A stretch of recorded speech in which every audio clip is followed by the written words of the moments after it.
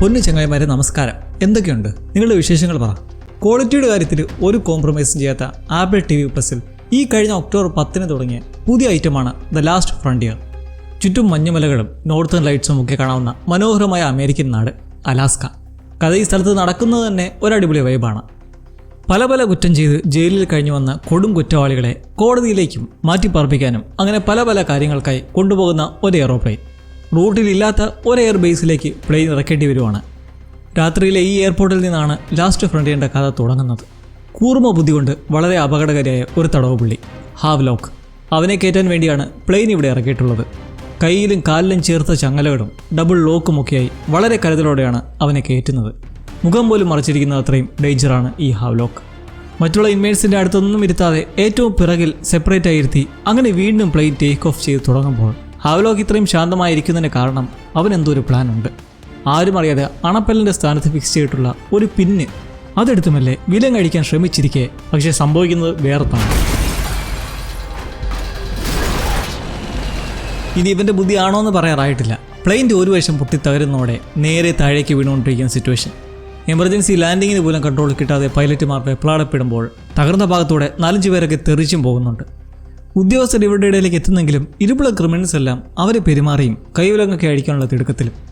ഹാവ്ലോക്ക് വിലങ്ങും മാസ്കും ഒക്കെ അഴിച്ചു മാറ്റി നിമിഷങ്ങൾക്കുള്ളിൽ പ്ലെയിൻ മരങ്ങൾക്കിടയിലൂടെ മഞ്ഞിൽ തെന്നി നിറങ്ങി വന്ന് പതിക്കുന്നു. ഇന്നേരം നോർത്തേൺ ലൈറ്റ്സ് കാണാൻ വന്ന ഒരു അച്ഛനും മകനും. അവരിത് കണ്ട് അവിടുന്ന് എസ്കേപ്പ് ആകാൻ നോക്കുന്നേരം പ്ലെയിൻ്റെ കൊഴിഞ്ഞു വീഴുന്ന ചില പാർട്സ് അവരുടെ കാറിൽ വീണ് അതും തകരുന്നു. പ്ലെയിൻ പൊട്ടിത്തെറിക്കാതെ താഴെ എത്തുമ്പോൾ ഏറ്റവും വലിയൊരു ഭാഗ്യമാണ് ആർക്ക്? ആ ക്രിമിനൽസിന്. ജീവപര്യന്തവും വധശിക്ഷയുമൊക്കെ കാത്തിരുന്നവർക്ക് രക്ഷപ്പെടാൻ ഇതിലും നല്ലൊരു അവസരം പിന്നെ കിട്ടാൻ പോകുന്നില്ല. ചിലരൊക്കെ സ്പോട്ടിൽ തന്നെ കത്തിത്തീരുന്നതിലും കുറേ ക്രിമിനൽസ് സർവൈവ് ചെയ്തിട്ടുണ്ട്. അക്കൂട്ടത്തിൽ ഈ നിൽക്കുന്ന ഭീകരനാണോ ആ ഹാവ്ലോക്ക്? നേരം വെളുത്തു തുടങ്ങിയിട്ടുണ്ട്. നമ്മളിവിടുന്ന് നേരെ അലാസ്കയിലെ പ്രധാന നഗരിയായ ഫെയർ ബാങ്ക്സിലേക്ക് പോവുകയാണ്. അവിടെയാണ് ഫ്രാങ്ക് ഉള്ളത്. ആളൊരു മാർഷലാണ്, അലാസ്ക പോലീസ് സ്റ്റേഷനിലെ ഡെപ്യൂട്ടി. കൊച്ചു കുടുംബം, ഭാര്യ സാറയും മകൻ ലൂക്കും. സാറ ഹോസ്പിറ്റലിലെ നഴ്സാണ്. ഫ്രാങ്ക് ഡ്യൂട്ടിയിൽ നിന്നൊക്കെ ഒന്ന് വിരമിക്കാനുള്ള ചിന്തയിലാണ്. ഇത്രയും പ്രായമൊക്കെ ആയില്ലേ, ഇനി കുറച്ചൊക്കെ ഒന്ന് റിലാക്സ്ഡ് ആവാം. മാത്രമല്ല ഇവർ വലിയൊരു ക്യാബിൻ ഹൗസും വിലയ്ക്ക് മേടിക്കുന്ന കാര്യമൊക്കെ ഓക്കെ ആയിട്ടുണ്ട്. അതൊന്ന് മോടി പിടിപ്പിച്ച് ബെഡ് ആൻഡ് ബ്രേക്ക്ഫാസ്റ്റ് ലോഡ്ജാക്കി മാറ്റി നടത്താമെന്ന പ്ലാനിലാണ്. സ്വന്തം ട്രക്ക് വിൽക്കേണ്ടി വരുമെന്ന് പറഞ്ഞിട്ടാണേലും ഫ്രാങ്ക് ക്യാബിൻ മേടിക്കുന്ന കാര്യം ഫൈനലൈസ് ചെയ്യുന്നത് സാറയ്ക്കും ലൂക്കിനും സന്തോഷമുള്ള വാർത്തയാണ്. അങ്ങനെ ഫ്രാങ്ക് എന്നത്തെയും പോലെ സ്റ്റേഷനിലേക്ക് എത്തുമ്പോൾ മറ്റൊരു ഉദ്യോഗസ്ഥയായ ജെയിനിൽ നിന്ന് കേൾക്കേണ്ടി വരുന്ന കാര്യം നോർത്തിലായി നല്ല രീതിക്ക് പുക വരുന്നതായി ഫയർ ചീഫ് വിളിച്ച് പറഞ്ഞിട്ടുണ്ട്. അവിടേക്കൊന്ന് പോയി നോക്കണമെന്ന്. ഡോണി, ഹച്ച് ഈ 2 പേരുമായി ഹെലികോപ്റ്ററിലായി സെർച്ച് ചെയ്യുന്ന ഫ്രാങ്ക് കാണുന്നതോ പ്ലെയിൻ ക്രാഷിൻ്റെ കാഴ്ചയും. വലിയ അപകടം നടന്നതായി മനസ്സിലാക്കി അവരിറങ്ങി ചുറ്റും നോക്കുമ്പോൾ ചിലരൊക്കെ സ്പോട്ടിൽ തന്നെ മരിച്ചു കിടപ്പുണ്ട്. പ്ലെയിനും വിലങ്ങുമൊക്കെ കണ്ട് ഇതൊരു ഇൻമേറ്റ്സിനെ കൊണ്ടുവരുന്ന പ്ലെയിനാണെന്ന് മനസ്സിലാക്കി അവിടെ ഒരു ഉദ്യോഗസ്ഥനെ ജീവനോടെ കണ്ടെത്തുന്നത് ആക്രമണം. ക്രിമിനൽസ് കുറേ പേർ പതിയിരുന്ന് സംഘത്തെ വടിയും ഇരുമ്പും ഒക്കെ വെച്ച് ആക്രമിക്കുന്നു. ഒരു രക്ഷയുമില്ല, അവരെല്ലാം വയലൻ്റാണ്. പ്രതീക്ഷിക്കുക പോലും ചെയ്യാത്തൊരു അറ്റാക്ക്. ക്രിമിനൽസിൽ ഒരുവൻ ഡോണിയെ കത്തിവെച്ച് വയറ്റത്ത് കുറേ തവണ കുത്തുന്നതോടെ സിറ്റുവേഷൻ രൂക്ഷമായി. ഹച്ചും ഫ്രാങ്കും തോക്കുപയോഗിച്ച് കുറേ എണ്ണത്തിന് അവിടെ തന്നെ വെടിവെച്ച് തീർത്ത് ഡോണിയെയും എടുത്ത് തിരികെ ചോപ്പറിലേക്ക് കയറാൻ നോക്കിയിട്ടും ആമാര് വിടുന്നില്ല. സോംബികളെ പോലെ ചീറ് വന്നുകൊണ്ടിരിക്കുകയാണ്. ഫ്രാങ്കിനെ ഒരുവൻ കീഴ്പ്പെടുത്താൻ ശ്രമിക്കവേ പ്ലെയിനിൽ നിന്ന് സർവേ ചെയ്ത ഒരു ഓഫീസർ അയാളുടെ കണ്ണൊക്കെ ചോരയെ നല്ല മുറിവുള്ളതായി കാണാം. പുള്ളി തോക്കെടുത്ത് ഷൂട്ട് ചെയ്ത് ഫ്രാങ്കിനെ രക്ഷിക്കുന്നതിനെ തുടർന്ന് ആ ഓഫീസറുമായി ചോപ്പറിലേക്ക് കയറി ടേക്ക് ഓഫ് ചെയ്യുമ്പോഴും ഇവറ്റുകളൊക്കെ കടന്നലുകളെ പോലെ വന്നുകൊണ്ടിരിക്കുകയാണ്. ഒരു തരത്തിൽ അവിടെ നിന്ന് ജീവനും കൊണ്ട് രക്ഷപ്പെട്ടെന്ന് പറയാം. പക്ഷേ ഈ കൂട്ടത്തിൽ നമ്മൾ ആ താടിക്കാരനെ കണ്ടില്ല, ഹാവ്ലോക്ക് എന്ന് കാട്ടിയ ആ ആളെ. ഫ്രാങ്കും സംഘവും അവിടുന്ന് ഒരു തരത്തിൽ തിരിച്ചു പോകുമ്പോൾ പ്ലെയിൻ ക്രാഷിനെ പറ്റി വൈകാതെ CIA ഹെഡ്ക്വാർട്ടേഴ്സിലും വിവരം എത്തിയിരിക്കുകയാണ്. സീനിയർ ഏജന്റ് ജാക്ക് ബ്രാഡ്ഫോർഡിന് ഇതൊരു തലവേദനയാണ്. കാരണം ഇവിടെ രഹസ്യ മിഷനായി പറഞ്ഞ പ്ലെയിനാണത്. തടവുപുള്ളികളെ കൈമാറുന്ന ഇത്തരം പ്ലെയിനുകളെ JPATS പ്ലെയിൻ എന്നാണ് അറിയപ്പെടുന്നത്. Justice, prison and alien transportation system. ഈ JPATS പ്ലെയിൻ്റെ സ്കെഡ്യൂളിൽ ഇല്ലാതിരുന്നൊരു സ്റ്റോപ്പിൽ ലാൻഡ് ചെയ്ത് ഹാവ്ലോക്കിനെ കയറ്റിയതിൻ്റെ പിന്നിൽ ഒരു നിഗൂഢ പ്രോട്ടോക്കോൾ ഉണ്ട്. At water protocol. നിയമത്തിന് അതീതമായി ചെയ്യുന്ന ഒരു സീക്രട്ട് മിഷനാണ്. ഹാവ്ലോക്ക് എന്ന ആ കൊടും ക്രിമിനൽ സത്യത്തിൽ ഇവർ ട്രെയിൻ ചെയ്ത ഒരു ഏജന്റാണ് രഹസ്യ ദൗത്യങ്ങൾക്കായി. ഇപ്പോൾ പ്ലെയിൻ തകർന്നെങ്കിലും സർവൈവേഴ്സ് ഉണ്ടെന്നറിയുന്നത് വൻ ഭീഷണിയാകാനുള്ള റീസൺ ഹാവ്ലോക്ക് രക്ഷപ്പെട്ടു പോയിട്ടുണ്ടെങ്കിൽ ഇപ്പോൾ വേണമെങ്കിലും CIക്കുള്ളിൽ നടക്കുന്ന ഈ അതീവ രഹസ്യ പ്രോഗ്രാം എക്സ്പോസ്ഡ് ആയേക്കാം. എന്തായാലും അങ്ങോട്ടേക്ക് ഒരു സംഘത്തെ അയക്കണമെന്ന് ജാക്ക് ബ്രാഡ്ഫോർഡ് അവരുടെ കൊളീഗ് ഗ്രിഫിനോട് പറയുന്നെങ്കിലും ഇപ്പോൾ അത്യാവശ്യമായി വേറൊരു CIA ഏജന്റിനെ അയക്കേണ്ടതുണ്ട്, സിഡ്നി. കാരണം എത്രയും പെട്ടെന്ന് ഹാവ്ലോക്കിനെ കണ്ടുപിടിക്കാനുണ്ട്. അവളാണ് ഹാവ്ലോക്കിനെ ക്രിയേറ്റ് ചെയ്തത്, എന്ന് വെച്ചാൽ മിഷന് വേണ്ടിയിട്ട് ട്രെയിൻ ചെയ്തത്. സിഡ്നിയെ അലാസ്കയിലേക്ക് വിട്ട് ഹാവ്ലോക്കിനെ കണ്ടെത്തി എന്തോ ചെയ്യാനുള്ള സീക്രട്ട് പ്ലാനാണ് ബ്രാഡ്ഫോർഡിൻ്റെ മനസ്സിൽ. സിഡ്നി ആകട്ടെ ഒരു ഡിപ്രസ്ഡായ മദ്യപാനിയായ ഒരു അലസ്യയായ ഏജന്റാണ്. ഇപ്പോൾ സർവീസിൽ നിന്ന് സസ്പെൻഡ് ചെയ്ത് അവളെ തിരിച്ചെടുക്കുന്ന സാഹചര്യം വരുമ്പോൾ അവിടെ നഗരത്തിൽ ഫ്രാങ്ക് തിരികെ എത്തി ഡോണിയെയും അപകട സ്ഥലത്ത് നിന്ന് ജീവനോടെ കൊണ്ടുവന്ന ആ ഉദ്യോഗസ്ഥനെയും തീവ്രപരിചരണത്തിനായി ഹോസ്പിറ്റലിലേക്ക് മാറ്റുന്നു. ഗ്രേഞ്ചർ, അതാണ് പ്ലെയിനിൽ നിന്ന് രക്ഷപ്പെട്ട ആ ഓഫീസറുടെ പേര്. ജേപ്പേഴ്സ് പ്ലെയിനെക്കുറിച്ചും ഇല്ലാതിരുന്ന എയർപോർട്ടിൽ ഇറക്കി ഹാവ്ലോക്കിനെ കയറ്റി പറന്നതും അതിനു പിന്നാലെ അപകടമുണ്ടായതും ഇയാൾ വഴി അറിയുന്നു. ഹാവ്ലോക്കാണ് ഇതിന് കാരണമെന്ന് പറഞ്ഞു പോകുമ്പോൾ വൈകാതെ ആ പരിധിയിൽ മൊത്തമായി ജാഗ്രതാ നിർദ്ദേശം പുറപ്പെടുവിക്കുകയാണ്. കാരണം ക്രിമിനൽസ് എല്ലാം ഇപ്പോൾ പുറത്തുണ്ട്. അവർ എത്ര പേരുണ്ടെന്നൊന്നും അറിയില്ല, പക്ഷേ അപകടകാരികളാണ്. എത്രയും പെട്ടെന്ന് കണ്ടുപിടിച്ച് ലോക്കാക്കുകയല്ലാതെ സമാധാനമില്ല. ഇതേ തുടർന്ന് സ്കൂളിലും ലോക്ക്ഡൗൺ നിർദ്ദേശിക്കുന്നു. തൽക്കാലം എല്ലാവരും മറ്റൊരു അറിയിപ്പുണ്ടാകും വരെ അവിടെ തന്നെ തുടരാൻ നിർദ്ദേശം നൽകുമ്പോൾ, എന്നാൽ ഇതിലൊരു ചെറിയ പ്രശ്നം, ഫ്രാങ്കിൻ്റെ മകനില്ലേ ലൂക്ക്, അവൻ ഇതിനിടയ്ക്ക് അവൻ്റെ ഗേൾഫ്രണ്ട് കീരയുമായിട്ട് ഒരു സർപ്രൈസ് ഉണ്ടെന്ന് പറഞ്ഞ് അവിടുന്ന് പോയിരുന്നു. ഇവർ ഈ നടക്കുന്ന ഒന്നും അറിയുന്നില്ല. അവനവളെ കൊണ്ടുപോകുന്നത് വേറെ എവിടേക്കുമല്ല, ഡീൽ ക്ലോസായ ആ പുതിയ ക്യാബിൻ കാണിക്കാനാണ്. സിഡ്നി അങ്ങനെ വീണ്ടും തരപ്പെടുത്തി അലാസ്കയിലേക്ക് വിടാനുള്ള ഏർപ്പാട് ഉണ്ടായിരിക്കുകയാണ്. ഫ്രാങ്കിനൊപ്പം ചേർന്ന് സീക്രട്ട് മിഷനുമായി ബന്ധപ്പെട്ടുള്ള രഹസ്യങ്ങൾ പുറത്തറിയാതെ രക്ഷപ്പെട്ട ക്രിമിനൽസിനെ പിടികൂടാനെന്ന പോലെ. എന്നാൽ പ്രധാനമായിട്ടും ഹാവ്ലോക്കിനെ പിടികൂടുക എന്ന ഉദ്ദേശവും. പക്ഷേ ഗ്രിഫിൻ വഴി എന്തോ റോങ് ഉണ്ടെന്ന് ഇതിനോടകം തന്നെ ഫ്രാങ്കിന് സംശയം വന്നിട്ടുണ്ട്. ഹാവ്ലോക്കിനെ കൂടാതെ 17 ക്രിമിനൽസാണ് ജീവനോടെ പതിയിരിക്കുന്നത്. നഗരം സുരക്ഷിതമാക്കാൻ പോലീസ് സംഘത്തെ വിടുമ്പോൾ ഒടുവിൽ സിഡ്നിയും എത്തുകയായി, സാഹചര്യം വിലയിരുത്താനെന്ന പേരിൽ. ക്രാഷ് സൈറ്റിലെത്തി മറ്റ് ബോഡീസ് എല്ലാം മാറ്റുമ്പോഴും ഫ്രാങ്ക് അവരോട് പ്ലെയിൻ്റെ അൺപ്ലാൻഡ് സ്റ്റോപ്പിനെക്കുറിച്ചും നിയമപരമായിട്ടില്ലാതെ എങ്ങനെ ഈ രഹസ്യ ഓപ്പറേഷൻ നടത്താൻ അനുമതി ലഭിച്ചു, ഓഫീസർ ഗ്രിഞ്ചർ വഴി അറിഞ്ഞ ഹാവ്ലോക്ക് എന്ന കൊടുങ്കുറ്റവാളിയെക്കുറിച്ചൊക്കെ ചോദിക്കുന്നെങ്കിലും അവൾ ഒഴിഞ്ഞു മാറുന്നത് ഫ്രാങ്കിന് കൂടുതൽ ദേഷ്യമുണ്ടാക്കുന്നേ ഉള്ളൂ. ജനങ്ങളുടെയും തങ്ങളുടെയും സ്ഥിതി മനസ്സിലാക്കാതെ രഹസ്യം മൂടിക്കെട്ടി നടന്നാൽ പ്രശ്നമാകുമെന്ന് സംസാരിക്കുന്നതോടെ സിഡ്നി കുറച്ചെങ്കിലും പറയാൻ തയ്യാറാവുകയാണ്. അതും ഇതിനിടയ്ക്ക് മറ്റു കാര്യം മനസ്സിലാവുന്നത്, അവളെ ഇപ്പോൾ സീനിയർ ഏജന്റ് വിട്ടതാണെങ്കിലും ഈ സിറ്റുവേഷൻ അവൾ സ്വയം വിനിയോഗിക്കുകയാണ്. എങ്ങനെയെന്നാൽ അവൾക്ക് നേരിടേണ്ടി വന്ന സസ്പെൻഷൻ പിന്നിലുള്ള എന്തോ ഒരു സത്യാവസ്ഥ തെളിയിക്കാനാണ്. എന്തായാലും ഹാവ്ലോക്കിൻ്റെ ചരിത്രം പറയുന്നത് ഇങ്ങനെ: 3 കൊല്ലം മുമ്പ് CIA ഇൻ്റലിജൻസ് ഏജൻസിക്കുള്ളിലായി ഒരു തസ്കരൻ കടന്നുകൂടിയതായി റൂമറുണ്ടായി. സ്റ്റേറ്റിൻ്റെ സീക്രട്സും പ്ലാനിങ്ങും സൈനിക നീക്കങ്ങളൊക്കെ ടെക്നോളജിക്കലി ലീക്കാക്കാൻ തുടങ്ങി. ഉദ്ദേശം അമേരിക്കൻ ഗവൺമെൻറ്റിനെ നശിപ്പിക്കാൻ തന്നെ. ഈ തസ്കരൻ സത്യത്തിൽ CIA തന്നെ ഒരു രഹസ്യ മിഷന് വേണ്ടി ട്രെയിൻ ചെയ്ത ഒരു ഭീകരൻ തന്നെ. ഇത് നല്ല രീതിയിൽ ബാധിച്ചതോടെ ആളെ കണ്ടുപിടിക്കാൻ സ്പെഷ്യൽ ടാസ്ക് ഫോഴ്സിനെ തന്നെ നിയോഗിച്ചു. അതാണ് അവിടെ രഹസ്യ ദൗത്യമായ അറ്റ്വാട്ടർ പ്രോട്ടോകോൾ.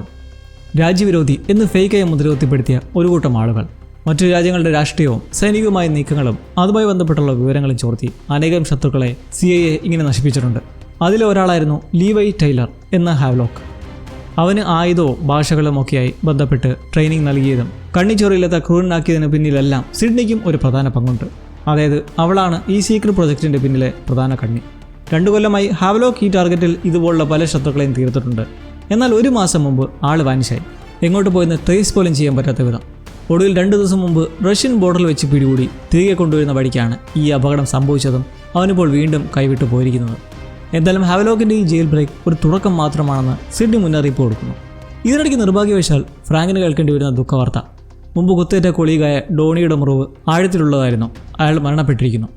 നീണ്ട വർഷങ്ങൾ ഒരുമിച്ച് പ്രവർത്തിച്ച സുഹൃത്ത് മരിച്ചതിൽ നല്ല സങ്കടം അയാൾക്കുണ്ട്. ലൂക്ക് ഇന്നേരം വണ്ടി ഓടിച്ച് ആ പുതിയ ക്യാബിന് കുറച്ച് ദൂരെയായി മഞ്ഞുമൂലം നിർത്തി ഗേൾഫ്രണ്ടുമായി നടന്നു കയറുന്നു. സെൽഫോൺ സിഗ്നൽ ലഭിക്കുന്നൊരു സ്ഥലമല്ല. എന്തായാലും കപ്പിൾ ചിൽ ഔട്ട് ചെയ്യുമ്പോൾ ആ താടിക്കാരൻ ഹാവ്ലോക്ക് അവൻ കാട്ടിലൂടെ നടന്ന് കണ്ണിൽപ്പെടുന്ന ഒറ്റപ്പെട്ടൊരു ക്യാബിലേക്ക് കയറി പറ്റുന്നു. അതിൽ പ്രായം ചെന്ന ഒരാളുണ്ട്. അയാളെ അവിടെ തന്നെയുള്ള തോക്ക് കൈക്കലാക്കി ലോക്കാക്കുമ്പോൾ ഇവിടേക്ക് തന്നെ ഫ്രാങ്കും സംഘവും വരാനുള്ള സാഹചര്യം ഉണ്ടാവുന്നുണ്ട്. എങ്ങനെയാണെന്നറിയോ? ഈ പ്രായം ചെന്ന ആളുടെ പേര് സെബ് വെബർ എന്നാണ്. കാലാവസ്ഥാ നിരീക്ഷണത്തിനായി അലാസ്കയിൽ കോൺട്രാക്ട് ബേസിൽ നിയമിച്ചിരിക്കുന്ന 6 പേരിൽ ഒരാൾ. പോലീസ് ഇൻഫർമേഷന് വേണ്ടി വിളിച്ചപ്പോൾ ഇതിൽ 5 പേരെ കിട്ടി. എന്നാൽ സെബിനെ കോൺടാക്ട് ചെയ്യാൻ കഴിഞ്ഞതൊന്നുമില്ല. ഇയാളുടെ ക്യാബിനാണെങ്കിൽ ക്രാഷ് നടന്നതിന് 20 മൈൽ മാത്രം ദൂരത്താണ്.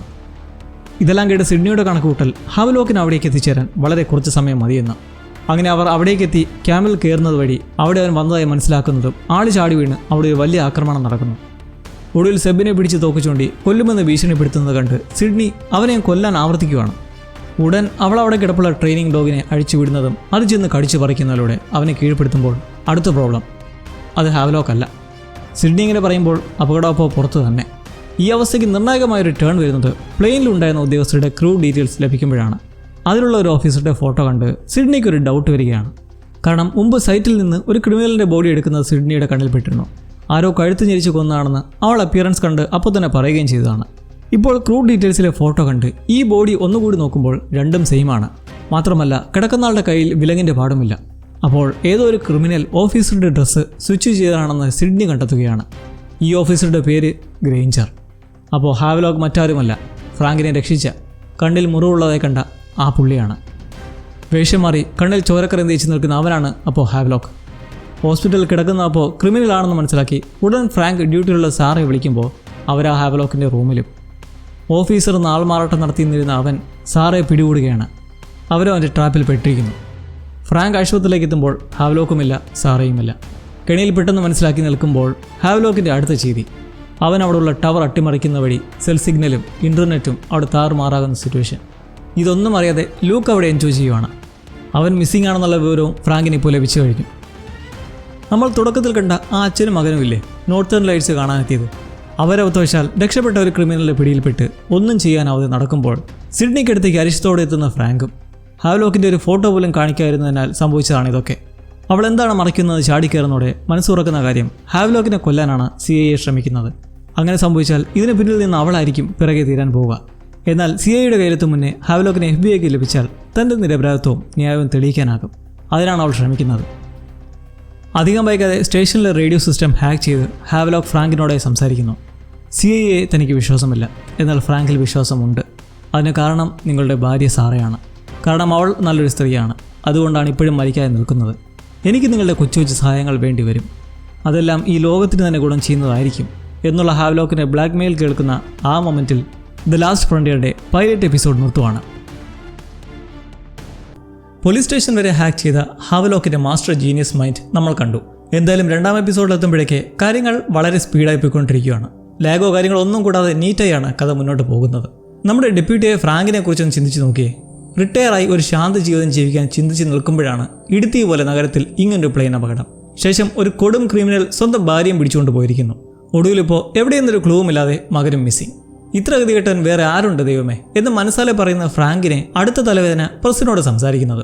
സ്കൂൾ ഓഡിറ്റോറിയത്തിൽ മൈക്കിന് മുന്നിലിരുന്ന സകല മീഡിയാസിൻ്റെയും ബഹളവും കേട്ട് ഈ എമർജൻസി സിറ്റുവേഷനെ കുറിച്ച് പറയേണ്ട ചുമതലയും ഉത്തരവാദിത്വവും അയാൾക്ക് തന്നെയാണ്. പ്ലെയിൻ തകർന്ന കുറേ കുറ്റവാളികൾ അപകടമാം വിധം നഗരത്തെ ചുറ്റിപ്പറ്റിയുണ്ട്. അതുകൊണ്ട് ജാഗരൂകരാകുക എന്നതിലുപരി വൈഫ് സാറയെ തട്ടിക്കൊണ്ടുപോയതെക്കുറിച്ചൊന്നും ഫ്രാങ്കിന് പറയാനില്ല. സ്വതന്ത്രനായ ശേഷം ഹാവ്ലോക്ക് ആദ്യം ചെയ്തത് നഗരത്തിലെ പ്രധാന സെൽ ടവറിൻ്റെ പ്രവർത്തനം നിർത്തിയതാണ്. അതുകൊണ്ട് തന്നെ പോലീസുകാർക്കും മാർഷൽസിനുമെല്ലാം ഇപ്പോൾ കൂടുതൽ ആളുകളെയും പ്രിന്റ് മീഡിയയ്ക്ക് അത്യാവശ്യമാണ് ഈ അപകട സിറ്റുവേഷനെ കുറിച്ച് കൂടുതൽ പേരെ അറിയിക്കാൻ. ഓരോ വീടുകളിലേക്കും ദുരന്തങ്ങൾ വന്ന് കയറും മുന്നേ അവർ വാർത്തകൾ മാക്സിമം സ്പ്രെഡ് ചെയ്യേണ്ടതുണ്ട്. കാരണം സ്റ്റേറ്റിലെ തന്നെ കൊടും കുറ്റവാളികൾ ഈ കൊച്ചു നഗരത്തിനുള്ളിൽ കറങ്ങി നടക്കുന്നത് ഒരു ക്രിട്ടിക്കൽ സിറ്റുവേഷൻ തന്നെയാണ്. സ്വന്തം നാട്ടുകാരെ സംരക്ഷിക്കുന്നതിന് വേണ്ടി എന്ത് ചെയ്യാനും തയ്യാറാണ് എന്നെടുത്ത പ്രതിജ്ഞ ഫ്രാങ്കിൻ്റെ മനസ്സിലുണ്ട്. എന്നിരുന്നാലും അയാളുടെ ചിന്ത മൊത്തം സാറേക്കുറിച്ചാണ്. ഹാവ്ലോക്കിനെ കുറിച്ച് ഒന്നും അറിയില്ല. ആകെ അറിയാവുന്നത് തൻ്റെ ഭാര്യ വെച്ച് ബ്ലാക്ക്മെയിൽ ചെയ്യാൻ നോക്കുന്ന ഒരു ഭ്രാന്തൻ എന്ന രീതിയിൽ. സിഡ്നി ഇനിയും മിണ്ടാതിരിക്കുന്നത് ഫ്രാങ്കിൻ്റെ ക്ഷമ നശിപ്പിക്കത്തേയുള്ളൂ. കാരണം അവനെ ട്രെയിൻ ചെയ്തതും എന്തെങ്കിലുമൊക്കെ അവനെപ്പറ്റി അറിയാവുന്നതും ഇവൾക്ക് മാത്രമാണ്. സിഡ്നി എന്തായാലും ഇവിടെ നിന്ന് പറയുന്നതൊക്കെ മിക്കതും സത്യമാണെന്ന് നമുക്ക് പ്രതീക്ഷിക്കാം. പരിശീലിപ്പിച്ച ആളെന്ന നിലയ്ക്ക് ഇപ്പോൾ സാറെ പിടിച്ചുകൊണ്ട് പോയിരിക്കുന്നതിൻ്റെ ഉദ്ദേശം എന്താണെന്നറിയാം. ഒരു പകരത്തിന് പകരം ഏർപ്പാടിനാണ്. സാറെ തന്നെ ഹാവ്ലോക്ക് പിടിച്ചുകൊണ്ട് പോയത് എന്തായാലും അവൻ ഫ്രാങ്കിനെ വെച്ച് എന്തോ കാര്യസാധ്യത്തിന് വേണ്ടിയാണെന്ന് അവൾക്ക് ഉറപ്പാണ്. ഫ്രാങ്കിൻ്റെ ശോകാവസ്ഥ കണ്ട് സിഡ്നി അവനെക്കുറിച്ചുള്ള നീറുന്ന സത്യങ്ങൾ ഇനിയും വെളിപ്പെടുത്താതെ നിൽക്കുന്നത് ക്ലിയറായി കാണാം. അവൾക്കറിയേണ്ടത് ഹാവ്ലോക്കിനെ എന്തിനു വേണ്ടിയായിരുന്നു ആ പാഡ്സ് പ്ലെയിനിൽ തന്നെ കയറ്റിക്കൊണ്ട് വന്നത് എന്നാണ്. സീനിയർ ഏജന്റ് ബ്രാഡ്ഫോർഡിന് അവളോട് സത്യം മറച്ചു വെച്ച് ദൗത്യം തുടരാൻ നിർദ്ദേശിക്കുന്നതിൽ ഒരു ലിമിറ്റുണ്ട്. അങ്ങനെ സിഡ്നിയുടെ അറിഞ്ഞേ പറ്റൂ എന്ന് നിൽക്കുന്ന സ്റ്റാൻഡിലൂടെ നമ്മൾ അറിയുന്നത് ഹാവ്ലോക്കിനെ തിരിച്ചു കൊണ്ടുവരുന്നതിന് CIAക്ക് ഒരു സുപ്രധാന റീസൺ ഉണ്ട്. ബ്രാഡ്ഫോർഡിൽ നിന്ന് അവൾ കേൾക്കുന്നത് ഹാവ്ലോക്ക് ഒരു പണി നടത്തി. ഏജൻസിയുടെ സെർവറുകൾ ഹാക്ക് ചെയ്ത് അതിലേക്ക് കയറിപ്പറ്റി ഒരു ഫയൽ മോഷ്ടിച്ചു. ആർക്കൈവ് 6 എന്ന പേരുള്ള ഫയൽ. CIAക്ക് ഏറ്റവും വലിയ വിഷയമാണിത്. ബിക്കോസ് അറ്റ്വാട്ടർ പ്രോട്ടോക്കോളിനെ സംബന്ധിച്ച വിവരങ്ങൾ അതിലുണ്ട്. അതായത് അവർ നടത്തിവരുന്ന ഇല്ലീഗൽ ഓപ്പറേഷനെ കുറിച്ചുള്ളത്. സീൻ എന്താണെന്ന് വെച്ചാൽ ഈ പ്രോട്ടോക്കോൾ വെച്ച് CIA പറഞ്ഞയച്ചിട്ടുള്ള എല്ലാ ടാർഗറ്റുകളുടെ പേരുകളും ഇതിൽ സ്റ്റോർ ചെയ്തിട്ടുണ്ട്. കൂടാതെ ഇനി ടാർഗറ്റ് ആക്കാൻ ഉദ്ദേശിക്കുന്നവരുടെ പേരുകളും ഭാവിയിൽ ഡിസ്പാച്ച് ചെയ്യാൻ പോകുന്നവരുടെ ഉൾപ്പെടെ ആർക്കൈവ് 6 ചുരുക്കം പറഞ്ഞാൽ ബ്രാഡ്ഫോർഡിന്റെ ജീവിതം ആ ഫയലിന്റെ തുലാസിലാണ്. അതെങ്ങാനും പുറം കൈകളിലെത്തിയാൽ പിന്നെ തീർന്നു. ഇപ്പം മനസ്സിലായല്ലേ ഏജൻസിയോട് ഒരു കൂറും അടുപ്പവുമില്ലാത്ത സിഡ്നിയെ തന്നെ ഹാവ്ലോക്കിനെ പിടിക്കാനായി പറഞ്ഞു വിട്ടതിൻ്റെ ഉദ്ദേശം. അവനെ മനസ്സിലാക്കാൻ ആർക്കെങ്കിലും കഴിയുമെങ്കിൽ അത് അവളാണ്. ശേഷം ഒരു സിറ്റുവേഷനിൽ ബ്രാഡ്ഫോർഡ് ഒരു ആർട്ട് ഗാലറിയിൽ വെച്ച് അവിടെ മേലധികാരി ആയിരുന്ന ഒരു ഏജന്റുമായി കണ്ടുമുട്ടുന്നുണ്ട്. അയാൾ സിഡ്നിയെക്കുറിച്ച് സംസാരിച്ചു തുടങ്ങി അവളെ ജോലിക്കാര്യത്തിൽ അത്ര അങ്ങോട്ട് വിശ്വസിക്കുന്നതിന് ബ്രാഡ്ഫോർഡിനെ അയാൾ കുറ്റപ്പെടുത്തുമ്പോഴാണ് നമ്മൾ സിഡ്നിക്കും ഏജൻസിക്കും ഇടയിലുള്ള ഉരസലുകളും അവളുടെ സസ്പെൻഷൻ്റെ റീസണുമൊക്കെ അറിയുന്നത്. ക്രിമിനലായ ഹാവ്ലോക്കിനെ സഹായിച്ചെന്ന പേരിലാണ് അവളെ സസ്പെൻഡ് ചെയ്തതും നിയമം ശിക്ഷ വിധിക്കാൻ നിൽക്കുന്നതും. ആ സഹായം ഏത് രീതിയിലാണെന്നോ അല്ലെങ്കിൽ ഉള്ളതാണോ എന്നൊന്നും ഇപ്പോൾ നമുക്കറിയാൻ കഴിയില്ല. സിഡ്നിക്ക് വേദനയുണ്ടാക്കിയേക്കുന്ന കാര്യങ്ങൾ ഹാവ്ലോക്കിനറിയാം. അത് പുറത്തു വന്നാൽ അവൾക്കത് ക്ഷീണമാണ്. എന്നാൽ ഇപ്പോൾ ഹാവ്ലോക്കിൻ്റെ പക്കലുള്ളത് വെച്ച് അത് എക്സ്പോസ്ഡ് ആയാൽ വേറെ പലരുടെയും ജീവിതം തന്നെ നശിച്ചു പോകത്തേയുള്ളൂ. തന്നെ പിടിക്കാൻ വരുന്നവരുടെ മുന്നിൽ തന്നെ ഒളിക്കാൻ കഴിവുള്ളവരാണ് ഹാവ്ലോക്ക്. അത്ര ധൈര്യശാലി ആയതുകൊണ്ട് തന്നെ അവൻ ഫ്രാങ്കിന്റെ വീട്ടിലേക്കും ഞൊറിഞ്ഞു കയറിയതായി വിവരം വരുമ്പോൾ അതിൽ അത്ഭുതപ്പെടേണ്ടതില്ല. മാർഷൽ സംഘം എത്തുമ്പോഴേക്കും എന്തായാലും അവൻ അവിടെ ഇല്ല. അയൽക്കാരനാണ് അവനെ പാർക്കിങ്ങിലായി സ്പോട്ട് ചെയ്ത് അറിയിച്ചത്. തലേരാത്രി ആയിരിക്കണം. അവൻ കയറി വീടെല്ലാം മരിച്ചു പറക്കി ഫ്രാങ്കിനെ കുറിച്ച് ഏകദേശം ഒരറിവ് വന്നിരിക്കണം. കൂടാതെ മറ്റൊന്നിൽ കൂടി ഹാവ്ലോക്കിന്റെ കണ്ണു കടന്നു പോയിട്ടുണ്ട്, ഫ്രാങ്കിന്റെ കമ്പ്യൂട്ടർ. അതോടെ അവനിപ്പോൾ പോലീസ് ഡേറ്റാബേസിലേക്കും ജെപാഡ്സ് പാസഞ്ചേഴ്സ് ലിസ്റ്റിന്റെ എല്ലാ ഡീറ്റെയിൽസിലേക്ക് ആക്സസ് ഉണ്ട്. സുഖമായി അതറിയാൻ കഴിയും. പോകും മുന്നേ ഹാവ്ലോക്ക് വീട്ടിൽ ഒരു ടേപ്പ് വെച്ചിട്ടുണ്ടായിരുന്നു, ഫ്രാങ്ക് കാണാൻ വേണ്ടിയിട്ടാണ്. പക്ഷേ അത് മറ്റാരുടെയും കണ്ണിൽപ്പെടാതെ ആദ്യം കണ്ടെത്തി മാറ്റുന്നത് സിഡ്നിയാണ്. ഹാവ്ലോക്കിന്റെ ഉദ്ദേശം ആദ്യം താൻ അറിയണമെന്നൊരു കുബുദ്ധിയാണ് അവളുടെ മനസ്സിൽ. സിഡ്നിയുടെ മനസ്സിൽ ഇപ്പോൾ നമുക്ക് ഊഹിക്കാവുന്നതിൽ അപ്പുറമാണ്. പിന്നീട് ആരും അറിയാതെ ഫ്രാങ്കിന് ഈ ടേപ്പ് കൊണ്ടുപോയി കൊടുക്കുന്നുണ്ട്. ഇത് പോലീസുകാർ കണ്ടെടുത്തിരുന്നെങ്കിൽ കൂടുതൽ കോംപ്ലിക്കേറ്റഡ് ആയിരുന്നേനെ എന്ന് പറഞ്ഞുകൊണ്ട് തെളിവ് മോഷ്ടിച്ചതിൻ്റെ രോഷം പ്രകടിപ്പിച്ച ശേഷം അത് പ്ലേ ചെയ്യുമ്പോൾ അതാ സാറ, സ്വാഭാവികമായി ഒരു കസേരയിലായി കെട്ടിയിട്ടിരിക്കുന്ന നിലയിൽ. സാറയിലൂടെ അവൻ പറയാൻ ഉദ്ദേശിക്കുന്നത് മറ്റൊന്നുമല്ല, പ്ലെയിനിലെ 12 വയസ്സ് സീറ്റിലുണ്ടായിരുന്ന ഹെൻറി സിക്ലറെ വിട്ടുതരാൻ. അയാളെ വൈകിട്ട് ഇന്ന സ്ഥലത്തേക്ക് എത്തിച്ചാൽ വൈഫ് തിരികെ എത്തുമെന്ന സ്ക്വിഡ് പ്രോക്കോ പകരത്തിന് പകരം പരിപാടി. ഈ പറയുന്ന ഹെൻറി സിക്ലറിനെ ഇതിനിടയ്ക്ക് മിന്നായം പോലൊന്നും കാട്ടി പോകുന്നുണ്ട്. നടന്ന് സർവേ ചെയ്ത് ഒരു റോഡിലേക്ക് എത്തി അവിടെ കാണുന്ന കാർ തടഞ്ഞു നിർത്തി അവരോടായി നേരെ പോലീസ് സ്റ്റേഷനിലേക്ക് തന്നെ കൊണ്ടുപോകാൻ പറയുന്നത്. ഇരു കൈകളും ഇല്ലാത്തത് കൊണ്ട് മെറ്റൽ ലാംസ് ആണ് അയാൾക്ക്. അതിനുള്ളിലായി ശരിക്കും പണം തിരികെ കയറ്റി വെച്ചിട്ടുണ്ട്. ഒന്ന് പൊട്ടിച്ച് കുറെ കാശി വീശുന്നതോടെ ആ കാറിലുള്ളവർ അയാളെ കയറ്റുന്നുമുണ്ട്. സ്റ്റേഷനിലേക്ക് എത്തിക്കാൻ പറഞ്ഞത് തീർച്ചയായും കീഴടങ്ങാനായിരിക്കുമല്ലോ. ഇത് ഹെൻറിക്ക് എന്തെങ്കിലും കുറ്റബോധമോ മനസാക്ഷിയോ ഉള്ളത് കൊണ്ടാണോ? കാരണം രക്ഷപ്പെടാൻ കിട്ടിയ ബെസ്റ്റ് ചാൻസ് അല്ലേ. ആ സ്ത്രീയെ ഉപദ്രവിച്ച് ട്രക്കുമായി കടന്നു കളഞ്ഞാൽ പോലെ. എന്തോ തീരുമാനമുണ്ട് അയാൾക്ക്. സിയാറ്റൽ ടാസ്ക് ഫോഴ്സ് ഇവിടേക്ക് എത്തിച്ച സ്റ്റീവൻ കോൾ ഫ്രാങ്കിന്റെ കൂടെ ഉള്ളത് അയാൾക്ക് ഈ അവസ്ഥയിൽ നല്ലൊരു റിലീഫാണ്. നിലവിൽ സ്റ്റേഷനിൽ കീഴടങ്ങിയിരിക്കുന്ന ഹെൻറി സിക്ലറിന്റെ ചരിത്രം ഇയാളെ മുഖേന അറിയുവാണ്. സിക്ലർ പണം വെളുപ്പിക്കലും വലിയ ക്രിമിനൽ ഗ്രൂപ്പുകൾക്കൊക്കെ പണം പലിശയ്ക്ക് കൊടുത്ത് നടന്നിരുന്ന ആളായിരുന്നു. ആർത്തി കൂടിയപ്പോൾ സ്വന്തം സംഘത്തെ നോക്കാതെ തോന്നിയ ദിവസം കാണിച്ചതിനെ തുടർന്ന് അവരെന്ത് ചെയ്തു? ഇയാളെ ജീവനോടെ കത്തിക്കാൻ ശ്രമിച്ചു. അങ്ങനെയാണ് ഇരു കൈകളും നഷ്ടപ്പെട്ടതും ശരീരത്ത് പൊള്ളിയ പാടുകളും ഉണ്ടായതും. ഇവരുമായി ഫ്രാങ്ക് സംസാരിക്കുമ്പോൾ നമ്മൾ പ്രതീക്ഷിച്ചതൊക്കെ അപ്പുറത്താണ് അവൻ്റെ രീതി. തെല്ലും പേടിയില്ലാത്ത, പോലീസുകാരോട് പോലും തർക്കിച്ചും അവഹേളിച്ചും സംസാരിക്കുന്ന ഒരുവൻ. നിങ്ങളൊക്കെ വെറും പന്നിക്കൂട്ടങ്ങളാണെന്ന് പറയുന്ന സിക്ലർ മോഹവാക്ക് പോലെ ഫ്രാങ്കിനോട് കൂടെ കൂടാനും ഈ യൂണിഫോം ഇട്ടുണ്ടാക്കുന്നതിൻ്റെ 10 മടങ്ങ് ഉണ്ടാക്കാം എന്നൊക്കെ പറയുന്നു. സാറയെ ഹാവ്ലോക്ക് കിഡ്നാപ്പ് ചെയ്തതായി ഇവനറിയാം. ഫ്രാങ്ക് അതേക്കുറിച്ച് വൈകാരികമായി ചോദ്യം ചെയ്യുന്നതിലും ഹാവ്ലോക്കിനെയും അവൻ്റെ ഉദ്ദേശത്തെക്കുറിച്ചും ഒന്നും തനിക്കറിയത്തില്ലെന്ന് വാദിക്കുന്നു. അത് സത്യമോ കള്ളമോ അറിയില്ല. സിഡ്നി എന്തായാലും പറഞ്ഞ പോലെ ഹെൻറിയെ അവൻ്റെ കൈകളിലേക്ക് എത്തിക്കുകയല്ലാതെ സാറയെ രക്ഷപ്പെടുത്താൻ കഴിയില്ലെന്ന് പറയുന്നതോടൊപ്പം ഹാവ്ലോക്ക് പറയുന്ന കാര്യങ്ങൾ കൃത്യമായി ചെയ്യുന്നവനാണെന്നും അറിയിക്കുന്നു. സ്വന്തം ജനങ്ങളുടെ സംരക്ഷണമാണ് ഫ്രാങ്കിൻ്റെ പ്രധാന കൺസേണും എടുത്തിരിക്കുന്ന പ്രതിജ്ഞയും. അതിൽ സ്വന്തം ഭാര്യയുടെ കാര്യം പോലും രണ്ടാമൊന്നും ചിന്തിക്കുന്ന അത്രയും ഡീപ്പായ മെൻറ്റാലിറ്റി ഉള്ളവരാണ് ഈ കാണുന്ന പോലീസുകാർ. 2 ക്രിമിനൽസിനെ ഫ്രീ ആക്കുന്നതിൽ ഫ്രാങ്കിന് നല്ല എതിർപ്പുണ്ട്. കൊളീഗായ ഹച്ചും വന്നതിനെക്കുറിച്ച് സംസാരിച്ച് എങ്ങനെയും ഇപ്പോൾ സാറെ വീണ്ടെടുക്കാൻ നോക്കുന്നു പറഞ്ഞ ഒടുവിൽ അയാളൊരു ബുദ്ധിയിൽ വഴങ്ങുന്നു. എന്നാലും ഹാവ്ലോക്കിന് ഹെൻറിയെ കൊണ്ടെന്താ ആവശ്യം? സിഡ്നിക്ക് തോന്നുന്നത് ഈ ആർക്കൈവ് 6 എന്ന ഫയൽ ആർക്കെങ്കിലും കൈമാറാനായിട്ടാണ് ഹെൻറി ചോദിക്കുന്നത്.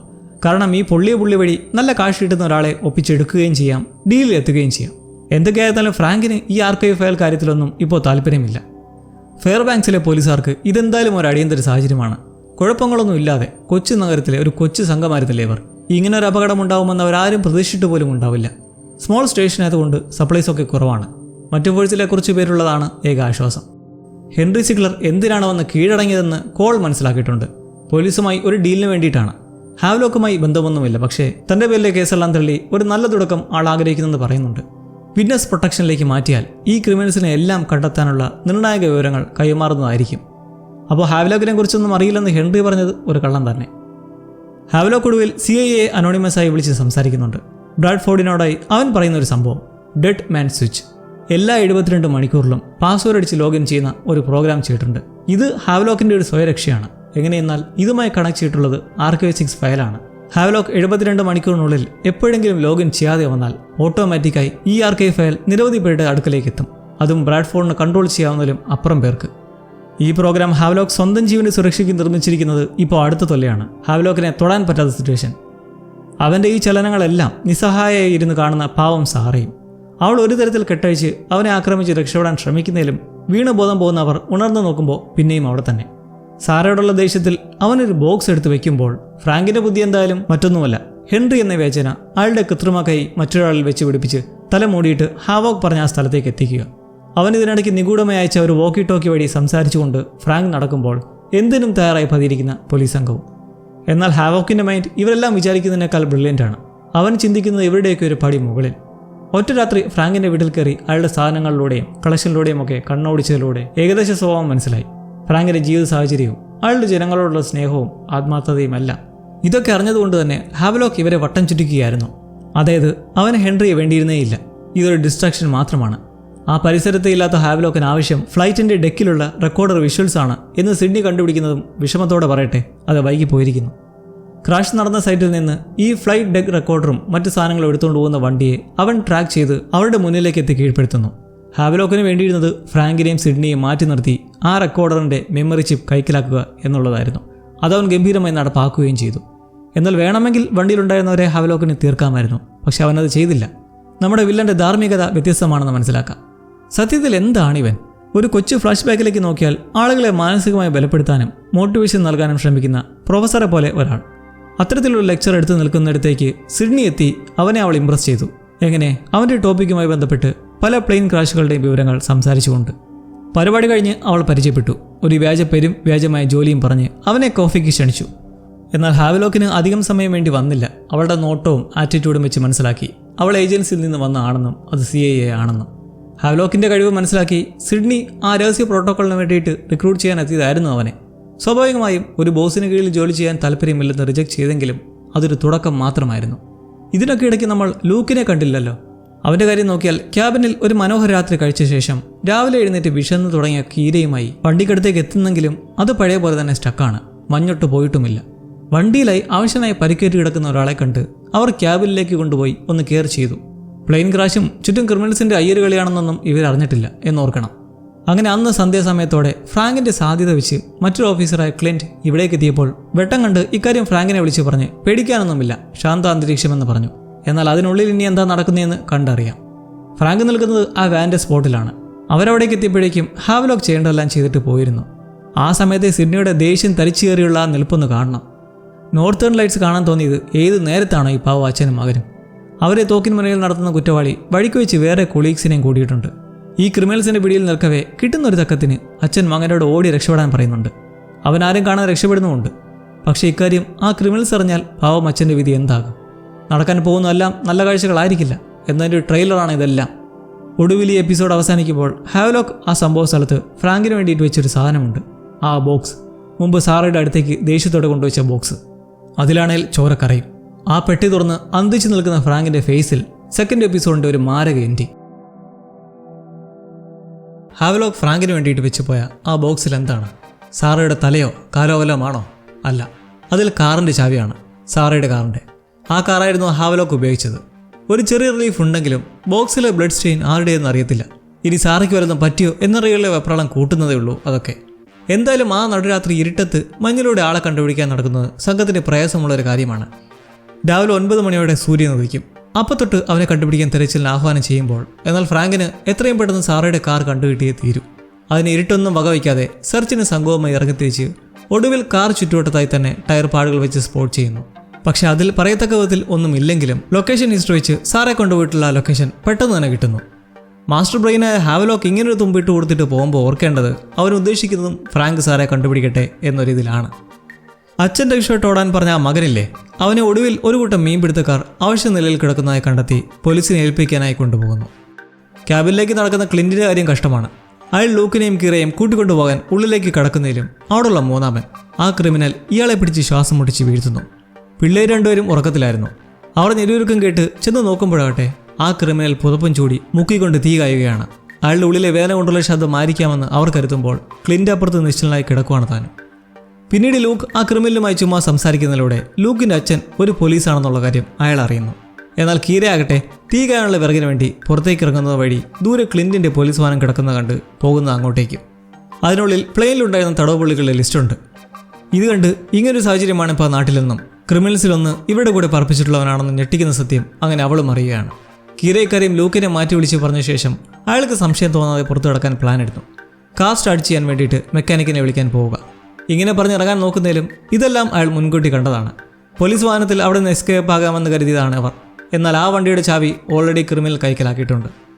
കാര്യം പിടികിട്ടി ഇതുവരെയും തോക്കിൻ മുന്നിൽ നിർത്തി അവിടെ ഹോൾഡ് ആക്കുമ്പോൾ ഫ്രാങ്കിന് സാറയുടെ വണ്ടി കണ്ടതിൽ പിന്നെ ദേഷ്യവും ഫ്രസ്ട്രേഷനും എല്ലാം വന്നിട്ട് വേറെ ചില സംഘങ്ങളെ ചേർത്ത് അവിടെ മൊത്തം തെരച്ചിൽ നടത്തുന്നു. ഹാവ്ലോക്കിനെ കണ്ടുകിട്ടിയില്ലെങ്കിലും പമ്മിയിരുന്നിരുന്ന വേറെ കുറച്ച് ജയിൽപ്പുള്ളികളെ പിടിക്കാൻ കഴിഞ്ഞതാണ് ഏക ആശ്വാസം. ഫ്രാങ്ക് എന്തായാലും രക്ഷപ്പെട്ടെന്ന പയ്യൻ കാലബുമായി ഒന്ന് സംസാരിക്കുകയാണ്. അവനെ ആദ്യം ഒന്ന് കംഫർട്ടാക്കി ഓരോന്ന് സോഫ്റ്റായി ചോദിക്കുന്നതിൽ നിന്നും 8 വയസ്സുള്ള കാലബ് അച്ഛനൊപ്പം ന്യൂയോർക്കിൽ നിന്ന് നോർത്തേൺ ലൈറ്റ്സ് കാണാൻ എത്തിയതാണെന്നുള്ള അറിയുന്നു. പിന്നാലെ കാലബ് അവിടുത്തെ നോട്ടീസ് ബോർഡിൽ കാണുന്ന ഇൻമേറ്റിന്റെ ഫോട്ടോ കണ്ട് ഇവനാണ് ഒരുത്തൻ എന്ന് തിരിച്ചറിയുന്നതോടെ ക്രിമിനൽസിന്റെ കൂടെ പെട്ടു നിൽക്കുന്ന അച്ഛന്റെ സ്ഥിതി എത്ര പ്രശ്നമുള്ളതാണെന്ന് അറിയുന്ന ഫ്രാങ്കും. ആൾക്കൊരു ക്ലൂ കിട്ടുന്നത് ചെക്കൻ ഒരു പുഴയെക്കുറിച്ച് പറയുമ്പോൾ. അവർ തങ്ങുന്നത് ഒരു പുഴയോരത്താണ് അവൻ ഓർത്തെടുത്തപ്പോൾ ഈ ഹാവ്ലോക്കും വിചാരിച്ച പോലെ അത്ര ദൂരത്തേക്കൊന്നും പോയിട്ടില്ല. അവിടെ അടുത്ത് തന്നെ വെച്ച് ആ ഇൻമേറ്റ്സിന്റെ പിടിയിലാവുന്നു. അവർ അവൻ്റെ ബാഗ് കൈക്കലാക്കി ഭീഷണിപ്പെടുത്തി നടത്തിക്കുമ്പോൾ ഒരു ക്രിമിനലാണെന്ന് ഇനിയും മനസ്സിലായിട്ടില്ല. സെർച്ചിനെത്തിയ ഏതോ ട്രൂപ്പറാണെന്നാണ് വിചാരം. നിർഭാഗ്യവശാൽ ഈ സംഘം ഒരു ബഗ്ഗിയ വാഹനം കണ്ടെത്തുന്നു. കാരവാൻ പോലെ ഒരു വാഹനമാണത്. ആ ഏരിയയിലേക്ക് ടൂറിസ്റ്റുകളെ കൊണ്ടുവരുന്നതിനും മഞ്ഞിലൂടെ സഫാരി നടത്തുന്നതിനും മറ്റു വിനോദങ്ങൾക്കും വേണ്ടിയിട്ടുള്ള ഒരു അഡ്വഞ്ചർ കമ്പനിയുടെ ട്രിപ്പുമായി വന്ന വാഹനം. 6 ദിവസത്തെ ട്രിപ്പിന് വന്ന ആ ട്രെയിൻ പോലുള്ള വാഹനത്തിൽ ട്രാൻസീവർ വഴിയുള്ള കമ്മ്യൂണിക്കേഷനാണ്. മാത്രമല്ല ഇങ്ങനെ തടവുപുള്ളികളെക്കുറിച്ചുള്ള മെമോ അവർക്ക് ലഭിച്ചിട്ടുമില്ല. ഇനിയുള്ള കാര്യം പറയണ്ടല്ലോ, ബഗ്ഗിയിലിരിക്കുന്നവർക്ക് ഈ സംഘം വരുന്നത് പന്തിയല്ലെന്ന് കണ്ട് സ്റ്റാർട്ട് ചെയ്യാൻ തുടങ്ങുന്നതും അവിടെ വെടിവയ്പ് ഉണ്ടാവുന്നതോടെ ഒടുവിൽ അവരെല്ലാം ക്രിമിനൽസിന്റെ ഹോസ്റ്റേഴ്സ് ആവുന്നു. ഒപ്പം ചെക്കൻ്റെ അച്ഛനും ഹാവ്ലോക്കും വേറെ. ഫ്രാങ്കിന്റെ സിഡ്നിയുമായുള്ള ഒരു കൂടി വരുന്നതിന് പിന്നാലെ തന്റെ ഭാര്യയെ കിട്ടുന്ന ആ നിമിഷം ഇവിടെ വീഴണമെന്ന് നിൽക്കുകയാണ് അയാൾ. കാരണം അന്വേഷണത്തിന് ഒരു കോപ്പറേഷനുമില്ല, ഒന്നും വിട്ട് പറയുന്നുമില്ല. ഈ പ്ലെയിൻ്റെയൊക്കെ ഉദ്ദേശം തന്നെ എന്തായിരുന്നു എന്നുൾപ്പെടെ. എന്നാൽ സിഡ്നിക്കും ഈ പ്രിസൺ ട്രാൻസ്പോർട്ടിന്റെ യഥാർത്ഥ ഉദ്ദേശം ഇനിയും മനസ്സിലായിട്ടില്ല. ഹാവ്ലോക്കിന്റെ ആവശ്യകതയെക്കുറിച്ചല്ലാതെ ഇതേക്കുറിച്ച് CIA അവളോട് വെളിപ്പെടുത്തിയിട്ടുമില്ല. ബഗ്ഗിയിലെ ഹോസ്റ്റേജ് സിറ്റുവേഷൻ പോലീസിലേക്ക് എത്തുകയാണ്. ഇതിനിടയ്ക്ക് ഒടുവിൽ കാറിന്റെ ലൊക്കേഷൻ ഹിസ്റ്ററി വെച്ച് സാറെ കണ്ടുപിടിക്കുന്നത് വലിയൊരു ആശ്വാസമാണ്. സാറയോട് സംസാരിക്കണമെന്ന് സിഡ്നി എത്തുന്നതിലും ഫ്രാങ്ക് അവളെ പറ്റില്ലെന്ന് പറഞ്ഞു വിടുന്നു. സാറയുടെ പാനിക്കും പരിഭ്രാന്തിയും ഒക്കെ സംയോജിതമായി മാറ്റിയെടുത്ത് റിലാക്സ് ആക്കുമ്പോൾ ഇനി അടുത്ത ലക്ഷ്യം ലൂക്കാണ്. ബഗ്ഗിയിൽ നേരം ട്രാവൽസ് കമ്പനിയിൽ നിന്ന് നിരന്തരമായി ട്രാൻസ്ഫർ മെസ്സേജ് വരുന്ന കണ്ട് ക്രിമിനൽസിന് ഈ ഹോസ്റ്റേജ് സിറ്റുവേഷൻ എങ്ങനെ ചോർന്നെന്ന് സംശയം ചെന്നെത്തുന്നത് ഹാവ്ലോക്കിനടുത്ത്. കാരണം അയാൾ ഇത്രയും നേരമായിട്ടും ലാപ്ടോപ്പിൽ തന്നെ നോക്കി എന്തോ ചെയ്തുകൊണ്ടിരിക്കുകയാണ്. ടെക്കിയായ അവനാവണം ഈ വിവരം പുറത്തറിയിച്ചെന്ന് ക്രിമിനൽസ് ചുറ്റും കൂടുന്നതും ഹാവ്ലോക്ക് അവിടെ അവൻ്റെ സ്ട്രെങ്ത് ഇറക്കുവാണ്. നല്ല ഫ്ലെക്സിബിൾ, മിന്നൽ പ്ലാനിങ്. നിമിഷ നേരം കൊണ്ട് തോക്ക് കൈക്കലാക്കി ക്രിമിനൽസിനെ ബന്ദിയാക്കുന്ന സിറ്റുവേഷൻ. സിഡ്നി ഒരു തരത്തിൽ ഫ്രാങ്ക് അറിയാതെ സാറെ ചെന്ന് കാണുന്നതിൻ്റെ കാരണം ഈ ഹാവ്ലോക്ക് മാനിപ്പുലേറ്റ് ചെയ്യാനൊക്കെ നല്ല കഴിവുള്ള ഒരാളാണ്. ഇനി ഏതെങ്കിലും തരത്തിൽ സാറെ മാനിപ്പുലേറ്റ് ചെയ്തോന്നോ ഇല്ലെങ്കിൽ സാറ വഴി ആരെങ്കിലും മാനിപ്പുലേറ്റ് ചെയ്യാൻ എന്തെങ്കിലും ശ്രമം നടത്തിയോന്നും അറിയണം. സാറ ശ്രദ്ധിച്ചൊരു കാര്യം, അയാൾ എന്തൊക്കെയോ നമ്പറുകൾ പ്രിന്റ് ചെയ്തെടുത്തിട്ടുണ്ട്. എന്തിൻ്റേതാണെന്നറിയില്ല. തോന്നുന്നത് ഫ്രാങ്കിനെ വെച്ച് എന്തൊക്കെയോ ചെയ്യാൻ വേണ്ടിയിട്ടെന്നും ഫ്രാങ്കിനെ ചൂഷണം ചെയ്യാനുള്ള എന്തോ അയാളുടെ പക്കലുണ്ട്. അങ്ങനെ എന്തായാലും വൈകാതെ ഹാവ്ലോക്ക് ഫ്രാങ്കുമായി വീണ്ടും സംസാരിക്കുകയാണ് ആ ട്രാൻസ്ഫറിലൂടെ. പറഞ്ഞ വാക്ക് പാലിക്കുന്നവനാണ് താനെന്നും അതാണിപ്പോൾ സാറ നിങ്ങളുടെ അടുത്തുള്ളത് എന്നും പറയുന്ന അവനിപ്പോൾ വേറൊരു ആവശ്യമുണ്ട്. സിഡ്നിയുടെ സെനോഗേറ്റിൻ്റെ പാസ്വേഡ്. അതൊരു ഡിജിറ്റൽ ആർക്കൈവാണ്. അവൾ ഡെവലപ്പ് ചെയ്ത സകല പ്രോഗ്രാംസിൻ്റെയും ഐഡൻറ്റിറ്റിയും ലൊക്കേഷനുമാണ് ആ സെനോഗേറ്റിലുള്ളത്. എന്നാൽ അത് അവൾക്ക് ഒരിക്കലും കൊടുക്കാനാവില്ല. പക്ഷേ പ്രശ്നം ഹാവ്ലോക്ക് ആ ഹോസ്റ്റേഴ്സിൻ്റെ കൂടെ അല്ലേ. അവരെ വേണമെങ്കിൽ ഇത് കിട്ടിയേ പറ്റുമെന്ന് പറഞ്ഞ് ഒരു ക്രിമിനലിൻ്റെ കാലിൽ വെടിവെച്ച് കരയുന്ന ശബ്ദം കേൾപ്പിച്ചിട്ട് തന്നില്ലേൽ അടുത്തവൻ്റെ തലയിലായിരിക്കും എന്ന് പറയുന്നതിനെ തുടർന്ന് ഫ്രാങ്ക് ആകട്ടെ പറയാൻ നിർബന്ധിക്കുന്ന കേട്ട് സിഡ്നി അവനങ്ങനെ ചെയ്യില്ല എന്ന് പറഞ്ഞൊടുവിൽ ശങ്കിച്ച് പാസ്വേഡ് കൊടുക്കുന്നു. വിക്ടർ മൈക്ക് 7 ലീമോ സുളോ എന്തോ കോഡ് വാക്കാണ്. ഈ കോൺവെർസേഷനിടയിൽ അവർക്ക് ബഗ് കിടക്കുന്ന ലൊക്കേഷൻ കിട്ടിക്കഴിഞ്ഞിട്ടുണ്ട്. ഫ്രാങ്കിൻ്റെ ഇതെല്ലാം പുതിയ പ്രശ്നമാണ്. ഇനിയും തീരാത്ത ഒന്നാണ് ലൂക്കിൻ്റേത്. അവനും കീരയും ക്ലിൻറ്റിൻ്റെ വോക്കി ടോക്കി വഴി അച്ഛനും അമ്മയോട് സംസാരിക്കുന്നു. ഞങ്ങൾ സേഫാണ്, കുഴപ്പമൊന്നുമില്ല, ഉടനെ എത്തും എന്നറിയിക്കുന്ന പക്ഷേ ആ ക്രിമിനലിൻ്റെ തോക്കിൻ മുനയിൽ നിന്നാണ്. അയാൾ ഇവരെ ഇങ്ങനെ ഭീഷണിപ്പെടുത്തി പറയിച്ചതിന് പിന്നാലെ ആ വോക്കി ടോക്കിയും ചവിട്ടി നശിപ്പിക്കുന്നു. പിന്നാലെ അവരെ കാറിൽ ബന്ദികളാക്കി എങ്ങോട്ടേക്ക് പോയിക്കൊണ്ടിരിക്കുകയാണ്. ഹാവ്ലോക്ക് ആക്സസ് ചോദിച്ച ആ ഫയൽ എന്താണെന്ന് സിഡ്നി പറയുന്നുണ്ട്. അതവളുടെ അച്ഛൻ വികസിപ്പിച്ചെടുത്ത പ്രോഗ്രാമുകളാണ്. ലോകത്തെ പിടിച്ചു കുലുക്കിയ ട്രേഡ് സെൻറ്റർ പ്ലെയിൻ ക്രാഷിന് തൊട്ട് പിറകെ തുടങ്ങിയ നിഗൂഢ പ്രോഗ്രാംസ്. എന്നാൽ ഇപ്പോൾ അത് സിഡ്നിക്കെതിരായിട്ടുള്ള ഒരു ആയുധമായി മാറിയിരിക്കുകയാണ്. പിതാവിൻ്റെ ലഹസിക്ക് കളങ്കമുണ്ടാക്കാതിരിക്കാൻ താൻ എന്തും ചെയ്യുമെന്ന് പറയുന്നത് പക്ഷേ ഫ്രാങ്കിന് മനസ്സിൽ തട്ടുന്നുണ്ട്. കാരണം അയാളും ഒരിക്കൽ ഒരു മകളുടെ അച്ഛനായിരുന്നു. 9 വയസ്സ് തികയാൻ ആഴ്ചകൾ ശേഷിക്കെ മകളായ റൂബി മരണപ്പെട്ടതിൻ്റെ കാരണം താൻ ചെയ്ത തെറ്റുകളാണെന്ന് വിശ്വസിച്ച് വിഷമിക്കുന്ന ഒരാളാണ് ഫ്രാങ്ക്. എന്തായാലും അവിടെ ഈ രണ്ടുപേരിലും ഇങ്ങനെ ഒരു ഇമോഷണൽ ബോണ്ട് വരുമ്പോൾ നമുക്ക് ഈ കഥയെക്കുറിച്ച് കൂടുതൽ കാര്യങ്ങൾ ഇനിയും അറിയേണ്ടതുണ്ട്. അത് വരും എപ്പിസോഡുകളിൽ അറിയാം. ഇനി നമ്മൾ കാണുന്നത് കാത്തിരുന്ന ആ മീറ്റപ്പാണ്. മഞ്ഞിലൂടെ ഓടിക്കൊണ്ടിരിക്കുന്ന ബഗ്ഗിക്ക് മുന്നിലേക്ക് മാർഷൽസിൻ്റെ ചോപ്പർ പറന്നിറങ്ങുന്നു. ഉള്ളിൽ ഹാവ്ലോക്കി നേരം സെനോ ഗേറ്റ് ഓപ്പൺ ചെയ്ത് അതിൽ ഫീഡ് ചെയ്തിട്ടുള്ള അറിയാവുന്ന ഒരാൾക്ക് മെസ്സേജ് അയക്കുന്നുണ്ട്. നമുക്കിത്തിരി പ്രശ്നമുണ്ട്, നാളെ 10 മണിയോടെ മീറ്റ് ചെയ്യണമെന്ന് പറഞ്ഞുകൊണ്ട്. ഏതോ പെരുസാ പ്ലാൻ പണ്ട. ചോപ്പറിൽ നിന്ന് ഫ്രാങ്ക് ഇറങ്ങി നിരായുധനാണെന്ന് കാട്ടിയിട്ട് തനിക്ക് ഹാവ്ലോക്കിനോട് സംസാരിക്കണമെന്ന് പറഞ്ഞു നിൽക്കുന്നത് മറ്റു ക്രിമിനൽസിന് ഒട്ടും വിശ്വാസമില്ല. അവർക്കറിയാതൊരു ട്രാപ്പാണെന്ന്. പക്ഷേ ഹാവ്ലോക്ക് പറയുന്നതിനെ എതിർക്കാൻ കഴിയാത്തൊരു സാഹചര്യത്തിലാണ് അവരുള്ളത്. ഫ്രാങ്കിൻ്റെ ഉദ്ദേശം അറിയാൻ ഹാവ്ലോക്കിൻ്റെ തീരുമാനം വഴി ബഗ്ഗിക്കുള്ളിലേക്ക് കയറിയിട്ട് ചോദിക്കുന്നത് സാമിനെ വിട്ടുതരാനാണ്. ആ ചെക്കൻ കാലബിൻ്റെ അച്ഛനാണ് സാം. കുറച്ചൊന്ന് നിന്നിട്ട് ഹാവ്ലോക്ക് അതിന് ഓക്കെ പറയുന്നതിന് പിന്നാലെ സാം അടുത്തുകൂടി പോകും വഴി ഫ്രാങ്ക് ഒരു കാര്യം ചെയ്യുന്നുണ്ട്. നിൽക്കുന്ന ആ ബോഗിയുടെ പിൻവാതിൽ അൺലോക്ക് ചെയ്യുന്നു. നിങ്ങൾക്കിനി രക്ഷയില്ലെന്ന രീതിയിൽ അവരോട് സംസാരിക്കുന്ന ഫ്രാങ്കിന് ഞെട്ടലുണ്ടാക്കുന്ന ഒരു കാര്യം ഹാവ്ലോക്ക് പറയുന്നത് എന്താണെന്നറിയോ? ആളുടെ ബേസ്മെൻറ്റിലെ സീക്രട്ട്. അതിന് മുമ്പ് ഫ്രാങ്കിൻ്റെ വീട്ടിൽ കയറിച്ചും പോയി നമ്മൾ കണ്ടിരുന്നില്ലേ? അപ്പോൾ ബേസ്മെൻറ്റിൽ ഹാവ്ലോക്ക് എന്തോ രഹസ്യമായി വെച്ചിരുന്നൊരു സംഭവം കണ്ടെത്തി. അവൻ്റെ സംസാരത്തിൽ നിന്ന് ആ കാര്യം ഫ്രാങ്ക് സ്വന്തം ഭാര്യയിൽ നിന്ന് പോലും മറച്ചു വെച്ചിട്ടുള്ള ഒന്നാണെന്ന് വ്യക്തമാണ്. എനിക്ക് തോന്നുന്നത് ഒരുപക്ഷെ അത് മരിച്ചുപോയ മകളുമായി ബന്ധമുള്ള എന്തെങ്കിലും ആകാം. എന്തായാലും ഫ്രാങ്ക് ഇത് കേട്ട് മുഖം വിളറി നിൽക്കെ അവിടെ അവരുടെ യഥാർത്ഥ പ്ലാൻ നമ്മൾ കാണുവാണ്. സിഡ്നി ഇതിനിടയ്ക്ക് ആരും കാണാതെ ആ ബോഗിയുടെ മറ്റു ബോഗീസുമായിട്ടുള്ള കണക്ഷൻ വേർപെടുത്തി ചോപ്പറിൽ നിന്നുള്ള റോപ്പുമായി കണക്ട് ചെയ്തു. ഇനിയിപ്പോൾ നടക്കുന്നതോ?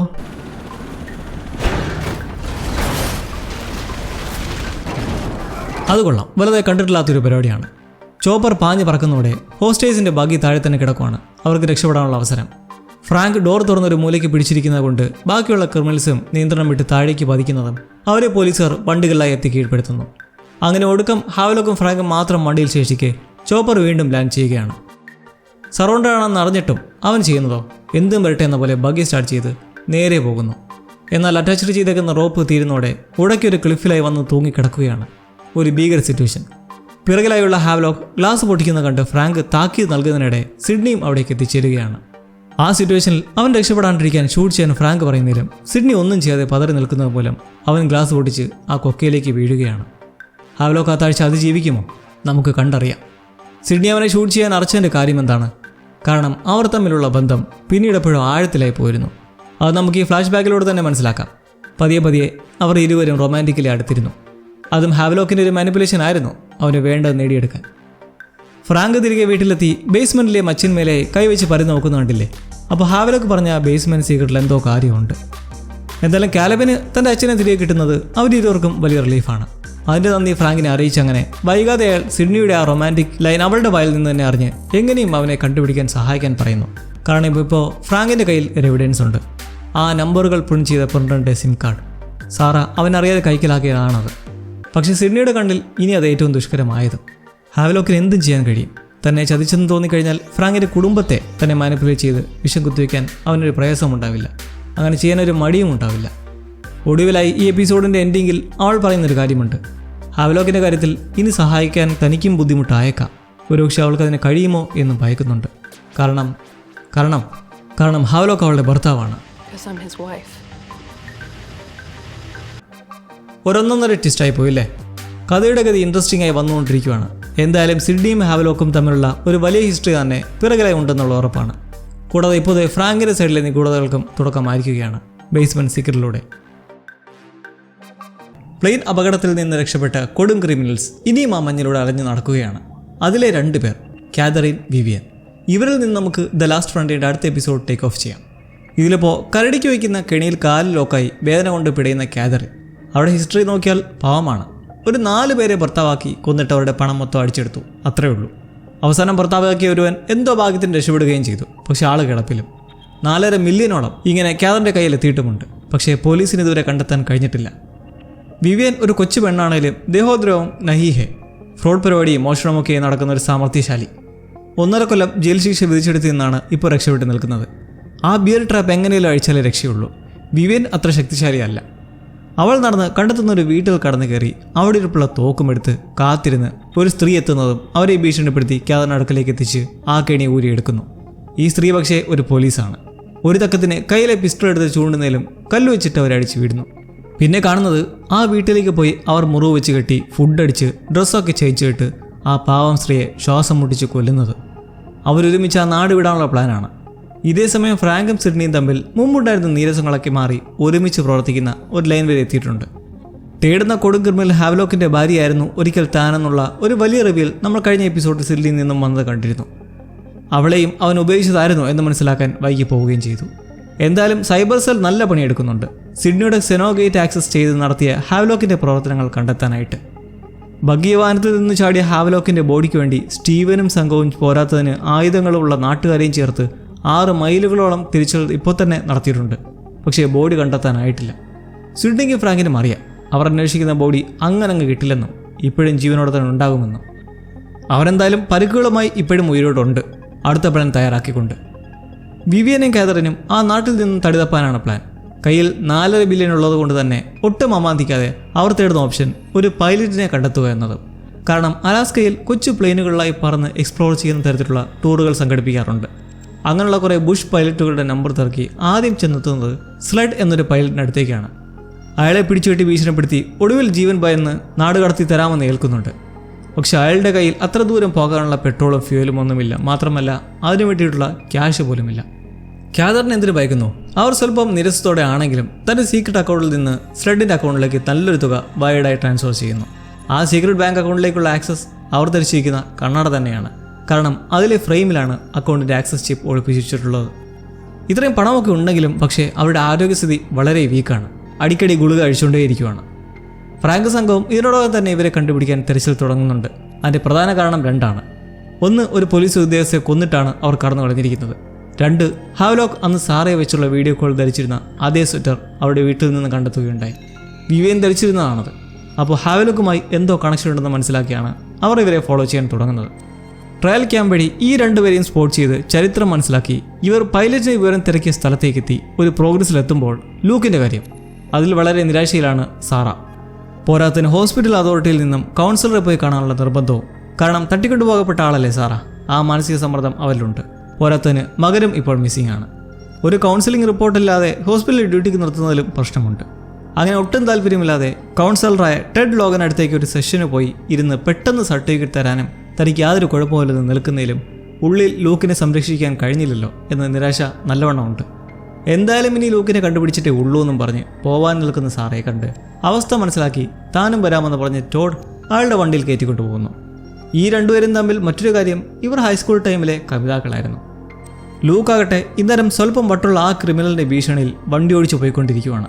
ഇടയ്ക്ക് വെച്ചൊരു സന്ദർഭത്തിൽ രക്ഷപ്പെടാൻ പിറകിലിരിക്കുന്ന കീരിയോട് സീറ്റ് ബെൽറ്റ് ഇടാൻ പറഞ്ഞിട്ട് ഒരു ആക്സിഡന്റ് ഉണ്ടാക്കുന്നു. സിഐയിലെ ബ്രാഡ്ഫോണിന്റെ കൊളീഗായ ഗ്രിഫിൻ തീവ്രമായ ചിന്തകൾക്കൊടുവിൽ ഒരു അനുമാനത്തിലേക്ക് എത്തുകയാണ്. ഹാവ്ലോക്ക് സെനോഗേറ്റ് വഴി മെസ്സേജ് അയച്ചതിൻ്റെ ഉദ്ദേശം എന്താണെന്ന കാര്യത്തിൽ. പുറത്ത് സെയിൻറ്റ് പീറ്റേഴ്സ്ബർഗിലുള്ള അവൻ്റെ ഇൻഫോർമെൻറ്റിലാർക്കോ ആയിരിക്കണം മെസ്സേജ് അയച്ചിട്ടുള്ളത്. അങ്ങനെ ഈ സംശയത്തിൻ്റെ പുറത്ത് സിഡ്നിയെ വിളിച്ച് സംസാരിക്കുന്നതിന് പിന്നാലെ അവർ ഒരാളെ സസ്പീഷ്യസ് പോയിന്റ് ചെയ്യുന്നു. അർമെൻ സാങ്കോ. ഇയാൾ മാൽവെയറിലും സെക്യൂരിറ്റി പ്രോട്ടോക്കോളിലുമൊക്കെ സ്പെഷ്യലൈസ് ചെയ്യുന്ന കക്ഷിയാണ്. അപ്പോൾ ഹാവ്ലോക്കുമൊത്ത് ആർക്കൈവ് 6 മോഷ്ടിക്കാൻ കൂട്ടുന്നത് ആ അർമെനാണെന്ന് സംശയിച്ചാലും അതിൽ മണ്ടത്തരമൊന്നുമില്ല. പക്ഷേ വേറൊരു കാര്യം, ഇവരുടെ ഊഹം ശരിയാണ്. കഴിഞ്ഞ എപ്പിസോഡിൽ ഹാവ്ലോക്ക് സെനോഗേറ്റ് ഓപ്പൺ ചെയ്ത് നാളെ ബ്ലൂ ബേർഡിൽ വെച്ച് മീറ്റ് ചെയ്യാമെന്ന് മെസ്സേജ് അയച്ചതും ഈ അർമേന് തന്നെയാണ്. ഇതിടയ്ക്ക് വന്നിട്ടുള്ള ഒരു പുതിയ കേസ് ഉണ്ടല്ലോ, അതിൻ്റെ അപ്ഡേറ്റിൽ ഫ്രാങ്ക് സംഘവും നേരെ ആ പൈലറ്റിൻ്റെ വീട്ടിലേക്ക് കയറിപ്പറ്റുമ്പോൾ അവിടെ വിവിയൻ മാത്രമേ ഉള്ളൂ. കാതറിനും പൈലറ്റും പെട്രോൾ മേടിക്കാനെന്നും പറഞ്ഞ് പോയതാണ്. പക്ഷേ അത് വിവിയനെ പറഞ്ഞു പറ്റിച്ച് കടന്നു കളഞ്ഞതാണ്.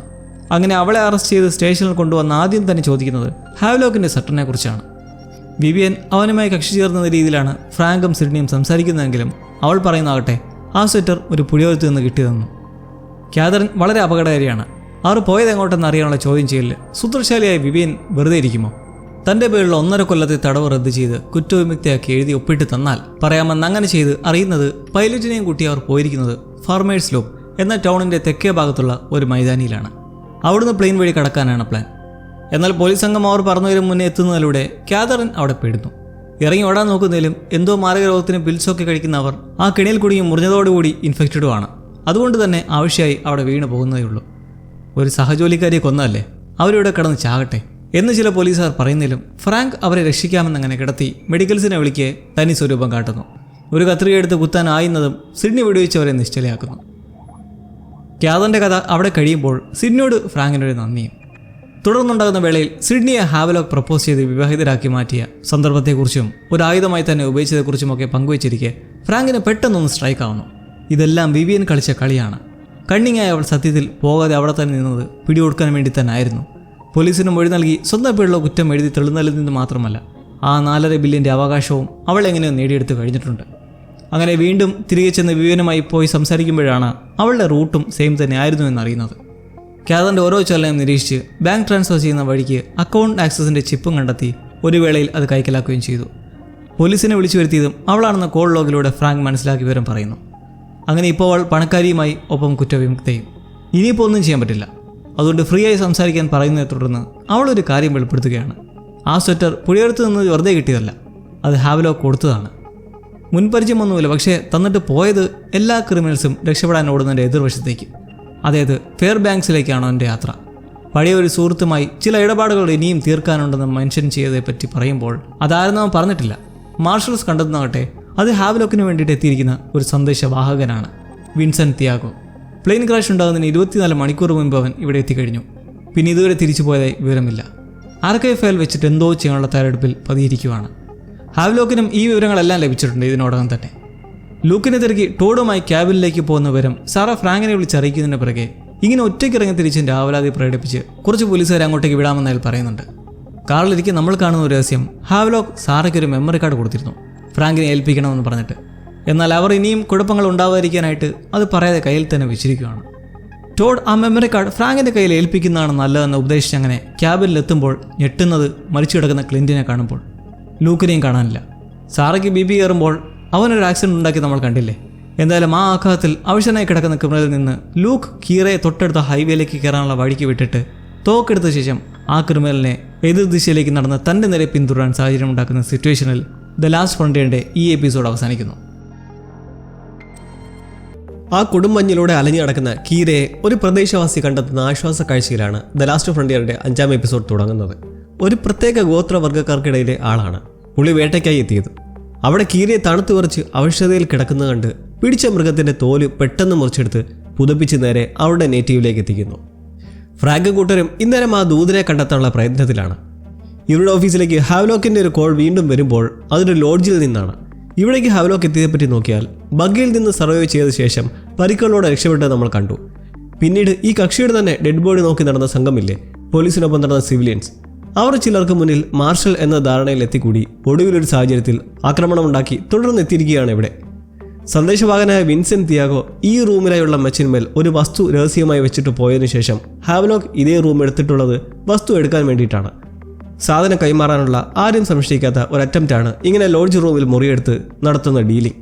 ഇപ്പോൾ ഫ്രാങ്കിനെ വിളിക്കെ സംഘം ഉടൻ തന്നെ റെക്കോർഡ് ചെയ്ത് ലൊക്കേറ്റ് ചെയ്യാൻ ശ്രമം തുടങ്ങി. അധികം നേരമാവും മുന്നേ ഹാവ്ലോക്കിന് ഫ്രാങ്കിനോട് പേഴ്സണലി സംസാരിക്കണമെന്ന് പറയുവാണ്. മകൾ മരിച്ചതിൽ വളരെ ദുഃഖമുണ്ടെന്നും സ്പീക്കർ ഓഫ് ചെയ്യാനും ഹാവ്ലോക്ക് പറയുന്നതിനെ തുടർന്ന് ഫ്രാങ്ക് അങ്ങനെ ചെയ്യുമ്പോൾ ചോദ്യം മറ്റൊന്നുമല്ല, ഫ്രാങ്കിനെ തനിക്ക് വിശ്വസിക്കാമോ എന്നും. അയാൾ വിശ്വസിക്കാം എന്ന് റീപ്ലൈ ചെയ്ത് വേറെ ഒന്നും പിന്നീട് സംസാരിക്കാതെ ഫോൺ കട്ടാവുകയാണ്. വീട്ടിലെ ബേസ്മെൻറ്റ് സീക്രട്ടിൻ്റെ എന്തോ ഒരു ബ്ലാക്ക് മെയിലിംഗ് ആണെന്ന് നമുക്ക് ഊഹിക്കാം. എന്തായാലും ട്രേസ് ചെയ്ത സംഘം വൈകാതെ ഹാവ്ലോക്ക് വിളിച്ചിട്ടുള്ള ലോഡ്ജിൻ്റെയും കൃത്യം റൂമിൻ്റെ നമ്പർ വരെ കണ്ടെത്തുന്നു. എന്നാൽ ഫ്രാങ്കിൻ്റെ ശ്രദ്ധ ഇതിനിടയ്ക്ക് വഴുതുന്നത് കീരയെ കണ്ടെത്തിയായിട്ടുള്ള വിവരം കിട്ടുന്നതിന് പിന്നാലെ ലൂക്ക് ഇപ്പോഴും മിസ്സിംഗ് ആണെന്നറിയുമ്പോൾ. ക്യാബിനിൽ പോയി കണ്ട കാഴ്ച വളരെ വെപ്രാളത്തോടെ സാറയും ഫ്രാങ്കിനെ വിളിച്ച് ക്ലിൻറ്റ് മരിച്ചതായും ലൂക്കിനെ കാണാനില്ലെന്നും അറിയിക്കുന്നു. എന്തായാലും മോനെ ഉടൻ കണ്ടുപിടിക്കുമെന്ന് ഹച്ചിന് ഫോൺ കൊടുത്തിട്ട് ഫ്രാങ്ക് നേരെ കീരയുടെ അടുത്തേക്ക് എത്തി അവൾക്കൊരു വലിയ റിലീഫ് ഉണ്ടാക്കുന്നു. മാത്രമല്ല കീരയിലൂടെ ആ ക്രിമിനലിനെ കുറിച്ചും സംഘത്തിന് വിവരം കിട്ടുവാണ്. റൊമേറോ അപകടകാരിയാണ്, പക്കാ ക്രിമിനലുമാണ്, ഒപ്പം മനഃവിഭ്രാന്തിയുമുണ്ട്. കീരയെ കണ്ടെത്തി നിൽക്കുന്ന ഫ്രാങ്കിനടുത്തേക്ക് ഹച്ചു വഴി അറിഞ്ഞ് സാറയും എത്തുമ്പോൾ പിന്നെ അവർക്ക് എത്രയും പെട്ടെന്ന് ലൂക്കിനെ കണ്ടുപിടിക്കാനുള്ള ആവലാതിയാണ്. ടോഡിൻ്റെ ട്രക്കെടുത്ത് ഇരുവരും തേടി ഇറങ്ങുമ്പോൾ ഈ റൊമേറോ ഇപ്പോൾ ലൂക്കിന് പിറകെയാണ്. കയ്യിൽ തോക്കുണ്ടേലും ചെക്കനെ വിടയിക്കാനുള്ള ധൈര്യമൊന്നുമില്ലെന്ന് റൊമേറോയ്ക്ക് അറിയാം. നിർഭാഗ്യവശാൽ ലൂക്കിനെ ബന്ധിയാക്കി തിരികെ വണ്ടിക്കടുത്തേക്ക് എത്തി പതിയിരുന്ന് അതുവഴി വരുന്ന ട്രക്ക് പിടിച്ചെടുക്കുന്നു. ഹെവി വണ്ടി ഓടിക്കാൻ അറിയാത്ത ലൂക്കിനെ നിർബന്ധിച്ച് റൊമേറോ നമുക്ക് കുറച്ച് ജോലി ചെയ്ത് തീർക്കാനുണ്ട് എന്ന് പറഞ്ഞു പോകുമ്പോൾ മാർഷൽസിൽ നിന്ന് കിട്ടുന്ന മറ്റു വിവരങ്ങൾ നോക്കിയാൽ ഈ റൊമേറോയ്ക്ക് അയാൾ ജോലി ചെയ്തിരുന്ന DARPA എന്ന മിലിറ്ററി ഫെസിലിറ്റിയുമായി നല്ല ശത്രുതയുണ്ട്. ഇവർക്ക് വേണ്ടിയിട്ട് നിരീക്ഷണത്തിനും സർവൈലൻസിനുമൊക്കെയായിട്ട് കുറേ ഉപകരണങ്ങൾ നിർമ്മിച്ചു കൊടുത്തിട്ടുള്ള ആളാണ് ഇയാൾ. ഒരു നേവിക്കാരനും കൂടിയാണ്. ഗവൺമെൻറ്റിന് വേണ്ടി പലരെയും ഗൂഢമായി നിരീക്ഷണം നടത്തി വന്നിരുന്ന ജോലിയായിരുന്നു. നല്ലൊരു നിലയിലായിരുന്നു. പക്ഷേ തന്നെ ഇവർ രഹസ്യമായി നിരീക്ഷിക്കുകയാണെന്നുള്ള സംശയം ജനിച്ച് അത് വളർന്ന് ഒരു സൈക്കോട്ടിക് ബ്രേക്ക് തന്നെ ഉണ്ടായി. ഒടുവിൽ തന്നെ ചതിച്ചെന്ന് പറഞ്ഞിട്ട് ഭ്രാന്തമായി അവിടെ ഉണ്ടായിരുന്ന നിരവധി എംപ്ലോയീസിനെയാണ് കൊന്നുകൂട്ടിയത്. തന്നെ നിരീക്ഷിക്കാൻ ബഗ് സ്ഥാപിച്ചെന്ന സംശയത്താൽ സ്വന്തം വളർത്തുന്നവരെ വെട്ടിക്കണ്ടിച്ച് നോക്കിയ ഷീസോഫ്രീനയ്ക്കായ ഒരുവൻ. ഇപ്പോൾ ലൂക്കുമായി ഇയാൾ പോകുന്നതും ബാക്കി വെച്ച പണി തീർക്കാനാണ്. ഒരു ഇലക്ട്രിക്കൽ സബ്സ്റ്റേഷനിലേക്ക് എത്തി അവിടെയുള്ള സിസ്റ്റം തകർത്ത് ഒരു മെറ്റൽ ഗ്രിഡ് എടുത്തുകൊണ്ട് പോകുന്നു. ഇതുമുഖേന അവിടെ പവർ ഔട്ടേജ് ഉണ്ടാകുമ്പോൾ റൊമേറോയുടെ അടുത്ത ലക്ഷ്യം മിലിറ്ററി റിസർച്ച് ഫെസിലിറ്റിയായ ഹാർപ്പാണ്. സകലരെയും നിരീക്ഷിച്ച് കൺട്രോൾ ചെയ്യുന്നു എന്നതിൻ്റെ പേരിൽ അതപ്പാടെ തകർക്കാനുള്ള പരിപാടിയാണ്. പോലീസുകാർ ഇനി റൊമേറോ പോയിരിക്കുന്നത് ഹാർപ്പിലേക്കാണോ എന്ന സംശയത്തിൻ്റെ പേരിൽ അങ്ങോട്ടേക്ക് വിളിച്ച് മുന്നറിയിപ്പ് കൊടുക്കാൻ ശ്രമിക്കുന്നതിലും സുരക്ഷയുടെ കാര്യത്തിൽ അവർ കാഴ്ചയൊന്നുമില്ലെന്ന് അറിയിക്കുന്നു. മാത്രമല്ല മുന്നേ സബ്സ്റ്റേഷനിൽ പവർ ഔട്ടേജ് ഉണ്ടായതോടെ ഇപ്പോൾ റിസർവ് ബാറ്ററി ബാക്കപ്പിലേക്ക് അവർ നെറ്റ്വർക്ക് സ്വിച്ച് ചെയ്തതോടെ ഇനി ഡേറ്റയും കാര്യങ്ങളുമെല്ലാം സെക്യൂറുമായിരിക്കും. ഹച്ചിൻ്റെ നേതൃത്വത്തിൽ ഹാവ്ലോക്ക് നിന്ന് സംസാരിച്ച ആ ഹോട്ടൽ മുറിയിൽ കയറി കൂടുന്നതിലും ഒരു നായ മാത്രമേ കിട്ടുന്നുള്ളൂ. എന്നാൽ അവിടെ ചുറ്റിപ്പറ്റി തന്നെ ഉണ്ട് ഹാവ്ലോക്ക്. അവനാരും കാണാതെ സിഡ്നിയെ വീക്ഷിച്ച് അവിടുന്ന് ഡിസിപ്പിയർ ആവുന്നു. എന്നാൽ പോലീസ് ആ റൂമിലെ മച്ചിൻപുറം കണ്ടെത്തി പരതുമ്പോൾ അതിലാകട്ടെ ആ പ്രധാന സംഭവം, ആർക്കൈവ് ഹാർഡ് ഡിസ്ക്. തിയാഗോ ഹാവ്ലോക്കിന് വേണ്ടി വെച്ചിട്ട് പോയതാണ്. പക്ഷേ അവനത് അവിടെ തന്നെ ഉപേക്ഷിച്ചത് പോലീസ് കണ്ടെത്തി അതൊരു ക്ലിയർ എവിഡൻസായി സീൽ ചെയ്യാൻ വേണ്ടിയിട്ടും. ഈ വിവരം സിഡ്നി ആദ്യം അറിയിക്കാൻ ശ്രമിക്കുന്നത് ഗ്രിഫിനോടാണ്. എന്തായാലും ഹാവ്ലോക്ക് ആർക്കൈവ് ഇങ്ങനെ ഉപേക്ഷിച്ചതിന് റീസണുണ്ട്. ഇത് വഴിതിരിച്ചുവിടാനുള്ള ഒരു ഡമ്മിയാണോ എന്ന് സംശയമുണ്ട്. പോരാത്തിന് തട്ടിന് പുറത്ത് തന്നെയുള്ള തിയാഗോയുടെ കുറേ പാസ്പോർട്ടുകൾ എല്ലാം പക്കാ ഫേക്കാണ്. ഇതും സിഡ്നിക്കുള്ളിൽ ചോദ്യങ്ങൾ കൂട്ടുന്നേ ഉള്ളൂ. ഈയിടയ്ക്ക് കൂടിന്മേൽ കുരുവെന്ന പോലെ അവൾ അറിയാനിടയാവുന്നത് നാട്ടിലെ സ്വന്തം വീടും മൊത്തം ബഗ്ഡാണ്. തനിക്ക് മേൽ നിൽക്കുന്ന സസ്പീഷ്യസ് ആക്ടിവിറ്റിയുടെ നിഴലിൽ എല്ലാ സംസാരവും FBI സംഘത്തിന്റെ നിരീക്ഷണത്തിലാണെന്ന് മനസ്സിലാക്കി സഹോദരി മോളിയെ വിളിച്ച് മെയിൻ ലൈനിൽ നിന്ന് സംസാരിക്കരുതെന്ന് താക്കീത് കൊടുക്കുന്നു. ഒരു ബാറിലിരുന്ന് ഇതറിച്ച് കട്ട് ചെയ്യുന്നതും മുന്നിലതാ ഹാവ്ലോക്ക്. ഫ്രാങ്കോ മറ്റാരുമോ കൂടെ ഇല്ലാത്തതുകൊണ്ട് ഒരു ആക്ഷൻ എടുക്കാൻ പറ്റാത്ത സാഹചര്യം. ഹാവ്ലോക്കിന്റെ ആവശ്യം സിഡ്നി ഒപ്പം ചെല്ലാനും. യഥാർത്ഥ ആർക്കൈവ് നമ്മളോടൊപ്പം ഉള്ളപ്പോൾ ആർക്കും തൊടാനാകില്ലെന്ന് തീരുമാനമെടുക്കാൻ സമയം കൊടുത്ത് ഹാവ്ലോക്ക് പോകുമ്പോൾ മനസ്സിലാക്കാം CIA കൊടുക്കാനുള്ള വഴി ഇപ്പോഴും അവൻ്റെ കയ്യിൽ തന്നെ. ലൂക്കിനെയും കൊണ്ട് റൊമേറോ ട്രക്കിൽ പോയെന്ന് വിവരം കിട്ടി പായുന്ന ഫ്രാങ്കിന് സാറയുടെ വക ഒരു വലിയ ദേഷ്യമുണ്ടാകുന്നത് മുന്നേ ഹാവ്ലോക്ക് ഫ്രാങ്കിന് കൊടുക്കുന്ന പറഞ്ഞ് സാറയ്ക്ക് നൽകിയ മെമ്മറി കാർഡിനെ പറ്റി ഇതുവരെ പറയാതിരുന്നത് പോലെ. സാറ തന്നെ ഇത് റിവീൽ ചെയ്യുമ്പോൾ എന്തായാലും കച്ചി തരുമ്പായിരുന്നിരിക്കാം അതെന്ന് ഫ്രാങ്ക് നല്ല വിരോധം പ്രകടിപ്പിക്കുന്നു. ആ മെമ്മറി കാർഡ് ഫ്ലൈറ്റ് തകർന്ന സമയത്തുള്ള റെക്കോർഡിംഗ് ആണ്. സാറയ്ക്ക് പക്ഷേ ഇത് തൻ്റെ കുടുംബത്തെ ഇനിയും അപകടത്തിൽ ചെന്ന് പെടാണ്ടിരിക്കാൻ ചെയ്തൊരു നല്ല പ്രവൃത്തിയായേ ഇപ്പോഴും തോന്നുള്ളൂ. ഈ തർക്കത്തിന് സ്റ്റോപ്പ് ഉണ്ടാകുന്നത് ഫ്രാങ്ക് റോഡിലായി ട്രക്ക് പോയിന്റ് അടയാളം കാണുമ്പോഴാണ്. ഹാർബിലേക്കാണ് പോയെന്ന് ഇതോടെ ക്ലിയറായി നേരെ അങ്ങോട്ടേക്ക് പായുമ്പോൾ ഫെസിലിറ്റിയിൽ സ്ഥിതി രൂക്ഷമാവുന്നു. റൊമേറോ കൂടുതൽ വിഭ്രാന്തിയിലായി ഓരോന്ന് ക്യാമറയിൽ റെക്കോർഡ് ചെയ്ത് നശിപ്പിക്കുന്നതിന് മുന്നേയുള്ള ഒരു ഫൂട്ടേജൊക്കെ ഷൂട്ട് ചെയ്യിപ്പിച്ച് നിൽക്കെ കുറേ പേർ മരിക്കുമെന്നുള്ള കാര്യത്തിൻ്റെ ഗൗരവം മനസ്സിലാക്കി ലൂക്ക് എതിർത്ത് നിർത്തിക്കാൻ വേണ്ടിയിട്ട് ആ ഗ്രിഡ് തകർക്കുന്നു. റൊമേറോ തോക്ക് വെച്ച് കീഴ്പ്പെടുത്താൻ ശ്രമിക്കുന്നതിലും ലൂക്ക് കയ്യിൽ കിട്ടുന്ന കത്തി വെച്ച് കാലയിൽ കുത്തി ഓടി ഒളിയുന്നു. പിന്നീട് അങ്ങോട്ട് റൊമേറോ അവിടെയുള്ള എംപ്ലോയീസിന് നേരെ വെടിയുതിർക്കാൻ തുടങ്ങുന്നതും കൃത്യസമയത്ത് ഫ്രാങ്കും സാറയും അവിടേക്ക് എത്തുകയാണ്. സാറയെ കാറിലിരുത്തി ഫ്രാങ്ക് മെരുക്കാൻ ശ്രമിക്കുന്നതിലും റൊമേറോ ലൂക്കിനെ കണ്ടെത്തി അവനെ വെച്ച് ഫ്രാങ്കിനെ കീഴ്പ്പെടുത്തുന്നു. ഒന്നും ചെയ്യാൻ പറ്റാത്ത സിറ്റുവേഷനിൽ നിൽക്കുന്നതും സാറയോ ട്രക്ക് കൊണ്ടുവന്ന് റൊമേറയോ ഒരൊറ്റയിടി. ആ ഭീഷണി എന്തായാലും അവിടെ അവസാനിച്ചിട്ടുണ്ട്.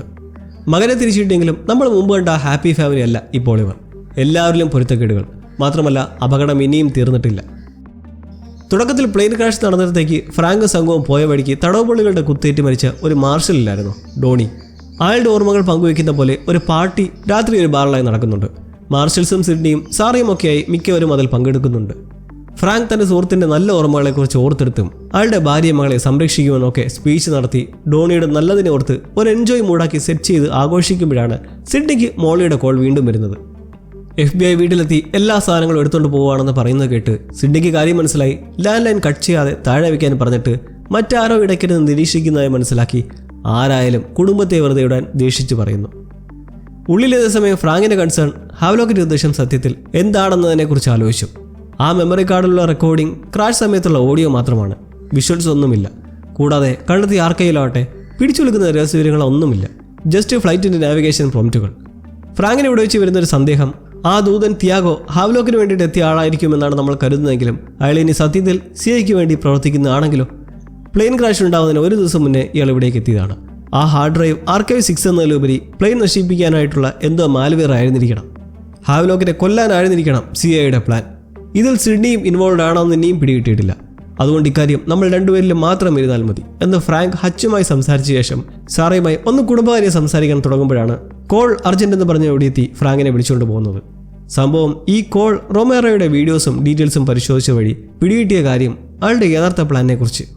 മിലിറ്ററി റിസർച്ച് ഫെസിലിറ്റിയായ ഹാർപ്പിൻ്റെ ഫെയിൽ സേഫ് പ്രോട്ടോകോളിൽ ഒരു സ്വിച്ച് ഉണ്ട്. ഈ ഫെസിലിറ്റി ബാറ്ററി ബാക്കപ്പിലേക്ക് പോകുമ്പോൾ ഈ സ്വിച്ച് വഴിയാണ് സിഗ്നൽ അയക്കുന്നത്. ഈ സ്വിച്ച് അവിടെ ഇല്ലെങ്കിൽ അത് മെയിൻ പവർ സോഴ്സും ബാറ്ററി ബാക്കപ്പുമായിട്ടുള്ള എനർജി കമ്പൈൻഡായി അവിടെ നെറ്റ്വർക്ക് ഓവർലോഡ് സംഭവിക്കും. അത് മൊത്തത്തിൽ പവർ ഇല്ലാതാവുന്നതിന് കാരണവുമാവും.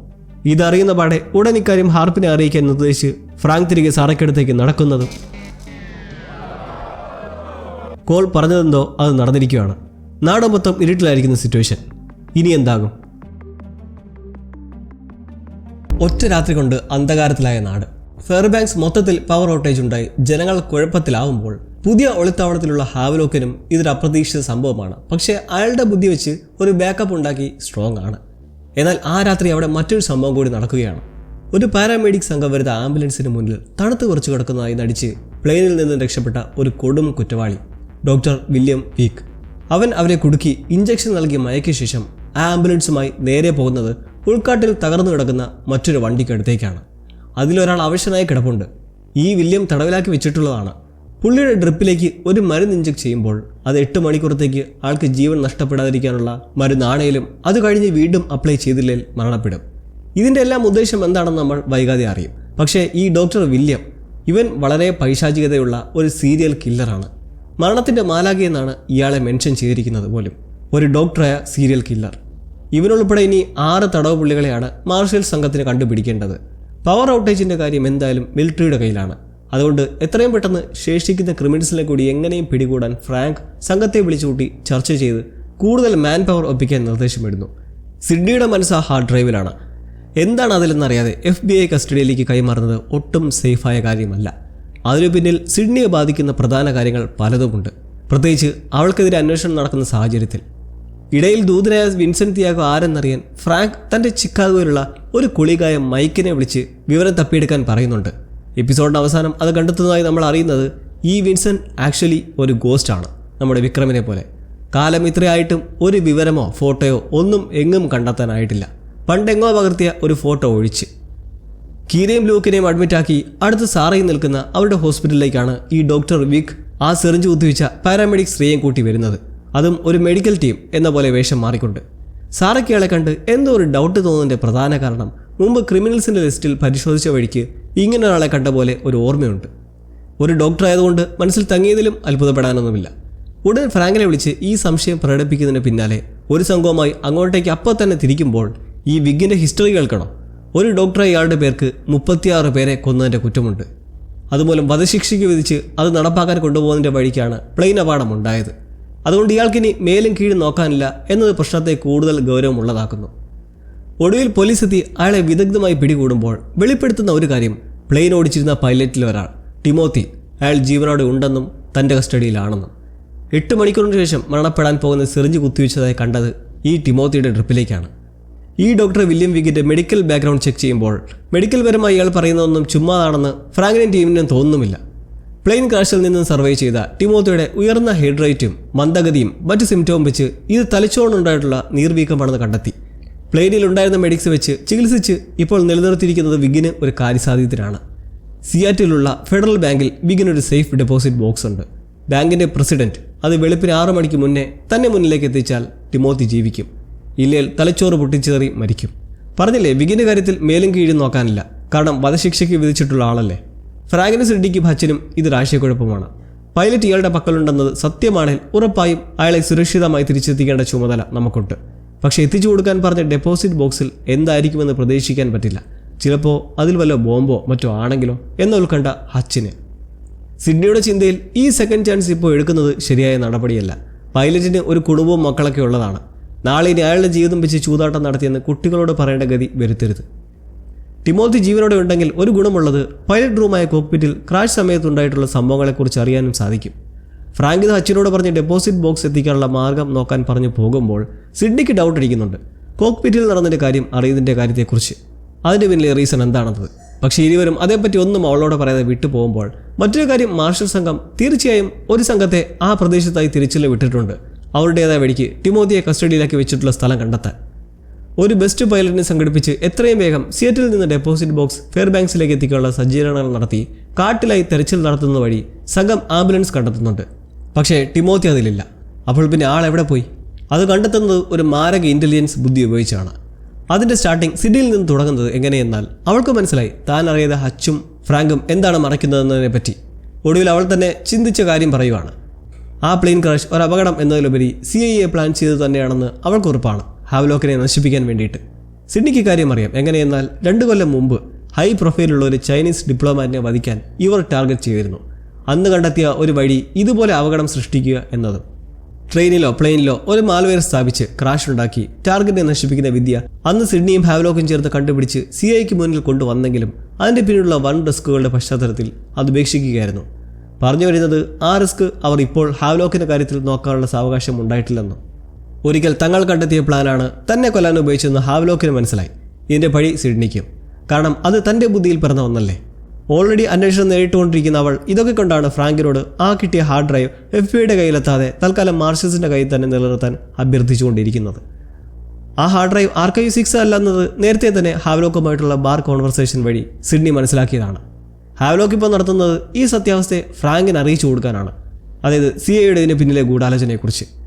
ഹാവ്ലോക്ക് വിളിച്ചിട്ട് ഫ്രാങ്കിനെ വിശ്വസിക്കാമോ എന്ന് ചോദിച്ചതും പ്രധാന 2 എവിഡൻസുകൾ, ഫ്ലൈറ്റിൻ്റെ ക്രാഷ് റെക്കോർഡിങ്ങും മാൽവെയർ ആർക്കൈവും ഇപ്പോൾ ഇവരുടെ കൈകളിൽ എത്തിക്കാനുള്ള സാഹചര്യം ഉണ്ടാക്കി കൊടുത്തത് ഇതിനൊക്കെ വേണ്ടിയിട്ടാണെന്ന് സിഡ്നിക്ക് അറിയാം. ഈ ചിന്തകളൊക്കെ പറയുന്നെങ്കിലും ഫ്രാങ്കിന് നിലവിൽ അവളുടെ ഭാഗം സേഫാക്കാൻ ആർക്കൈവ് FBI പോകുന്നത് തടയാൻ പറ്റില്ല. കാരണം ഓൾറെഡി FBI അതിനു വേണ്ടിയിട്ടുള്ള ശ്രമത്തിലാണ്. പക്ഷേ അത് മെല്ലെയാക്കാൻ കഴിഞ്ഞേക്കും. ഇതിന് ശേഷമുണ്ടാകുന്ന സിറ്റുവേഷനിൽ ഇനിയും കണ്ടെത്തിയില്ലാത്ത പൈലറ്റ് ടിമോത്തി സത്യത്തിൽ ആ ക്രാഷ് സർവൈവ് ചെയ്തോ എന്ന ചർച്ച വീണ്ടും വരുമ്പോഴാണ് അത് കൺഫേം ചെയ്യാൻ ആ ബുദ്ധി തോന്നുന്നത്, മുമ്പ് ഹാവ്ലോക്ക് അയച്ചു തന്ന ട്രാൻസ്സീവർ വഴി സംസാരിക്കാൻ. കാരണം ടിമോത്തി സർവൈവ് ചെയ്തിട്ടുണ്ടെങ്കിൽ അത് ആ പ്ലെയിനിൽ തന്നെ ഉണ്ടായിരുന്ന ഹാവ്ലോക്കിന് അറിയാൻ കഴിയും. അങ്ങനെ വോക്കി ടോക്കി വഴി ആദ്യം സംസാരിക്കുമ്പോഴൊന്നും അനക്കമില്ലേലും പൈലറ്റ് സേഫ് ആണോ എന്നറിയണം. എൻ്റെ വിശ്വാസം നിങ്ങൾക്ക് വേണമെങ്കിൽ ഇതിന് മറുപടി തരണമെന്നങ്ങനെ ഫ്രാങ്ക് പറയുന്നത് കേട്ട് ഹാവ്ലോക്ക് അറ്റൻഡ് ചെയ്ത് ഞാൻ നിങ്ങളെ വിശ്വസിക്കുന്നുണ്ട്, അതേപോലെ നിങ്ങളും എന്നെ വിശ്വസിക്കാൻ തുടങ്ങിയതിൽ ആശ്വാസമുണ്ടെന്ന് പറഞ്ഞ് പൈലറ്റ് ക്രാഷിന് ശേഷവും ജീവനോടെ തന്നെ ഉണ്ടായിരുന്നതായി അറിയിക്കുന്നു. അയാളെ പിടിച്ച് വലിച്ചഴിച്ചു കൊണ്ടുപോയ ക്രിമിനൽ ഒരു മാനിയാക്കിനെ പോലെ ആയിരുന്നു എന്ന് പറയുന്നത് തന്നെ ധാരാളം അത് ഡോക്ടർ വില്യം വിഗ് ആണെന്ന് മനസ്സിലാക്കാൻ. ലൈൻ കട്ട് ചെയ്തതിന് മുന്നേ ഹാവ്ലോക്ക് പറയുന്നുണ്ട് സാറ തന്ന മെമ്മറി കാർഡ് വളരെ ഇമ്പോർട്ടൻ്റ് ആണെന്നും അതേപോലെ ഇനിയും ഒന്നുടനെ വരുമെന്നും. ഇതെല്ലാം നടക്കുമ്പോഴും ഇതിനിടയിലുള്ള മറ്റൊരു പ്രധാന വേലി നമ്മൾ മറന്നു പോകരുത്. പവർ ഔട്ടേജ് ഇനിയും ക്ലിയർ ആക്കിയിട്ടില്ല. ഇരുട്ടിൽ തന്നെയാണ് നാട്. ഇതുമൂലം വരുന്നൊരു പ്രശ്നം, ഡെപ്പോസിറ്റ് ബോക്സുമായി എത്തുന്ന പ്ലെയിൻ റൺവേയിൽ ലാൻഡ് ചെയ്യാൻ പറ്റില്ല. മൊത്തം ഇരുട്ടല്ലേ. വെട്ടം വരുന്നതുവരെ എയറിൽ തന്നെ തുടരുന്നത് വിഷയമാവുന്നത് ടിമോത്തിയുടെ ജീവൻ അതിനെ ആശ്രയിച്ചിരിക്കുന്നു എന്ന സത്യാവസ്ഥ റിയലൈസ് ചെയ്യുമ്പോഴും. ഇതേ തുടർന്ന് വിഗിനോട് സാവകാശം ചോദിക്കുന്നതിലും അയാൾ പരുക്കൻ മട്ട് തന്നെ. അങ്ങനെ സംഘം ചെയ്ത ബുദ്ധി റേഡിയോയിലൂടെ നാട്ടുകാരെ സകലരെയും അറിയിക്കുകയാണ്. നാട്ടിലെ അടിയന്തര സാഹചര്യത്തിൻ്റെ അടിസ്ഥാനത്തിൽ ഒരു സംഘം പ്ലെയിനിൽ വരുന്നതായും അവർക്ക് ലാൻഡ് ചെയ്യാൻ റൺവേയിൽ പ്രകാശം വേണമെന്നും. നാട്ടുകാർ മിക്കവരും ഇറങ്ങുമ്പോൾ ഇതെങ്ങനെ വർക്കാകുമെന്ന് വെച്ചാൽ ഇവരുടെ എല്ലാ വാഹനങ്ങളുടെ ഹെഡ്ലൈറ്റ് വെച്ച് റൺവേ പ്രകാശിപ്പിച്ചാൽ പ്ലെയിൻ അപകടമില്ലാതെ ലാൻഡ് ചെയ്യാൻ കഴിയും. ഇതിനിടയ്ക്ക് ഹാവ്ലോക്ക് നിൽക്കുന്നതിൻ്റെ ലൊക്കേഷൻ ഇവർ കണ്ടെത്തുന്ന ഒരു വലിയ ടേണിംഗ് പോയിൻ്റാണ്. മുൻപ് ഫ്രാങ്കുമായി സംസാരിച്ചപ്പോൾ ബാക്ക്ഗ്രൗണ്ടിലായി പള്ളിമണി പോലെ ഒന്ന് കേട്ടിരുന്നു. രാത്രി 2 മണിക്കാണ് സംസാരം നടന്നത്. അപ്പോൾ അവിടെയുള്ള കാരിൽ ക്ലോക്ക് ടവറിൻ്റെ സമീപത്താണ് ഉള്ളതെന്ന് മനസ്സിലാകുന്നു. ആ ടവറിനടുത്തായി ഒരു ഉപയോഗശൂന്യമായ തിയേറ്ററുണ്ട്. അങ്ങനെ ഹാവ്ലോക്ക് ഇപ്പോൾ ഉള്ള കൃത്യം സ്ഥലം അവർ കണ്ടെത്തിയിരിക്കുകയാണ്. ഫ്രാങ്കും സിഡ്നിയും സംഘവുമൊത്ത് അവിടേക്കെത്തി തിരച്ചിൽ നടത്തവേ എസ്കേപ്പ് ആവാൻ ശ്രമിക്കുന്ന ഹാവ്ലോക്കിനെ ഞെട്ടിക്കുന്നത് ദൂതനായ വിൻസെന്റ് ദിയാഗോ എങ്ങനെയോ എത്തി തന്നെ പിന്തുടരുമ്പോൾ. ഹാവ്ലോക്കിനെ കൊല്ലാൻ CIA അയച്ച ആൾ തന്നെയാണ് വിൻസെന്റ്. അയാളെ കീഴ്പ്പെടുത്തി ഒരു ബഗ് അറിയാതെ ഡ്രസ്സിനുള്ളിൽ വെച്ച് പോലീസിന് ഇട്ടുകൊടുത്ത് ഹാവ്ലോക്ക് എസ്കേപ്പ് ആവുന്നു. പോലീസുകളെ പിടികൂടി സ്റ്റേഷനിൽ കൊണ്ടുപോയി ചോദ്യം ചെയ്യുന്നതിലും ഒന്നും വിട്ടു പറയുന്നില്ല. അങ്ങനെ റൺവേയുടെ ഇരുവശങ്ങളിലുമായി വാഹനങ്ങൾ ഹെഡ്ലൈറ്റ് കത്തിച്ച് നിൽക്കെ പ്ലെയിൻ സേഫ് ലാൻഡിംഗായി അതിൽ നിന്ന് ബാങ്ക് പ്രസിഡന്റ് ഡെപ്പോസിറ്റ് ബോക്സുമായി ഇറങ്ങി വരുന്നു. ഒട്ടും സമയമില്ലാത്തത് മൂലം ഡോക്ടർ വിഗിനെയും അവർ അവിടേക്ക് എത്തിച്ചിട്ടുണ്ട്. പറഞ്ഞ വാക്ക് പാലിച്ചെന്ന് കാട്ടി ഉടൻ തന്നെ അയാളോട് ടിമോത്തി എവിടം തിരക്കുന്നതിലൂടെ കോളും സംഘവും ഒരു വലിയ കെട്ടിടത്തിൽ നിന്ന് അയാളെ കണ്ടെത്തുന്നു. അങ്ങനെ ടിമോത്തി സേഫ് ആകുമ്പോൾ ആ ഡെപ്പോസിറ്റ് ബോക്സിലുള്ളത് ബോംബോ പണമോ ഒന്നുമല്ല, ഈ ഡോക്ടർ വിഗ് കൊന്നവരുടെ ഫോട്ടോസാണ്. അതിലെ ആദ്യരാകട്ടെ ഈ ബാങ്ക് പ്രസിഡന്റിൻ്റെ മകനും. ഇതെല്ലാം വിഗ് കരുതിക്കൂട്ടി നടത്തിയതാണ്. ഡെപ്പോസിറ്റ് ബോക്സുമായി അവരെ എത്തിച്ചതിൻ്റെ ഉദ്ദേശം അയാളുടെ ചിന്താഗതിയെക്കുറിച്ച് പറയാൻ വേണ്ടിയിട്ടാണ്. പോലീസ് ഉടൻ ഡോക്ടറെ പിടിച്ചുകൊണ്ടുപോകാൻ ശ്രമിക്കുന്നതിലും അവന് പറയാനുള്ളത് പറയട്ടെ എന്നവർ നിൽക്കെ വിഗ് തൻ്റെ മെൻറ്റാലിറ്റിയിൽ പറയുന്നത് അവരുടെ മകന് ക്യാൻസർ ആയിരുന്നെന്നും അതുകൊണ്ട് നാർക്കോട്ടിക്സ് നൽകി അവനെ സ്വതന്ത്രനാക്കിയതായിരുന്നുവെന്നും. Serial കില്ലറിൻ്റെ നിർവികാരമായൊരു confession. എന്നാൽ മറ്റൊരു കാര്യം, ഈ ബാങ്ക് പ്രസിഡന്റ് അറിയാമായിരുന്നു ഈ ഡെപ്പോസിറ്റ് ബോക്സിൻ്റെ ആൾ തൻ്റെ മകൻ്റെ ഘാതകനായിരുന്നെന്നും അതുകൊണ്ടാണ് വരാൻ രണ്ടാമോന്ന് ആലോചിക്കാഞ്ഞതും. വിചാരണയും വിധിയും എല്ലാം കണ്ട് അന്നു മുതൽ കാണാൻ കാത്തിരുന്നായിരുന്നു അവർ. അതിൻ്റെ ഉദ്ദേശം നമ്മൾ കാണുവാണ്. നിമിഷ നേരത്തിനുള്ളിൽ കയ്യിൽ കതിരുന്ന തോക്കെടുത്ത് അയാളെ തുരുതുരാ ഷൂട്ട് ചെയ്യുന്നു. മകനെ നരകിപ്പിച്ചു കൊന്നതിന് ഒരമ്മയുടെ നീണ്ട പ്രതികാരം സഫലമാകുമ്പോൾ അവർക്കിനിയുള്ള വരും വരായികയെക്കുറിച്ച് ഒരു അലട്ടലുമില്ല. ഫ്രാങ്കും സിഡ്നിയും ഔഷധ മാറി തുടങ്ങിയ ടിമോത്തിയെ ചോദ്യം ചെയ്യുന്നതിൽ അയാൾ ക്രാഷ് ടൈമിൽ കൺട്രോൾ പോയതെക്കുറിച്ചും സിസ്റ്റം എല്ലാം ഫോൾട്ടായതെക്കുറിച്ചും ഓർത്തെടുക്കുന്നു. ഒരു അർജന്റ് ഫോൺ കോൾ അറ്റൻഡ് ചെയ്യാൻ ഫ്രാങ്ക് പോകുമ്പോൾ സിഡ്നി ചോദിക്കുന്നതിൽ നിന്ന് പുറത്തു വരുന്ന ഒരു വലിയ സത്യം, ആ ക്രാഷ് ടൈമിൽ ഉള്ളിലുണ്ടായിരുന്ന ഒരു ഇൻമേറ്റിൻ്റെ അവസരോചിതമായ ഇടപെടൽ കൊണ്ട് മാത്രമാണ് പ്ലെയിൻ കുത്തിനെ വീട് പൊട്ടിത്തെറിക്കാഞ്ഞത്. ആ ഇൻമേറ്റ് ഹാവ്ലോക്കാണ്. കാരണം അവന് പിടിയിട്ടിരുന്നു ഈ ക്രാഷിൻ്റെ റീസൺ. ഈ ഒരു സത്യം പറഞ്ഞ് പുറത്തേക്ക് വരുന്ന സിഡ്നിക്ക് ഫ്രാങ്കിൽ നിന്നും കേൾക്കേണ്ടി വരുന്നത് ഒരു ബാഡ് ന്യൂസും. വിളിച്ചത് ഹച്ചാണ്. ഹാർഡ് ഡ്രൈവ് FBI കസ്റ്റഡിയിലെടുത്തു. അവർ അതിൻ്റെ എൻക്രിപ്ഷൻ ബ്രേക്ക് ചെയ്ത് അതിലെ സോഫ്റ്റ്വെയർ കണ്ടെത്തി. ടെർകോം എന്ന സോഫ്റ്റ്വെയർ, മിസൈലുകളിൽ ഉപയോഗിക്കുന്ന അതേ സോഫ്റ്റ്വെയർ. സിഡ്നിയുടെ തലയിൽ ഉദിച്ച പ്ലാൻ ഒടുവിൽ സിഡ്നിയുടെ തലയിലായിരിക്കുകയാണ്. അവളെ കൊടുക്കാൻ ഇപ്പോൾ ഒരു ഫിസിക്കൽ എവിഡൻസുമായിരിക്കുന്നു, ഒപ്പം സാക്ഷിയായി ഒരു പൈലറ്റും. എങ്ങനെയാലും സിഡ്നിക്ക് അഴിക്കുള്ളിലാകാനുള്ള വഴി തെളിയുന്ന ഈ മൊമെന്റിൽ ദ ലാസ്റ്റ് ഫ്രണ്ടിയറിന്റെ ഈ അധ്യായം ഇവിടെ തീരുകയാണ്. 4 കൊല്ലം മുന്നേയുള്ള ഫ്ലാഷ് ബാക്കാണ്. അതും അലാസ്കയിലല്ല, ഷിക്കാഗോയിൽ. ഫ്രാങ്ക് മുന്നേ മാർഷൽ സേവനം നടത്തി ജീവിച്ചിരുന്ന ഈ സമയത്തൊക്കെ ലൂക്കിനൊപ്പം തന്നെ നല്ല ഓമനത്തമുള്ള റൂബിയും ഒപ്പമുണ്ട്, ഡാഡീസ് പ്രിൻസസ് എന്ന പോലെ. ഒരിക്കൽ വാതോരാതെ റൂബിയുമായി സംസാരിച്ച് ഇഷ്ടഐറ്റമായ മാർഷ്മെലോസ് ഇട്ട ഹോട്ട് ചോക്ലേറ്റിന് വേണ്ടിയിട്ട് ലൂക്കുമായി സ്ട്രീറ്റിലൂടെ നടന്ന് ഒരു കടയിൽ കയറി നിൽക്കുകയാണ് റൂബിക്ക് പെട്ടെന്നൊരു ചിന്ത വരുന്നത്. അവൾക്ക് തോന്നുന്ന ഓരോ ആഗ്രഹങ്ങൾ പേപ്പറിൽ എഴുതിയിടുന്ന ഒരു ജാർ കാറിലുണ്ട്. പെട്ടെന്ന് തോന്നിയൊരു വിഷ് എഴുതിയിടാൻ അപ്പോൾ തന്നെ കാറിൻ്റെ ചാവിയും കൊടുത്ത് സൂക്ഷിച്ച് വണ്ടിയൊക്കെ നോക്കി പോണേന്ന് പറഞ്ഞ് വിട്ട ശേഷം ചോക്ലേറ്റുമായി ഫ്രാങ്ക് കാറിലിരുന്ന് കുത്തിക്കുറിക്കുന്ന റൂബിക്കടുത്തേക്ക് എത്തി. ഇതാ മാഡം നിങ്ങളുടെ ഓർഡർ എന്ന് പറഞ്ഞ് നിൽക്കേ മുതുവത്ത് തുരുതുര വെടികൊണ്ട് വീണ്ടിട്ടും ഫ്രാങ്ക് സർവ്വശക്തിയും എടുത്ത് കാറ് തുറന്നത് റൂബിക്ക് എന്തെങ്കിലും പറ്റിയോ നോക്കാനായിരുന്നു. വല്ലാത്തൊരു കാഴ്ച. നെഞ്ചത്ത് വെടികൊണ്ട് ചോരയൊഴുകുന്ന റൂബിയും അച്ഛനെ നോക്കി കരയുന്ന കണ്ട് പിടയിലോടെ എടുത്ത് ചേർത്ത് പിടിച്ച് കിടത്തി. ഓടിയെടുത്ത് ലൂക്കിനോടായി തൻ്റെ പോക്കറ്റിൽ നിന്ന് ഫോണെടുത്ത് ആംബുലൻസിനെ വിളിക്കാൻ തത്രപ്പെടുമ്പോൾ ആ പാവത്തിൻ്റെ വായിന്ന് രക്തം തുപ്പി തുടങ്ങിയിരുന്നു. റൂബിയുടെ മരണം ഇത്രത്തോളം ആഴത്തിലുള്ളൊരു വേദനയായിരുന്നെന്ന് ഒരിക്കലും കരുതിയിരുന്നില്ല. ഈ സംഭവത്തിൻ്റെ പിന്നിലെ റീസണും വെടിവെച്ചതിൻ്റെയൊക്കെ കാരണങ്ങൾ ഇതുവരെ ഫ്രാങ്ക് സാറയോടോ ലൂക്കിനോടോ പറഞ്ഞിട്ടില്ല. ലൂക്കിൻ്റെ കുറ്റബോധം അന്ന് ആംബുലൻസിനെ പെട്ടെന്ന് വിളിക്കാൻ പറ്റിയില്ലല്ലോ എന്ന് ചിന്തിച്ചാണ്. രാത്രി തിരികെ വീട്ടിലെത്തിയ ഫ്രാങ്ക് ലൂക്കിനെ കണ്ട് സംസാരിക്കുക അവരെന്താ സംഭവിച്ചെന്ന് അറിഞ്ഞേ തീരൂ എന്ന് പോകുന്നത് കണ്ട അസ്വസ്ഥതയിലാണ്. ഇതെല്ലാം ഒന്നുകൂടി മനസ്സിൽ മിന്നി പറഞ്ഞ ശേഷം എന്തായാലും സത്യവിന്നി സാറയോടും മോനോടും പറയാമെന്ന് ഫ്രാങ്ക് കരുതുന്നത്. കുടുംബകാര്യങ്ങൾക്കൊപ്പം തന്നെ വരുന്നതാണ് നിലവിലെ നാടിൻ്റെ സ്ഥിതിയും. കയ്യിൽ കിട്ടിയുള്ള വിൻസെന്റിനെ കൊണ്ട് എന്തേലുമൊക്കെ പറയിപ്പിക്കേണ്ട സമയം അതിക്രമിച്ചിരിക്കുന്നു. ഒരു ക്യാപിറ്റൽ ഗസറ്റിലെ പത്രങ്ങളുടെ ശേഖരത്തിൽ നിന്ന് തിയാഗോയുടെ ഫോട്ടോ വന്ന പത്രത്തിൻ്റെ എഡിറ്ററുമായി സംസാരിച്ചത് വഴി അയാളുടെ വേറെ കുറച്ച് ചിത്രങ്ങളും ലഭിക്കാനുള്ള വഴിയായിട്ടുണ്ട്. FBI എത്തും വരെ ആരും തിയാഗോയെ ചോദ്യം ചെയ്യുന്നുള്ള നിർദ്ദേശമുള്ളതുകൊണ്ട് ആരും അനങ്ങാതെ നിൽക്കുന്നത് സിഡ്നിക്ക് കണ്ടു നിൽക്കാനാവുന്നില്ല. കാരണം അവളുടെ ഏതാണ്ട് എല്ലാ വഴിയും അടഞ്ഞുപോയ മട്ടാണ്. CIA ഓപ്പറേറ്റ് ചെയ്യുകയാണ് വിൻസെന്റ്. അവനെക്കൊണ്ട് എന്തെങ്കിലും പറയിക്കാൻ താൻ ശ്രമിക്കാമെന്ന് സിഡ്നി തത്രപ്പെടുന്നത് കണ്ട് ഫ്രാങ്ക് എന്നാലൊന്ന് ക്വസ്റ്റ്യനിങ് നടത്തിയേക്കാമെന്നങ്ങനെ സിഡ്നിയെ പിറകിൽ നിർത്തി അവനെ ഒന്ന് വീർപ്പിക്കാമെന്ന് വെച്ചാൽ നല്ല ധൈര്യവും. ഒട്ടും കുലുങ്ങാത്ത കണ്ട് സിഡ്നി ഇടയിലേക്ക് കയറി ഭീഷണിപ്പെടുത്താൻ തുടങ്ങുന്നത് നിന്റെ CIA മായ്ച്ചു നീക്കിയ ജീവിതമെല്ലാം ഇപ്പോൾ മറ്റൊരു ഫോട്ടോ കണ്ടെടുത്ത പോലെ റീകൺസ്ട്രക്ട് ചെയ്ത് എടുക്കാൻ പോവുകയാണെന്നും ഒക്കെ പറഞ്ഞിട്ടാണ്. കാരണം വിൻസെന്റ് തിയാഗോയുടെ യഥാർത്ഥ ഐഡൻറ്റിറ്റി രൂപപ്പെടുത്തി കഴിഞ്ഞാൽ CIAയുടെ പിന്നിലെ പങ്ക് പുറത്തു വരും. അപ്പോൾ പിന്നെ ഇവൻ അവർക്കൊരു ബാധ്യതയാണ്. ബാധ്യതയായി മാറുന്നവരെല്ലാം CIA ചെയ്യുന്നത് എന്താണെന്ന് നമ്മൾ ഹാവ്ലോക്കിൻ്റെ കാര്യത്തിൽ കാണുന്നില്ലേ?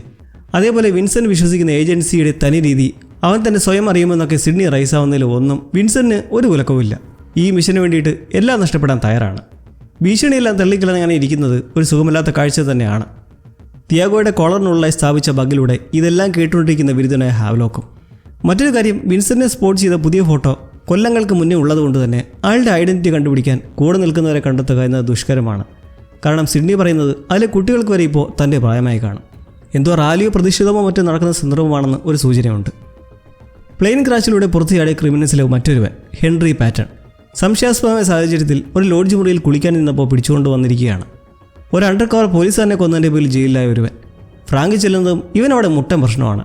ആചാനുബോഹമായ ഈ ഹെൻറി ആരെയും അടുപ്പിക്കാൻ സമ്മതിക്കാതെ കയ്യേറ്റം ചെയ്തുകൊണ്ടേയിരിക്കുന്നു. ഫ്രാങ്ക് ശാന്തമായി ഒന്നും മെരുക്കിയെടുക്കാൻ ജാക്കറ്റൊക്കെ ആയിട്ട് മെല്ലെ ചെല്ലുന്നതും ഈ പ്രാന്തനുണ്ടോ അടങ്ങുന്നു. കുരിച്ചു നിർത്തി ഫ്രാങ്കിനും കൊടുത്തിട്ട് കഴുത്തിനു പിടിച്ച് എറിഞ്ഞും തറ തുടയ്ക്കുന്ന ബോക്സൊക്കെ തടിത്തെറിപ്പിച്ച് ഒടുക്കം ഒരു ജനറേറ്റർ വലിച്ചൂരി പൊക്കിയെടുത്ത് ഫ്രാങ്കിൻ്റെ മേലേക്ക് ഇടാൻ പൊക്കി നിൽക്കേ കറണ്ട് വന്നു. സമാധാനമായി. ജനറേറ്ററുമായി കണക്ട് ചെയ്യുന്ന വയർ വെള്ളത്തിൽ കിടന്ന വഴി 11 ഷോക്ക് അടിച്ച് തരിച്ച് വീഴുമ്പോൾ ഇനി 2 ക്രിമിനൽസിലെ മാത്രമാണ് കിട്ടാനുള്ളത്, ഹാവ്ലോക്കിനെ കൂടാതെ. അത് ജൂലിയൻ സ്റ്റീലും മാർക്കസ് റാംസെയും. അവരെ കൂടെ പിടിച്ചാൽ പിന്നെ പാതി തൊല്ല ഒഴിഞ്ഞു കിട്ടും. ആ പൊട്ടൻ്റെ കാര്യത്തിൽ ഒരു തീരുമാനമായിട്ടുണ്ട് എന്തായാലും. വിൻസെന്റിനെ പിടികൂടി കസ്റ്റഡിയിലെടുത്ത വിവരം ബ്രാഡ്ഫോർഡിൻ്റെ ചെവിയിൽ നിന്നെത്തുമ്പോൾ അതിൻ്റെ നിയന്ത്രണം എങ്ങനെയും ഏറ്റെടുത്ത് അവർ കുതകുന്ന നടപടിയെടുക്കാനുള്ള പ്ലാനാണ്. ഇവിടെ നമ്മൾ അറിയുന്ന വേറൊരു കാര്യം, ഈ വിൻസെന്റ് ഒരു CIA ഓപ്പറേറ്റീവ് തന്നെയായിരുന്നു എന്നതിലുപരി അവൻ സിഡ്നിയുടെ അച്ഛൻ്റെ കെയർ ഓഫിലുള്ള ഒരാൾ കൂടിയായിരുന്നു. അയാൾക്കൊപ്പം പ്രവർത്തിച്ചു വന്നിരുന്ന ഒരുവൻ. എന്തായാലും CIA നിലവിൽ ആ ഡെഡ്മാൻ സ്വിച്ച് ഉണ്ടല്ലോ, ഹാവ്ലോക്ക് 72 മണിക്കൂറിനുള്ളിൽ പാസ്വേഡ് അടിച്ച് ലോഗിൻ ചെയ്തില്ലെങ്കിൽ ആർക്കൈവ് വിവരങ്ങൾ പുറം കൈകളിലെത്തുന്ന പരിപാടി. ആ പ്രോഗ്രാമിന് ഒരു താൽക്കാലിക ശമനമെന്ന പോലെ വിദഗ്ധരെ കൊണ്ട് രാപ്പകലില്ലാതെ പണിയെടുപ്പിച്ച് അത് ന്യൂട്രലൈസ് ചെയ്യാൻ കഴിഞ്ഞിട്ടുണ്ട്. നിലവിൽ അത് ടൈം ഔട്ട് ആയാലും ഓട്ടോമാറ്റിക്കലി ആർക്കൈവ്സിൻ്റെ അകത്തുമില്ല. എന്നാൽ ആ സെർവറിൽ തന്നെ കിടപ്പുണ്ട് ഫയൽ. അത് നീക്കം ചെയ്യാനും കഴിഞ്ഞിട്ടില്ല. കംപ്ലീറ്റ്ലി ലോക്കാണ്. മീൻസ് ഹാവ്ലോക്കിന് പോലും അത് കൈകാര്യം ചെയ്യാൻ പറ്റാത്ത അവസ്ഥ. അവനിത് നല്ലൊരു അടിയാണ്. ആ ആർക്കൈവ് ആയിരുന്നു ഇത്രയും സമയം ഹാവ്ലോക്കിനെ തുറപ്പിച്ചിട്ട്. ഇപ്പോൾ പ്രോഗ്രാം ക്രാക്ക് ചെയ്തതോടെ അതിലേക്കുള്ള ആക്സസും പോയിരിക്കുകയാണ്. മാർഷൽ സംഘം ഒടുവിൽ ഹാവ്ലോക്ക് ഘടിപ്പിച്ചിട്ടുള്ള വിൻസറിനുള്ളിലെ ആ ബഗ് കണ്ടെത്തുന്നുണ്ട്. എങ്ങനെയെന്നാൽ വൈദ്യുതി തിരികെ എത്തിയതോടെ റേഡിയോസിൻ്റെ മറ്റുമെല്ലാം പ്രവർത്തനം വിലയിരുത്തുന്നതിനിടെ അവരുടെ ഈ കമാൻഡ് പോസ്റ്റിനുള്ളിൽ നിന്നായി ഒരു ട്രാൻസ്മിഷൻ സിഗ്നൽ സ്പോട്ട് ചെയ്തു.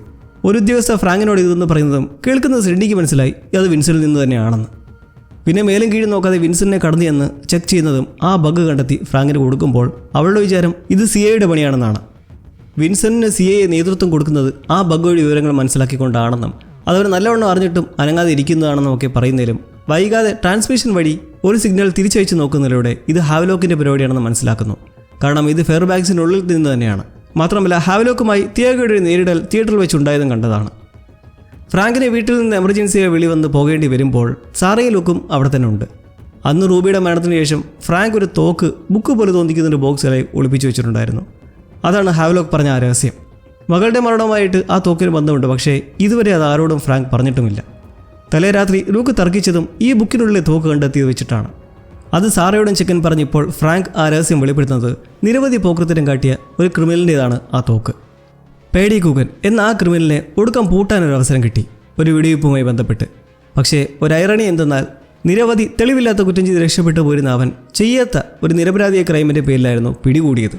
തോക്കിലെ വിരലടയാളം പാഡിയുമായി മാച്ചല്ലെന്ന് മനസ്സിലാക്കി അവനെ കൊടുക്കാൻ വേണ്ടി ആ തോക്ക് ആരും അറിയാതെ ഫ്രാങ്ക് ചൂഴ്ന്നു മാറ്റി. ഇതിൻ്റെ കേന്ദ്രയിൽ കൂഗൻ നടത്തിയ ഒരു ആക്രമണമായിരുന്നു അന്ന് സംഭവിച്ചതും റൂബി മരിക്കാനിടയായതും. താൻ മൂലമാണ് റൂബി നഷ്ടമായെന്ന നല്ല കുറ്റബോധം ഫ്രാങ്കിൽ അണയാതെ കിടപ്പുണ്ട്. പക്ഷേ ഇനി പറഞ്ഞിട്ട് കാര്യമുണ്ടോ? ഇത് കേൾക്കുന്ന ലൂക്കിന് എരച്ചു കയറുന്നത് അവൻ അന്ന് ആംബുലൻസിനെ വിളിക്കാൻ വൈകിയതിലാണ് അങ്ങനെ നടന്നതെന്ന് പറഞ്ഞുള്ള നിരാശയായിരുന്നു ഈ കാലം മൊത്തവും. പക്ഷേ എല്ലാറ്റിനും കാരണം തൻ്റെ അച്ഛൻ്റെ അതിസാഹസമാണെന്ന് അറിയുന്നതോടെ അവൻ നല്ല രീതിക്ക് ഷൗട്ട് ചെയ്യുന്നു. സാറ ഷോക്ക്ഡാണ്. അവളുടെ സൈലൻസ് ആ ഷൗട്ടിന് മേൽ ഭീതിജനകവും. അങ്ങനെ നാളിതുവരെ മൂടിവെച്ചിരുന്ന രഹസ്യം പുറത്തു പറഞ്ഞപ്പോൾ രംഗം വളരെ വഷളാണ്. എന്നാൽ ആ ഒരു സിറ്റുവേഷനിൽ പോലും ഒന്ന് ഡെസ്പാകാനാകാതെ സ്റ്റേഷനിൽ നിന്ന് കോൾ വന്നുകൊണ്ടേയിരിക്കുകയാണ് ഫ്രാങ്കിന്. മുൻപ് ബഗിൻ്റെ ട്രാൻസ്മിഷൻ ട്രേസ് ചെയ്തതിൻ്റെ പശ്ചാത്തലത്തിൽ ഹാവ്ലോക്കിൻ്റെ ലൊക്കേഷൻ കണ്ടെത്തിയിട്ടുണ്ട്. ടൗണിന് പുറത്തുള്ള ഒരു കൂറ്റൻ ഫയർ ടവറാണത്. പക്ഷെ അവിടേക്ക് വണ്ടിയിലോ ചോപ്പുള്ളോ പോയാൽ അവരത് മനസ്സിലാക്കി രക്ഷപ്പെടാൻ ശ്രമം നടത്തും. അതുകൊണ്ട് അവർ തിരഞ്ഞെടുക്കുന്ന ഒരു വഴി കുതിരപ്പുറത്ത് ആ മഞ്ഞിൻ പ്രദേശത്തൂടെ മെല്ലെ അലർട്ടായി നടക്കുമ്പോഴാണ് വഴിയിൽ വേറൊരു പ്രശ്നം. കിട്ടാനുള്ള 2 ക്രിമിനൽസിൽ ഒരുവൻ മാർക്കസ് റാംസെ.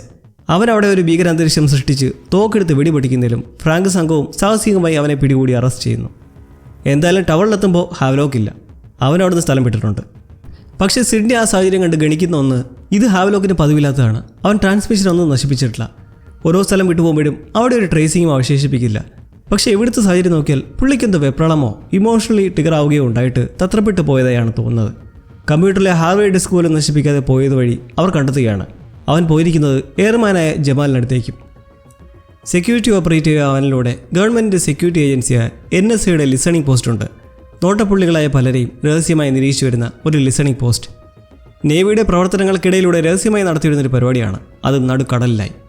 ഹാവ്ലോക്കിന് ഇവിടേക്ക് എത്തേണ്ട കാര്യം ഇതിനോടകം CIA സെർവറിൽ സ്റ്റക്കായിട്ടുള്ള ആ ആർക്കൈവ് ഫയലിൽ അത് വൈപ്പ് ചെയ്തിട്ടുണ്ട്. അതിലിനി ഒന്നും ചെയ്യാൻ പറ്റില്ല. പക്ഷേ ഇമ്പോസിബിളായിട്ടുള്ളത് ചെയ്യാനാണ് ഹാവ്ലോക്കിനെ പ്രോഗ്രാം ചെയ്തിരിക്കുന്നത് എന്ന് ബ്രാഡ്ഫോണിൻ്റെ ആശങ്ക പ്രകടിപ്പിക്കുമ്പോൾ ഹാവ്ലോക്ക് ഒടുവിൽ ഈ ജമാലിനെ ഭീഷണിപ്പെടുത്തി അവിടേക്കെത്തി സുരക്ഷാ ഉദ്യോഗസ്ഥരെ കൗശലമായി വീഴ്ത്തി അവരുടെ ആയുധങ്ങൾ പലതും കൈക്കലാക്കി ലോക്കാക്കുന്നു. അവിടുത്തെ ആർക്കൈവ്സിൽ നിന്ന് ഫയലുകൾ കണ്ടെത്തി അവന് വേണ്ട വിവരങ്ങൾ തിരിഞ്ഞ് കരസ്ഥമാക്കുന്നു. ഡെഡ്മാൻ സ്വിച്ച് ഡൗൺ ആയതെക്കുറിച്ച് ബ്രാഡ്ഫോർഡ് സിഡ്നിയിൽ നിന്ന് മറച്ചു വയ്ക്കുമ്പോൾ ഹാവ്ലോക്കിൻ്റെ വഴിയിലൂടെ ഫ്രാങ്കും കൂട്ടരും തുറമുഖത്തേക്ക് എത്തി പറ്റുന്നെങ്കിലും അവൻ അവിടെ വിട്ടതായി മനസ്സിലാക്കുന്നു. ഡേറ്റയെല്ലാം കളക്ട് ചെയ്ത് അവനാകട്ടെ ഒരു കാർ സംഘടിപ്പിച്ച് അവിടുന്ന് പായുന്നു. ഇന്നേരം പ്ലെയിനിൽ സെർച്ച് നടത്തി തുടങ്ങുന്ന ഫ്രാങ്കിനും സിഡ്നിക്കും വിവരം ലഭിക്കുന്നതോടെ അവർ ഒരു സാഹസിക ചേസിങ്ങിലൂടെ ഒടുവിൽ ഹാവ്ലോക്കിൻ്റെ വണ്ടി ക്രാഷ് ചെയ്യിച്ച് അവനെ കൊടുക്കുന്നു. പ്ലെയിൻ ലാൻഡ് ചെയ്യിക്കുന്നതും സിഡ്നി ഓടിയെത്തി പൊട്ടിത്തെറിയിൽ നിന്ന് വലിച്ചെടുക്കുമ്പോഴേക്കും പോലീസും എത്തിക്കഴിഞ്ഞിരിക്കുകയാണ്. അങ്ങനെ ഹാവ്ലോക്കിനെ ഒടുക്കം കസ്റ്റഡിയിലേക്ക് എടുക്കുമ്പോൾ ഫ്രാങ്കിൻ്റെ കാര്യത്തിൽ ഇത് മറ്റൊരു ഇൻമേറ്റിനെ FBI കൈമാറി അയക്കുന്ന ചടങ്ങ് മാത്രമാണെങ്കിലും സിഡ്നിക്ക് ഇതിലൂടെ ഇനി കുറേ കാര്യങ്ങളിൽ മാറ്റം വരുത്താൻ ശ്രമിക്കാനാകും, അവരുടെ മേൽ ചുമത്തിയുള്ള കുറ്റങ്ങളെ ജസ്റ്റിഫൈ ചെയ്യാൻ വേണ്ടിയിട്ട്. ഇനി ശേഷിക്കുന്ന ഒരു ഇൻമേറ്റിനെ തുൾസ എന്ന സ്ഥലത്തായി കണ്ടെന്നുള്ള സ്ഥിരീകരിക്കാത്ത വിവരമുള്ളതായി ഫ്രാങ്ക് അവിടെ താവളത്തിലെത്തിയ ശേഷം സിഡ്നിയോടായി പറയുന്നുണ്ട്. ആ ഇൻമേറ്റിൻ്റെ സഹോദരൻ ഒരാൾ അവിടെ തങ്ങുന്നുണ്ട്. ഏതായാലും അതിന് തങ്ങളുടെ കൺസേൺ അല്ല. സ്റ്റേഷൻ പരിധി വിട്ടുപോയതുകൊണ്ട് ഓക്ലഹോമയുടെ പ്രശ്നമാണെന്ന് പറഞ്ഞ് അങ്ങനെ ആ ഒരു തലവേദന എല്ലാം ഒഴിഞ്ഞിരിക്കുകയാണ്. FBI ഹാവ്ലോക്കിനെ സ്റ്റേറ്റ്സിലേക്ക് വിശദ ചോദ്യം ചെയ്യലിനെ കൊണ്ടുപോകുമ്പോൾ കർക്കശമായി തന്നെ സിഡ്നിയെ കൂട്ടില്ലെന്ന് പറയുന്നുണ്ട്. കാരണം ഒന്നാമതേ അവളുടെ പേരിൽ കേസുണ്ട്. എന്നാൽ ഫ്രാങ്കിൻ്റെ ഡിമാൻഡിൽ അവളെ കൂട്ടുമ്പോൾ ഉദ്ദേശം സിഡ്നിയുടെ ഇന്നസെൻസ് തെളിയിക്കാൻ വേണ്ടിയിട്ട് തന്നെയാണ്. രണ്ടുപേരും എന്തായാലും ഫസ്റ്റ് മീറ്റിൽ നിന്ന് വ്യത്യസ്തമായി നല്ലൊരു റെസ്പെക്റ്റൊക്കെ പരസ്പരം നൽകി ഒരു അണ്ടർസ്റ്റാൻഡിങ്ങിൽ കുടുംബത്തിൻ്റെ നല്ല ഭാവിയെക്കുറിച്ച് സംസാരിച്ച് പിരിയുന്നു. അങ്ങനെ വീട്ടിൽ തിരികെ എത്തുന്ന ഫ്രാങ്കിനെ കാത്തിരിക്കുന്നത് വേദനിപ്പിക്കുന്ന വാർത്തയാണ്. സാറയും ലോക്കും അവരുടെ ബന്ധുവീട്ടിലേക്ക് പിണങ്ങിപ്പോയി. നിരാശയിലും വിഷമത്തിലും ഇരിക്കുന്ന ആ സമയത്താണ് അവിടെ ഒരു ടേണിംഗ് പോയിന്റ് ഉണ്ടാകുന്നത്. ഫ്രാങ്ക് വെറുതെ ഇരുന്ന് റൂബിയുടെ ഫോട്ടോ നോക്കിയിരിക്കെ മുമ്പ് തിയാഗോയുടെ പഴയ ഫോട്ടോസിന് മുന്നിൽ നിന്ന് സിഡ്നി പറഞ്ഞ വാക്ക് മൈൻഡിലേക്ക് വരികയാണ്. ഫോട്ടോയിലുള്ളവരെ കണ്ടെത്താൻ പ്രയാസമായിരിക്കുമെന്നും കുട്ടികൾക്ക് തന്നെ ഇപ്പോൾ തൻ്റെ പ്രായം കാണുമെന്നുള്ള സിഡ്നിയുടെ ആ സംസാരം. അങ്ങനെ ഇപ്പോൾ ഒറ്റയ്ക്കായിരിക്കുന്ന ഫ്രാങ്ക് രാത്രി തന്നെ സ്റ്റേഷനിലെത്തി ആ ഫോട്ടോസ് നോക്കി സിഡ്നിയെക്കുറിച്ചൊന്ന് സെർച്ച് ചെയ്യുന്നു. അത് നീണ്ടങ്ങനെ അവളുടെ അച്ഛനായ റോബർട്ട് സ്കോഫീൽഡിലേക്കും ചെന്ന് കുട്ടിക്കാലത്ത് ഇരുവർക്ക് ലഭിച്ച ഒരു റോട്ടറി അവാർഡ് ഫോട്ടോയിലൂടെ ഫ്രാങ്കിന് മുന്നിൽ ഞെട്ടിക്കുന്ന ഒരു സത്യം ചുരുളഴിയുകയാണ്. വിൻസെൻ്റിൻ്റെ ഫോട്ടോയിലുള്ള അച്ഛനും മകളും ഈ റോബർട്ടും സിഡ്നിയുമാണ്. അവളത് മറച്ചു വെച്ചതായിരുന്നു. തിയാഗോ ആരാണെന്ന് അവൾക്ക് വ്യക്തമായി അറിയാം. കാരണം അവളുടെ ജീവിതത്തിൽ ഇന്നോളം ഉണ്ടായിരുന്ന ആളാണ്. തിയാഗോ പ്രവർത്തിച്ചത് സിയയ്ക്ക് വേണ്ടിയല്ല, സിഡ്നിക്ക് വേണ്ടിയായിരുന്നു എന്ന വസ്തുത റിയലൈസ് ചെയ്ത് ഫ്രാങ്ക് ഹച്ചിനെ വിളിച്ചറിയിക്കുന്ന ഒരു പീക്ക് മൊമെൻറ്റിൽ ഈ എപ്പിസോഡ് നിർത്തുമ്പോൾ മറന്നീങ്ങുന്നത് എല്ലാറ്റിൻ്റെയും മുന്നിൽ നിന്ന് ചരട് വലിച്ചത് അവൾ തന്നെ. കള്ളം പറയുമായിരുന്നു അവൾ ഇത്രയും നേരം ഫ്രാങ്കിനും സംഘത്തിനും മുന്നിൽ. സിഡ്നിയാണ് ആ പ്ലെയിൻ തകരാനുള്ള പ്രധാന കാരണം. അവളാണ് എല്ലാറ്റിനും പിന്നിൽ. ഇനിയാണ് അപ്പോൾ പുതിയ കളികൾ തുടങ്ങാൻ പോകുന്നത്. എല്ലാം തലകീഴായി മറിയുന്ന വലിയ ട്വിസ്റ്റിൽ എപ്പിസോഡ് ഇവിടെ തീരുമ്പോൾ ഇതിൽ സിഡ്നിയുടെ മോട്ടീവ് എന്തായിരുന്നു അപ്പോൾ ഇത്രയും സമയം? നമ്മൾ ഇതുവരെ ഈ സീരീസിൽ കണ്ടതിൻ്റെ എല്ലാ ചോദ്യങ്ങൾക്കുള്ള ഒരു നീറ്റ് ആൻഡ് ക്ലിയർ ഉത്തരമാണ് ഈ പുതിയ അധ്യായം. കഥയിലെ സുപ്രധാനമായ ആ പ്ലെയിൻ ക്രാഷ്, അതിൻ്റെ ഉദ്ദേശം ഹാവലോക്കിനെ വധിക്കാനാണെന്ന് നമ്മൾ വഴിയെ മനസ്സിലാക്കിയെങ്കിലും ഒരു ഞെട്ടിക്കുന്ന റെവലേഷൻ ആയിരുന്നു കഴിഞ്ഞ എപ്പിസോഡിൻ്റെ ഒടുക്കത്തിലായി ഫ്രാങ്ക് കണ്ടെത്തിയത്. എല്ലാറ്റിനും പിന്നിൽ കൂടെ നിന്ന് പിന്താങ്ങിയ സിഡ്നിയാണെന്ന് അറിഞ്ഞപ്പോൾ ഇതേ സമയം FBI വണ്ടിയിലായി സ്റ്റേറ്റ്സിലേക്ക് വിലങ്ങണയിച്ച് കൊണ്ടുപോകുന്ന ഹാവലോക്കിനും ഇക്കാര്യം നേരത്തെ മനസ്സിലായിരുന്നു. എങ്ങനെയെന്നാ നമ്മൾ കണ്ടില്ലേ, വിൻസെൻ്റ് തിയാഗോയെ സിഡ്നിയുടെ നിർബന്ധത്തിന് വഴങ്ങി ഫ്രാങ്കുമായി ചെന്ന് ചോദ്യം ചെയ്തത്. ആ ക്വസ്റ്റ്യനിങ്ങിനിടെയായിരുന്നു കുളിക്കാൻ നിന്ന ക്രിമിനലിനെ പിടിച്ചുകൊണ്ടെത്തിച്ച് അവൻ അവിടെ നിക്കറുമായിട്ട് പ്രശ്നം ഉണ്ടാക്കിയത്. ഇതേ തുടർന്ന് ഫ്രാങ്കിനെ പെട്ടെന്ന് വിളിപ്പിച്ചപ്പോൾ അഴിക്കുള്ളിൽ വിൻസെൻ്റിനൊപ്പം സിഡ്നി മാത്രമായിരുന്നു. ആരുമില്ലാത്ത ആ സാഹചര്യത്തിൽ അവൾ പതിഞ്ഞ സ്വരത്തിൽ ചോദിച്ചു, എന്ത് മണ്ടത്തരോ താൻ കാണിച്ചെന്നും പോലീസിൻ്റെ മുന്നിലേക്ക് ചെന്ന് ചാടിയ വിഡ്ഢിത്തത്തെക്കുറിച്ച്. തിയാഗോയുടെ മറുചോദ്യം, നമ്മൾ തമ്മിലുള്ള ഇടപാട് മാർഷൽസിന് ഇനിയും മനസ്സിലായിട്ടില്ലല്ലോ അല്ലേ എന്നും. അയാൾക്കുള്ളിലെ ബഗ് വഴി ഇതെല്ലാം കേട്ട ഹാവലോക്കിന് തന്നെ കൊല്ലാൻ നോക്കിയത് ആരാണെന്ന് വ്യക്തമായപ്പോൾ ഇപ്പോൾ വാനിൽ തൊട്ടു മുന്നേ തന്നെ ഉണ്ട് അവൾ. അടുത്തിരിക്കുന്ന FBI ഉദ്യോഗസ്ഥർ മിണ്ടാരിടാ എന്നൊക്കെ പറയുന്നത് വകവയ്ക്കാതെ ഹാവലോക്ക് എല്ലാ സത്യവും വിളിച്ചത് കൊണ്ടുവരുന്ന സംസാരത്തിൽ ട്രിഗേർഡായി സിഡ്നി പിന്നെ ചെയ്യുന്നതോ തോക്കിൻ്റെ ട്രിഗർ എടുത്ത് വലിക്കാൻ ഒരുങ്ങുന്നു. അവളെ ഹാവലോക്കിനടുത്തുനിന്ന് മാറ്റാൻ ഫ്രാങ്ക് അടിയന്തരമായി പറഞ്ഞ് വിളിക്കുന്നതിലും അത് വൈകിയെന്ന് കാണിക്കുന്നതാണ് പിന്നീട് അങ്ങോട്ടുള്ള പിടിവലിയും അറ്റാക്കുമൊക്കെ. സിഡ്നി നല്ല രീതിക്ക് ഒരുമിട്ടിറങ്ങി ഹാവലോക്കിനെ തീർക്കാൻ ശ്രമിക്കുന്നതിനിടെ കൂടി പോലീസുകാരും പിടികൂടാൻ ശ്രമം നടത്തുന്നതിനിടെ ഡ്രൈവർക്ക് വെടിയേറ്റ് കൺട്രോൾ തെറ്റി വണ്ടി നല്ല ഫോഴ്സിൽ ചെന്ന് മുന്നിലുള്ള വണ്ടിയിലിടിച്ച് ഒരു ശക്തമായ ക്രാഷ് ഉണ്ടാവുകയാണ്.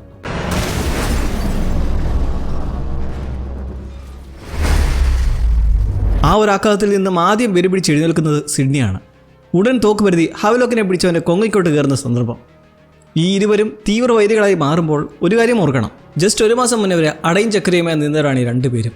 അന്ന് ഫ്രാൻസിലെ ഇരുവരുമൊത്തുള്ള സ്വകാര്യ നിമിഷങ്ങളിൽ ഹാവലോക്ക് മനസ്സ് പറഞ്ഞത് ആളുടെ ആശങ്കയെക്കുറിച്ചായിരുന്നു. കാരണം CIAക്ക് വേണ്ടി കാലങ്ങളായി പ്രവർത്തിച്ചു വന്നിരുന്ന ഒരു ഏജന്റ് എലിസബത്ത്. ഒരു സാഹചര്യത്തിൽ അവളെ വധിക്കാൻ തീരുമാനമെടുത്ത് CIA നിയോഗിച്ചത് ഹാവലോക്കിനെയായിരുന്നു. പക്ഷെ അവനവരെ രക്ഷിക്കാൻ ശ്രമിച്ചാലും അന്നു മുതൽക്കുള്ള ചിന്തയാണ് തൻ്റെ സമയം കഴിയുമ്പോൾ, അല്ലെങ്കിൽ ഹാവലോക്കിനെ കൊണ്ട് CIAയുടെ പദ്ധതികൾ തീർന്നു കഴിഞ്ഞാൽ അവരവനെ പൊന്നാട ചൂടി പറഞ്ഞയക്കാൻ പോടില്ലെന്ന് അവന് ഉറപ്പാണ്. ഇതുപോലെ അങ്ങ് തട്ടും. ഈ പരിപാടി നിർത്തി പുറത്തു കിടക്കാൻ ഒരു എക്സിറ്റ് പ്ലാൻ മെനയണമെന്ന് നിന്നേലും പക്ഷേ സിഡ്നി സമാധാനിപ്പിച്ചത് CIAക്ക് ഒരു ഭീഷണി ആകാത്തിടത്തോളം ഒട്ടും പേടിക്കേണ്ടെന്നായിരുന്നു. ഇവിടെ നിൽക്കെ സിഡ്നിക്ക് വന്നൊരു എമർജൻസി കോളിൽ അവരുടെ സീക്രട്ട് സേഫ് ഹൗസിലെത്തിയപ്പോൾ അത് മറ്റൊരു തിരിച്ചറിവിൻ്റെ മുഹൂർത്തമായിരുന്നു. വിക്ടർ വോസ് റഷ്യൻ അമേരിക്കനാണ്. CIAയുടെ ഏജന്റായി പ്രവർത്തിച്ചു. എന്നാൽ പിൽക്കാലത്ത് റഷ്യയ്ക്ക് വേണ്ടി തങ്ങളെ ഒറ്റിക്കടന്ന ബ്ലാക്ക് ലിസ്റ്റിലുള്ള ഒരാളാണ്. ഇയാളിപ്പോൾ ഏജൻസിയിലെ ഒരുവൻ്റെ വീട്ടിൽ പോയി കീഴടങ്ങിയതിൻ്റെ പ്രധാന കാരണം റഷ്യയും ഇയാൾക്കെതിരെ തിരിഞ്ഞു. അവർ വിക്ടറെ കൊല്ലാൻ കൂലിപ്പടയാളികളെ അയച്ചിട്ടുള്ളതിനാൽ സിഡ്നി അത്യാവശ്യമായി കാണണമെന്ന് പറഞ്ഞങ്ങനെ അവളെ സേഫ് ഹൗസിലേക്ക് വിളിപ്പിക്കുമ്പോൾ ഇതിൻ്റെ കാര്യം സിഡ്നിയുടെ അച്ഛൻ സത്യത്തിൽ മരിച്ചത് എങ്ങനെയാണെന്ന് അയാൾക്കറിയാം. അത് പറയാം, പക്ഷേ വിക്ടർക്ക് തോക്കിന് മുന്നിലാകാതെ സേഫ് ആകാൻ ഒരു പുതിയ ഐഡൻറ്റിറ്റിയും സ്ഥലവും വേണം. ഇതാണ് അയാൾ സിഡ്നിക്ക് മുന്നിൽ വെക്കുന്ന ഡീൽ. അഫ്ഗാനിസ്ഥാനിൽ വെച്ച് പിടിക്കപ്പെട്ടപ്പോൾ കൂടുണ്ടായിരുന്നവരെ രക്ഷിക്കാൻ സ്വയം ജീവത്യാഗം ചെയ്താണ് സിഡ്നിയുടെ പിതാവ് മരിച്ചതെന്നാണ് CIA അറിയിച്ചിരുന്നത്. പക്ഷേ ഇത് കള്ളമാണെന്ന് വിക്ടർ പറയുമ്പോൾ സിഡ്നി ആദ്യം അയാളെ നമ്പുന്നില്ലെങ്കിലും പിന്നീട് അവൾ നിന്ന് പോവുകയാണ്. കാരണം കുട്ടിക്കാലത്ത് അവൾ വരച്ച ഡ്രോയിങ് പിതാവ് എപ്പോഴും പേഴ്സിൽ സൂക്ഷിക്കുമായിരുന്നു. അതിപ്പോൾ വിക്ടറുടെ കയ്യിലും. ഒടുവിൽ തെളിഞ്ഞു വരുന്നത് പിതാവിനെ കൊന്നതായിരുന്നു. അതും CIAയുടെ പ്ലാനായിരുന്നു. ആ കൊലയാളി തൊട്ടു മുന്നിലിരിക്കുന്ന വിക്ടർ വോസും. സേഫ് ഹൗസിലേക്ക് റഷ്യൻ പടയാളികളെത്തി അവരിൽ നിന്ന് വെടിയേറ്റ് വിക്ടറെ രക്ഷിച്ച് പുറത്തേക്കെത്തി നിൽക്കുമ്പോഴാണ് ആവശ്യനായ അയാൾ ആ സത്യം പറയുന്നത്. വിക്ടർ ആകട്ടെ അയാൾക്കിനി അധികം സമയമില്ലെന്ന് മനസ്സിലാക്കി സിഡ്നിയോട് പോകാൻ പറഞ്ഞങ്ങനെ അവൾ ഇക്കാര്യം മൊത്തം ഹാവലോക്കിനെ അറിയിച്ചിരുന്നു. വൈകാതെ ഇത് ബ്രാഡ്ഫോർഡിനെ അറിയിക്കണമെന്ന അവളുടെ ഉദ്ദേശത്തെ തടുക്കുന്നതിന് പിന്നാലെയാണ് ഹാവലോക്കിൽ നിന്നും ഒരു കാര്യം അറിയുന്നത്. എലിസബത്തിനെ കൊല്ലാൻ നിയോഗിച്ചതോടെ വിശ്വാസം നഷ്ടപ്പെട്ട ഇയാൾ കയ്യിലെ കോൺടാക്ട് റിപ്പോർട്ട്സിനെ ചുവടുവെച്ച് ബ്രാഡ്ഫോണിന്റെ ആക്സസിലുള്ള ഒരു ക്ലാസിഫൈഡ് സെർവർ ട്രേസ് ചെയ്തു കണ്ടെത്തി. അതിലൊന്നായിരുന്നു ആർക്കൈവ് 6. സിഡ്നിയുടെ പിതാവ് റോബർട്ട് സ്കോഫീൽഡ് ക്രിയേറ്റ് ചെയ്തതും ഇപ്പോഴും ആക്റ്റീവായിട്ടുള്ള ആർക്കൈവ് ഫയൽ. ഇതാണ് അവൻ്റെ എക്സിറ്റ് പ്ലാൻ.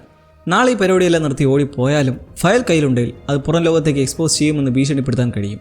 അതുകൊണ്ട് തങ്ങളെ തൊടാൻ CIA വിയർക്കും. മാത്രമല്ല ഈ ആർക്കൈവിലൂടെ അച്ഛൻ എന്തായിരിക്കും പറ്റിയതിനെക്കുറിച്ചും നമുക്കറിയാൻ കഴിയുമെന്നൊക്കെ ഹാവ്ലോക്ക് അവളെ മനസ്സിലാക്കാൻ ശ്രമിപ്പിച്ചതിലും സിഡ്നിക്ക് പക്ഷേ ബ്രാഡ്ഫോർഡിന് മേൽ നല്ല വിശ്വാസമുണ്ടായിരുന്നു. കുട്ടിക്കാലം മുതലേ കണ്ടു വളർന്നതാണ്.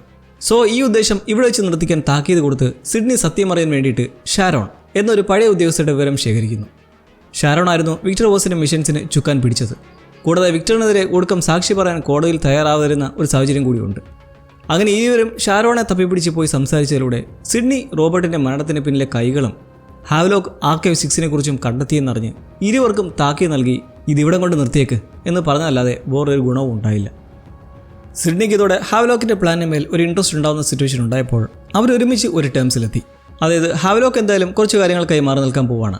അവരുമായി സിഡ്നിക്ക് കുറച്ച് നാളുകളായി വലിയ അടുപ്പമില്ലെന്നും ക്രോസ് ബോർഡർ ആക്ടിവിറ്റീസിലായതുകൊണ്ട് കമ്മ്യൂണിക്കേഷൻ ഇല്ലെന്നും CIA ധരിപ്പിക്കുക. അങ്ങനെ സേഫ് ഹൗസിലെ റഷ്യൻ ആക്രമണത്തിന്റെ പശ്ചാത്തലത്തിൽ വൈകാതെ സിഡ്നിയെ ബ്രാഡ്ഫോർഡ് വിളിപ്പിച്ചു. അത് പ്രതീക്ഷിച്ചിരുന്നൊരു കാര്യം സംസാരിക്കാനായിരുന്നു. ആരോ സെർവറിൽ കടന്നുകൂടി ട്രേസ് ചെയ്യാൻ ശ്രമിച്ചതായി ഇവർക്ക് പിടികിട്ടി. അത് ഹാവ്ലോക്കാണെന്ന് സിഡ്നിക്കറിയാം. സേഫ് ഹൗസിൽ വെച്ച് കൊല്ലപ്പെട്ട ഈ വിക്ടർ വോസുമായി ഹാവ്ലോക്ക് എങ്ങനെയോ കോൺടാക്റ്റിലായെന്നും സെർവറിൽ കയറിയത് ഹാവ്ലോക്കാണെന്നും അവർ ശക്തമായി സംശയിക്കുന്നതായി പറഞ്ഞു. സിഡ്നി ഒന്നും അറിയാത്ത പോലെ ഹാവ്ലോക്കിന്റെ ഭാഗത്ത് നിന്നങ്ങനെ ഒരു പെരുമാറ്റവും തോന്നിയിട്ടില്ലെന്നും എന്തായാലും ഒന്ന് നിരീക്ഷിക്കാമെന്നങ്ങനെ പോയെങ്കിലും ബ്രാഡ്ഫോർഡിന് നല്ല വ്യക്തമായി മനസ്സിലായി ഇവൾ കള്ളം പറയുവാണെന്ന്. ഹാവ്ലോക്ക് വൈകാതെ ആർക്കൈവിൽ നിന്നും at water protocol details download ചെയ്തപ്പോൾ അതിൽ നിന്ന് സിഡ്നി മനസ്സിലാക്കി തൻ്റെ പിതാവിനെക്കുറിച്ച് എപ്പോഴും സ്നേഹത്തോടെ സംസാരിക്കുന്ന ബ്രാഡ്ഫോർഡിന്റെ കൈകൾ അദ്ദേഹത്തിൻ്റെ മരണത്തിന് പിന്നിൽ ഉണ്ടെന്നുള്ളത്. ആർക്കൈവ് ഡൗൺലോഡ് ആക്കിയതോടെ ഇനി അധികം സമയം അവിടെ തുടരാനാവില്ലെന്നും ഇനി ഈ ഒരു ബലത്തിൽ CIA പേടിക്കാതെ എവിടെ വേണമെങ്കിലും കടന്നു കളയാമെന്നും ഹാവ്ലോക്ക് നിർബന്ധിച്ചതിനെ തുടർന്ന് അവൾ അമ്മയെ കാണാനെത്തിയപ്പോൾ പിന്നെ അവിടെ ഓരോ സത്യങ്ങളുടെ ചുരുൾ അഴിയുകയായിരുന്നു. സിഡ്നി ഒന്നും തുറന്ന് പറഞ്ഞില്ലെങ്കിൽ കൂടെ അവളും CIയുമായി എന്തോ പൊരുത്തക്കേടുണ്ടെന്ന് മനസ്സിലാക്കി അത്രയും കാലം മറച്ചു വെച്ചിരുന്ന കാര്യങ്ങൾ അറിയാനായി അമ്മ വഴികാട്ടിയത് വിൻസെന്റ് തിയാഗോയ്ക്ക് അടുത്തേക്കായിരുന്നു.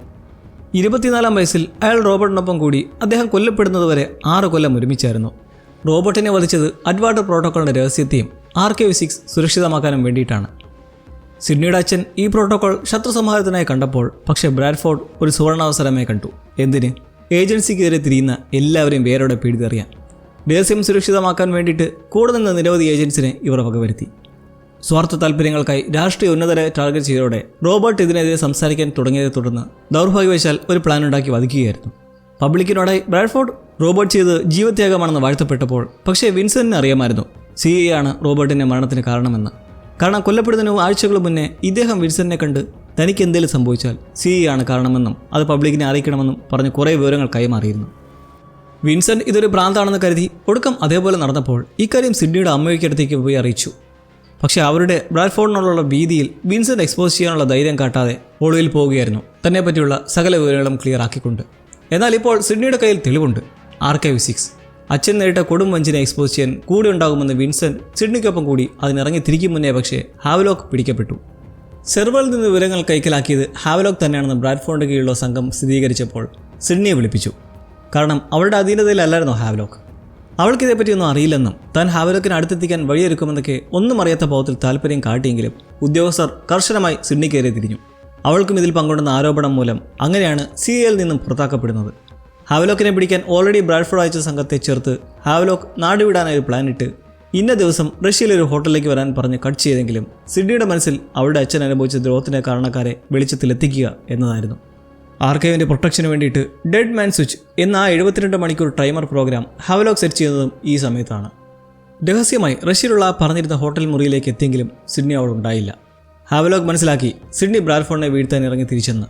പക്ഷേ അത് വലിയ അപകടമാണ്. മാത്രമല്ല ഹാവ്ലോക്ക് ഇല്ലാതെ അവൾക്കൊന്നും ചെയ്യാൻ കഴിയില്ലെന്നും അവന് ഉറപ്പായിരുന്നു. സിഡ്നി എല്ലാം കഴിഞ്ഞ് നമുക്ക് കാണാമെന്ന് ഇമോഷണലി സംസാരിച്ച് നിൽക്കെ ജാരന്മാർ വഴി അറിഞ്ഞ് സ്പെഷ്യൽ ഫോഴ്സ് ഹാവ്ലോക്കിനെ പിടികൂടാൻ അവിടേക്കെത്തി. ഓടി രക്ഷപ്പെടാൻ സിഡ്നി കരഞ്ഞു പറഞ്ഞെങ്കിലും പക്ഷേ അവിടെ അവൻ നിസ്സഹായനായിരുന്നു. അങ്ങനെയാണ് ഹാവ്ലോക്കിനെ റഷ്യയിൽ നിന്നും പിടികൂടിയത്. ഈ ഒരു സംഭവത്തോടെ സിഡ്നി ഭാര്യമേറിയ മനസ്സോടെ ആ നിർണായക തീരുമാനം എടുക്കുകയാണ്. ഹാവ്ലോക്കിനി എന്തായാലും പുറലോകം കാണില്ല. ബ്രാഡ്ഫോർഡിൻ്റെയും സംഘത്തിൻ്റെയും അന്യായ ടോർച്ചർ അനുഭവിച്ച് മരണപ്പെടുക തന്നെ ചെയ്യും. ഇനി അത് ഒഴിവാക്കാൻ സാധിക്കില്ല. പക്ഷേ ഒരു കടുത്ത പരിപാടി. എന്തായാലും റഷ്യയിൽ നിന്ന് എത്രയും പെടുന്ന ഹാവ്ലോക്കിനെ മാറ്റാൻ നോക്കും. തൊട്ടടുത്തുള്ളത് അലാസ്കയിലെ ഫെയർബാങ്ക്സിനടുത്തുള്ള ബേസാണ്. അവിടേക്ക് എത്തിച്ച് കാർഗോ പ്ലെയിനിലോ ഫ്യൂൽ ടാങ്കർ ലോറിയിലോ മറ്റോ ഗവൺമെൻറ്റിൻ്റെ പോലെ രഹസ്യമായി കൊണ്ടുവരാൻ നോക്കും. അത് ക്രാഷ് ചെയ്യിക്കുക. മുൻപ് ഹാവ്ലോക്കും സിഡ്നിയും കൂടി കണ്ടുപിടിച്ച ആ മാൽവെയർ പ്രോഗ്രാം ഉപയോഗിച്ച് ഈ ദൗത്യത്തിനായി വിൻസെന്റിനെ നിയോഗിക്കുകയാണ്. കാരണം ഹാവ്ലോക്ക് മരണപ്പെട്ടാൽ ആ ഡെഡ്മാൻ സ്വിച്ച് പിന്നെ റീസെറ്റ് ചെയ്യാൻ കഴിയില്ല. അപ്പോൾ 72 മണിക്കൂർ കഴിയുന്നതും ആർക്കൈവ് 6 നിരവധി പേരിലേക്ക് ഡിസ്ട്രിബ്യൂട്ട് ആവുന്നതോടെ ബ്രാഡ്ഫോർഡ് എക്സ്പോസ്ഡ് ആകും. അങ്ങനെ മാൽവെയർ നിർമ്മിച്ച ആളെ കണ്ട് അതുമായി വിൻസെന്റ് അലാസ്കയിലേക്ക് എത്തുന്നു. ഈ ഒരു കാര്യമാണ് പിന്നീട് ഫ്രാങ്ക് കണ്ടെത്തുന്നത്. ക്രാഷിന് മുന്നേ തന്നെ വിൻസെന്റ് നാട്ടിലേക്ക് എത്തിയിരുന്നു എന്ന ഇൻഫർമേഷൻ. പിതാവിൻ്റെ നീതിക്കായി പ്ലെയിൻ ക്രാഷാണ് ഏക വഴിയെന്ന് സിഡ്നിക്കറിയാം. ഹാവ്ലോക്കിനെ കൊല്ലേണ്ടി വരുന്നത് അവൾക്ക് താങ്ങാവുന്നതിന് മുകളിലാണ്. പക്ഷേ അവൻ സിയയുടെ കയ്യിലെത്തിയപ്പോഴേ അവൻ്റെ വിധി എഴുതപ്പെട്ടു. പിതാവിൻ്റെ നീതിക്ക് വേണ്ടിയെങ്കിലും ഇറങ്ങിത്തിരിക്കുമ്പോൾ അത്രത്തോളം ഡിപ്രസ്ഡാണ്, ഒരു ആൽക്കഹോളിക്കാവുന്ന അത്രയും. അങ്ങനെ തടവിലേക്ക് കിട്ടിയ ഒരു കൂർത്ത കമ്പി പല്ല് പറിച്ചതിൽ തിരികെ ഇരിക്കുന്ന ഹാവ്ലോക്കിനെ ബേസിലേക്ക് എത്തിക്കുമ്പോഴെല്ലാം വിൻസെന്റും അവിടെ ഉണ്ടായിരുന്നു. അയാൾ ഒരു ഫൈനൽ കോൾ സ്ട്രെസ്ഡായ സിഡ്നിയെ വിളിച്ചിട്ട് ആ പദ്ധതി നടപ്പാക്കി. പ്ലെയിൻ ക്രാഷും ഉണ്ടായി. ഹാവ്ലോക്ക് പ്ലെയിൻ പൊട്ടിത്തെറിക്കാതിരിക്കാൻ കൺട്രോൾ ഏറ്റെടുത്ത് ഒരു ക്രാഷ് ലാൻഡിംഗ് നടത്തി. പക്ഷേ പിറ്റേന്നാണ് അവൾ വിൻസെന്റിൽ നിന്ന് ഞെട്ടിക്കുന്ന ഒരു കാര്യം അറിയുന്നത്. അത് കാർഗോ പ്ലെയിൻ അല്ലായിരുന്നെന്നും ഇൻമേഴ്സിനെ കൊണ്ടുപോവുകയായിരുന്ന ഒന്നാണെന്നും കുറേ സാക്ഷികളും സർവൈവേഴ്സും ഉണ്ടെന്നും ഹാവ്ലോക്ക് മരിച്ചെന്ന് ഉറപ്പില്ലെന്നുള്ള വിവരത്തിൽ അവൾ പരിഭ്രാന്തിയായി. തുടർന്നാണ് അങ്ങനെ നമ്മൾ തുടക്കം കണ്ട പോലെ ബ്രാഡ്ഫോർഡ് സിഡ്നിയെ തിരികെ വിളിപ്പിച്ച് അവൾക്ക് ചുമതല നൽകി ഫ്രാങ്ക് മൊത്തം അന്വേഷണം നടത്തി. പല സംഭവവികാസങ്ങൾക്കും ശേഷം അങ്ങനെ ഇപ്പോൾ വാനിൽ വെച്ച് ഒരു വധശ്രമവും കഴിഞ്ഞ് സിഡ്നി ഹാവ്ലോക്കിന് നേരെ തോക്കുചൂണ്ടി നിൽക്കുന്നു. ഉള്ളിൽ നല്ല വിഷമമുണ്ടെങ്കിലും തൻ്റെ ഭർത്താവായ ഹാവ്ലോക്കിനെ കൊല്ലാൻ തന്നെയാണ് അവളുടെ ഉദ്ദേശം. കാരണം ഡെഡ്മാൻ സ്വിച്ച് ആക്ടിവേറ്റ് ആകുമല്ലോ. പക്ഷെ അവൾ അറിഞ്ഞിട്ടില്ല ആ പ്രോഗ്രാം ഓൾറെഡി ബ്രാഡ്ഫോർഡ് സംഘം നിർവീര്യമാക്കിയതായി. ഈ ഒരു നിമിഷത്തിൽ ഹാവ്ലോക്ക് പറയുമ്പോഴാണ് അത് അവൾ അറിയുന്നതും ഷോക്കാവുന്നതും. ഉടൻ ബ്രാഡ്ഫോർഡിനെ വിളിച്ച് തിരക്കുന്നതും അവരിത് മറച്ചു വെച്ചതായിരുന്നു എന്നറിയുന്നു. റീസൺ സിഡ്നിയാണ് ക്രാഷിന് കാരണമെന്നും തങ്ങളെ പൂട്ടിക്കാൻ നോക്കുകയാണെന്നും അവർക്ക് മനസ്സിലായി. ബ്രാഡ്ഫോർഡ് അവളെയും പിടിക്കാൻ ഇറങ്ങിത്തിരിക്കുകയാണ്. കാര്യങ്ങൾ വീണ്ടും സിഡ്നിയുടെ കൈവിട്ടു പോകുന്ന സാഹചര്യം. വില്ലനാണേലും തുടക്കം പോലെ ഹാവ്ലോക്കിൻ്റെ ഓരോ ബുദ്ധികളൊക്കെ കാണുമ്പോൾ നമ്മൾ പലർക്കും ഒരു പ്രത്യേക ഇൻട്രസ്റ്റ് തോന്നിയിട്ടുണ്ടല്ലേ. ഈ ഒരു സിറ്റുവേഷനിൽ നമ്മളെ അഡ്മയർ ചെയ്യുന്ന മറ്റൊരു സംഭവം കൂടി വിറ്റ്നസ് ചെയ്യുവാണ്. ഡെഡ്മാൻ സ്വിച്ച് പോയപ്പോഴത്തേക്കും അവൻ തെരഞ്ഞുപിടിച്ച് നേവിയുടെ കപ്പലിലേക്ക് കയറിയാൽ നമ്മൾ മുമ്പ് കണ്ടിരുന്നില്ലേ. അവിടുത്തെ ആക്സസ് വഴി ആർക്കൈവ് റീകൺസ്ട്രക്ട് ചെയ്ത് ഒരു ഹാർഡ് കോപ്പിയാക്കി മാറ്റിയിരുന്നു. അത് അവൾക്ക് കൈമാറുവാണ്. ഹാവ്ലോക്കിന് സിഡ്നിയോട് ഇപ്പോഴും സ്നേഹം തന്നെ. ചങ്കു പറിച്ചു കൊടുക്കുന്ന സ്നേഹമല്ല, വയറ് പറിച്ചു കൊടുക്കുന്ന സ്നേഹം. ബ്രാഡ്ഫോർഡിനെ ഒറ്റയ്ക്ക് നേരിടാൻ നിൽക്കരുന്ന് അപ്പോഴും ഹാവ്ലോക്ക് താക്കീത് നൽകുന്നെങ്കിലും അതൊരു ചിരിയിൽ ഒതുക്കുന്ന സിഡ്നിക്ക് ശേഷം നമ്മൾ പിന്നെ കാണുന്നത് ഫ്രാങ്കിനെയാണ്.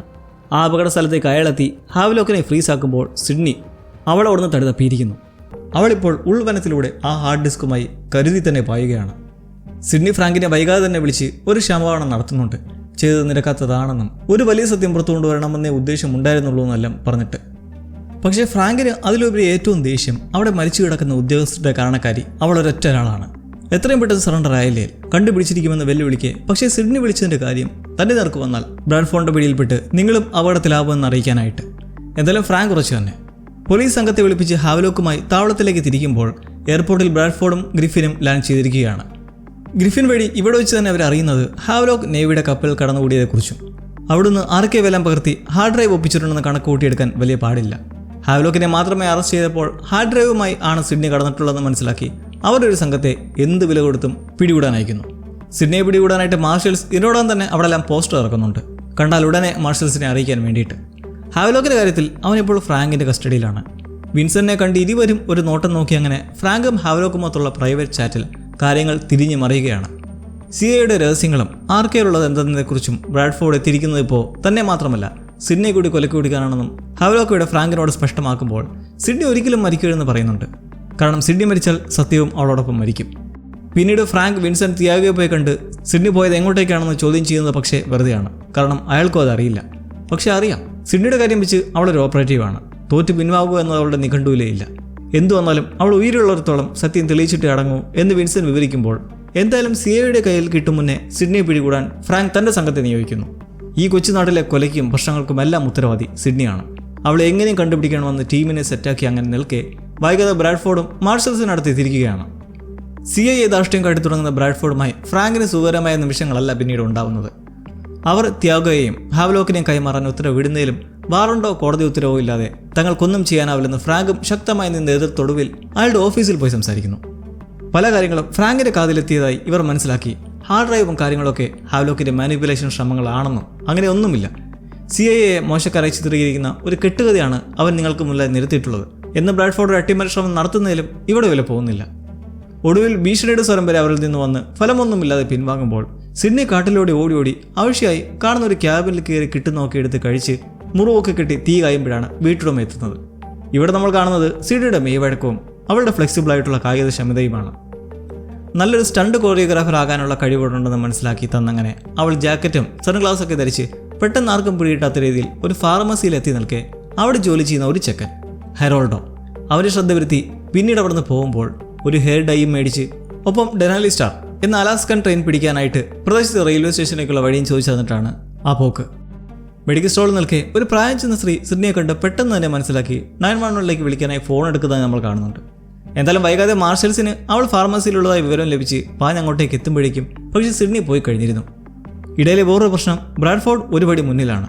ഫ്രാങ്കും സംഘവും ഫാർമസിയിലെത്തി തിരിച്ചിൽ നടത്തി നിൽക്കെ കാര്യം മറന്നുന്ന CIAക്കാരി അവിടെയുള്ളവരുൾ വഴി സിഡ്നി ഹെറോൾഡോ എന്നൊരു ചെക്കനോടൊപ്പം സംസാരിക്കുന്നതായി കണ്ടെന്നറിഞ്ഞങ്ങനെ അവനെ പൊക്കിക്കൊണ്ടുപോകുന്നു. ഫ്രാങ്ക് ആകട്ടെ CCTV വഴി ഈ ചെക്കനടുത്തേക്ക് എത്തുമ്പോഴേക്കും അവനെ ഇവരോട് പറഞ്ഞു കഴിഞ്ഞിരുന്നു. സിഡ്നിയുടെ ലക്ഷ്യം റെയിൽവേ സ്റ്റേഷനിലേക്ക് എത്തി ഡെനാലി സ്റ്റാർ എന്ന ട്രെയിനിൽ കയറി തൊട്ടടുത്ത സ്റ്റോപ്പിലേക്ക് ഇറങ്ങാനാണ്. ഓറഞ്ച് കളർ മുടിയും കൂളിംഗ് ഗ്ലാസും ഒക്കെ അവൾ റെയിൽവേ സ്റ്റേഷനിൽ തന്നെ എത്തിയിട്ടുണ്ട്. ബ്രാഡ്ഫോർഡ് അവിടെ സംഘത്തെ കുറച്ച് പേരെ സ്റ്റേഷനിലേക്ക് പറഞ്ഞയച്ച് അവിടെ മൊത്തം തിരിച്ചു നടത്തി ട്രെയിനിൽ കയറുമ്പോൾ അവൾ ഒടുവിൽ പിടിക്കപ്പെടുമെന്ന് മനസ്സിലാവുന്നതോടെ ആ ഓറഞ്ച് വിഗ് കളഞ്ഞ് തോക്കെടുത്ത് അവിടെ പിന്നെ മലർത്തിയടിയാണ്. വെടിവെച്ചും തൊഴിച്ചുമൊക്കെ ഒരുത്തിന് മേൽ തോക്ക് ചൂണ്ടി അടുത്ത സ്റ്റേഷനിൽ തന്നെ ഇറങ്ങി അവിടെ എസ്കേപ്പ് ആകുമ്പോൾ ഹീലി എന്ന സ്ഥലമാണത്. അവിടെയാണ് നെനാന എന്ന ഹൈഡ്രോ ഇലക്ട്രിക് ഡാം ഉള്ളത്. സിഡ്നി ഹീലിയിലേക്ക് ഇറങ്ങിയത് എന്തിനാണെന്ന് മനസ്സിലാക്കാൻ ബ്രാഡ്ഫോർഡ് ടാബിൽ സ്ഥലത്തെ വിവരങ്ങൾ പരതുംപടി ഈ ഹൈഡ്രോ ഇലക്ട്രിക് ഡാമിനെ കുറിച്ച് അറിയുന്നു. തുടർന്ന് ഒരു അനുമാനത്തിലെത്തുകയാണ്. അതിസുരക്ഷിതമായ സാറ്റലൈറ്റ് അപ്ലിങ്സും പെർഫെക്റ്റ് ബാൻഡ്വിഡ്ത്തുമുള്ള ഇവിടേക്ക് പോകുന്നത് അവൾ ആർക്കൈവ് അപ്ലോഡ് ചെയ്യാനാണ്. അപ്ലോഡായി കഴിഞ്ഞാൽ തീർന്നു. അവൾ അവിടേക്ക് എത്തും മുന്നേ എത്തണമെന്ന ഉദ്ദേശത്തിൽ CIA വേഗം കൂട്ടുമ്പോൾ ബേസിൽ നിന്ന് ഫ്രാങ്ക് സംഘവും സിഡ്നിയെ പിടികൂടാനുള്ള ലക്ഷ്യത്തോടെ പോകുന്ന സാഹചര്യം മുതലെടുക്കുന്നത് ഹാവ്ലോക്കാണ്. അവൻ കൊടുക്കാനുള്ള ഭക്ഷണത്തിൽ നിന്ന് ഒരു ആപ്പിൾ എടുത്ത് അവിടെയുള്ള ഗ്രീസും മുറ്റും വെച്ച് കണ്ടാൽ ഒരു ഗ്രനേഡ് പോലെ തോന്നിക്കുന്ന ഒരു മാതൃക ഉണ്ടാക്കുന്നു. ഹാവ്ലോക്കിനെ 2 പൊട്ടിക്കാൻ കയറി വരുന്ന പോലീസുകാരനെ ഈ വിദ്യ കാട്ടി പേടിപ്പിച്ച് കീഴ്പ്പെടുത്തി വീഴ്ത്തി ജയിലിൽ നിന്ന് പുറത്ത് കടക്കുന്നെങ്കിലും ബേസിൽ നിന്ന് പുറത്തു ചാടുന്നത് റിസ്ക്കാണ്. പുറത്തെല്ലാം ഗാർഡ്സ് ഉണ്ട്. സോ അടുത്ത സ്റ്റോപ്പ് മെല്ലെ ആരും കാണാതെ വിൻസെന്റിന്റെ അടുത്തേക്ക്. ഈ വിൻസെന്റിനെ വെച്ച് നോക്കുമ്പോൾ ഹാവ്ലോക്കിനെ കൊലയ്ക്ക് കൊടുക്കാൻ കൂട്ടുനിന്നതുകൊണ്ട് തന്നെ ഇനി തന്നെ വെടിവെച്ച് കൊന്നാലും കുഴപ്പമില്ലെന്ന് നിൽപ്പാണ്. പക്ഷേ ഹാവ്ലോക്കയുടെ ബുദ്ധി പ്രയോഗിച്ച് കളിക്കുന്നത് എങ്ങനെയെന്നോ കൈവിലങ്ങിന്റെ താക്കോൽ വിൻസെന്റിന് നൽകി ഒരു തോക്കും കൊടുക്കുന്നു. തന്നെ പുറത്തു കടക്കാൻ ബേസിൽ ഒരു സീനുണ്ടാക്കാനായിട്ടാണത്. ഹാവ്ലോക്കിന് സംശയം ഉണ്ടായിരുന്നത് വിൻസെന്റ് സിഡ്നിയെ കൺവിൻസ് ചെയ്ത് അവനെ കൊല്ലാനുള്ള പദ്ധതി ഇട്ടു എന്നായിരുന്നു. എന്നാൽ അങ്ങനെയല്ലെന്നും ഇത് സിഡ്നിയുടെ പിതാവിന് വേണ്ടിയുള്ള പ്രതികാരത്തിൽ അവൾ തന്നെ എടുത്ത തീരുമാനമായിരുന്നു എന്ന് വിൻസെന്റ് വഴി അറിഞ്ഞ ശേഷമാണ് തോക്ക് കൊടുത്ത് പുറത്തിറക്കിച്ച് ഒരു സീനുണ്ടാക്കാൻ പറയുന്നത്. എന്തായാലും വൈകാതെ FBI വിൻസെന്റിനെ കൊണ്ടുപോകാൻ ഇറക്കുന്ന സമയം തോക്ക് വെച്ച് അവിടെ ഒരു ഭീകരാന്തരീക്ഷം സൃഷ്ടിക്കെ ഉദ്യോഗസ്ഥരുടെ ശ്രദ്ധ അങ്ങോട്ടേക്ക് പോകുന്ന തക്കത്തിന് ഹാവ്ലോക്ക് അവിടെ നിന്ന് എസ്കേപ്പ് ആവുന്നു. മുന്നേ ബഗ്ഗിൽ വെച്ച് ബ്ലൂബേർഡിൽ വെച്ച് മീറ്റ് ചെയ്യാൻ പറഞ്ഞ ആ ആൾ കാറുമായി നിൽക്കുന്നിടത്തേക്കാണ് അവൻ ചെല്ലുന്നത്. ഒട്ടും സമയം കളയാനില്ലെന്ന് പറഞ്ഞ് വണ്ടി എടുക്കുമ്പോൾ ഇതിനോടകം തന്നെ ബേസിൽ നിന്ന് ഹാവ്ലോക്ക് കടന്ന വിവരം മാർഷൽസ് മനസ്സിലാക്കി ഫ്രാങ്കിനെ വിളിച്ച് പറയുമ്പോഴാണ് അവിടെ അയാൾക്കൊരു ചിന്ത ഉണ്ടാകുന്നത്. സിഡ്നിയെ ഫാർമസിയിലും ട്രെയിനിലും എല്ലാം വെച്ച് കണ്ടതായിട്ടുള്ള CCTV വിഷ്വൽസ് ഉണ്ട്. അവളൊരു സ്പെഷ്യലൈസ്ഡ് ഏജന്റാണ്. ഒരു ക്യാമറ കാണാതെ പ്രവർത്തിക്കാനൊക്കെ ബുദ്ധിയുള്ളവൾ. പക്ഷെ അവൾ എന്തിന് മനഃപൂർവ്വം ഈ ക്യാമറകൾ സ്വയം കാട്ടിക്കൊടുത്തു? ഫ്രാങ്കിന്റെ ഈ സംശയത്തിൽ മുന്നേ ഫാർമസിയിൽ വെച്ച് സിഡ്നിയെ കണ്ടെന്ന് പറഞ്ഞ് 911 വിളിച്ച് ആ കോൾ ഡീറ്റെയിൽസ് പെട്ടെന്നൊന്ന് കളക്ട് ചെയ്യാൻ പറയുമ്പോൾ സിഡ്നി ഒരു കാർ സംഘടിപ്പിച്ച് നെനാന ഹൈഡ്രോ ഇലക്ട്രിക് ഡാമുകളുടെ അടുത്തേക്ക് എത്തിയിരിക്കുകയാണ്. ചുറ്റും പതിയിരുന്ന് CIA കിങ്കരന്മാർ വീക്ഷിച്ച് വിവരം കൈമാറിക്കൊണ്ടിരിക്കെ അവൾ അകത്തേക്ക് കയറുന്നതും അവിടെ ബ്രാഡ്ഫോർഡും സംഘവും സിഡ്നിയെ വളയുന്ന ഒരു ക്രൂഷ്യൽ പോയിന്റ്. അവളെ ഫ്രീസാക്കി ഹാർഡ് ഡിസ്കും തരാൻ ആവശ്യപ്പെട്ട് ഇനി ഒരു വഴിയുമില്ലെന്ന പോലെ നിൽക്കുമ്പോൾ മറുവശത്ത് ഫ്രാങ്കിന് കോൾ ഡീറ്റെയിൽസ് ലഭിക്കുകയാണ്. സിഡ്നി ഫാർമസിയിലുണ്ടെന്ന് പറഞ്ഞ് 911 വിളിച്ചത് വേറെ ആരുമല്ല. ആ റെക്കോർഡിങ്ങിൽ കേൾക്കുന്നത് സിഡ്നിയുടെ സ്വനം തന്നെയാണ്. അതിനർത്ഥം അവൾ ഇത്രയും നേരവും രക്ഷപ്പെടാൻ ശ്രമിക്കുകയല്ലായിരുന്നു. CIA തന്നെ പിന്തുടരാൻ വേണ്ടി വഴിയൊരുക്കി കൊണ്ടുപോവുകയായിരുന്നു. ചെല്ലുന്ന ഓരോ പോയിന്റും അവർക്ക് ട്രേസ് ചെയ്യാൻ വിട്ടുകൊടുത്തുകൊണ്ട് ഒടുവിലിപ്പോൾ ഡാമിലേക്ക് ബ്രാഡ്ഫോർഡിനെയും സംഘത്തെയും തന്നെ ചുറ്റുമായി ഇങ്ങനെ നിർത്തിക്കുമ്പോൾ പക്ഷെ എന്താണ് സിഡ്നി ഉദ്ദേശിക്കുന്നത്? അവിടേക്ക് അത് എത്തുകയാണ് ഹാവ്ലോക്കും. അപ്പോൾ ഇവരുടെ പ്ലാൻ തന്നെയായിരുന്നു ഇത്. ആ അപകടത്തിന് ശേഷം ഹാർഡ് ഡ്രൈവ് കൈമാറിയിട്ട് ചെയ്ത ഒരു ഗൂഢ പദ്ധതി. It's CIA versus Sydney and Havlock. The last ഫ്രണ്ടിയറിന്റെ ക്രൂഷ്യൽ ഷോ ഡൗണിലേക്ക് എത്തുമ്പോൾ ബ്രാഡ്ഫോർഡ് ഈ രണ്ടുപേരും ഒരുമിച്ച് നേരിടാൻ നിൽക്കുന്ന കണ്ട് ഷോക്ക്ഡ് ആവുന്നെങ്കിലും ആ ഹാർഡ് ഡിസ്ക് ആർക്കൈവ് കോപ്പി ഒടുവിൽ സിഡ്നിയുടെ ജാക്കറ്റിൽ നിന്നും സേഫായി അവരുടെ കൈകളിലേക്ക് എത്തിയിരിക്കുകയാണ്. എല്ലാം മുടിഞ്ഞു എന്ന് നിൽക്കുമ്പോഴാണ് ട്വിസ്റ്റ്. അവിടെ പതിയിരുന്ന കുറേ ആയുധധാരികൾ CIA സംഘത്തെ ആകെ വളയുകയാണ്. ഹാവ്ലോക്കിനെ പോലെ ബ്രാഡ്ഫോർഡ് ഉപയോഗിച്ച് വന്നിരുന്ന മറ്റ് ഷാഡോ ഓപ്പറേറ്റീവ്സ് ആണത്. സിഡ്നിയുടെ സെനോഗേറ്റ് പാസ്വേഡ് ലഭിച്ചതിലൂടെ ഹാവോക്ക് ചെയ്ത ഒരു ഗൂഢതന്ത്രം.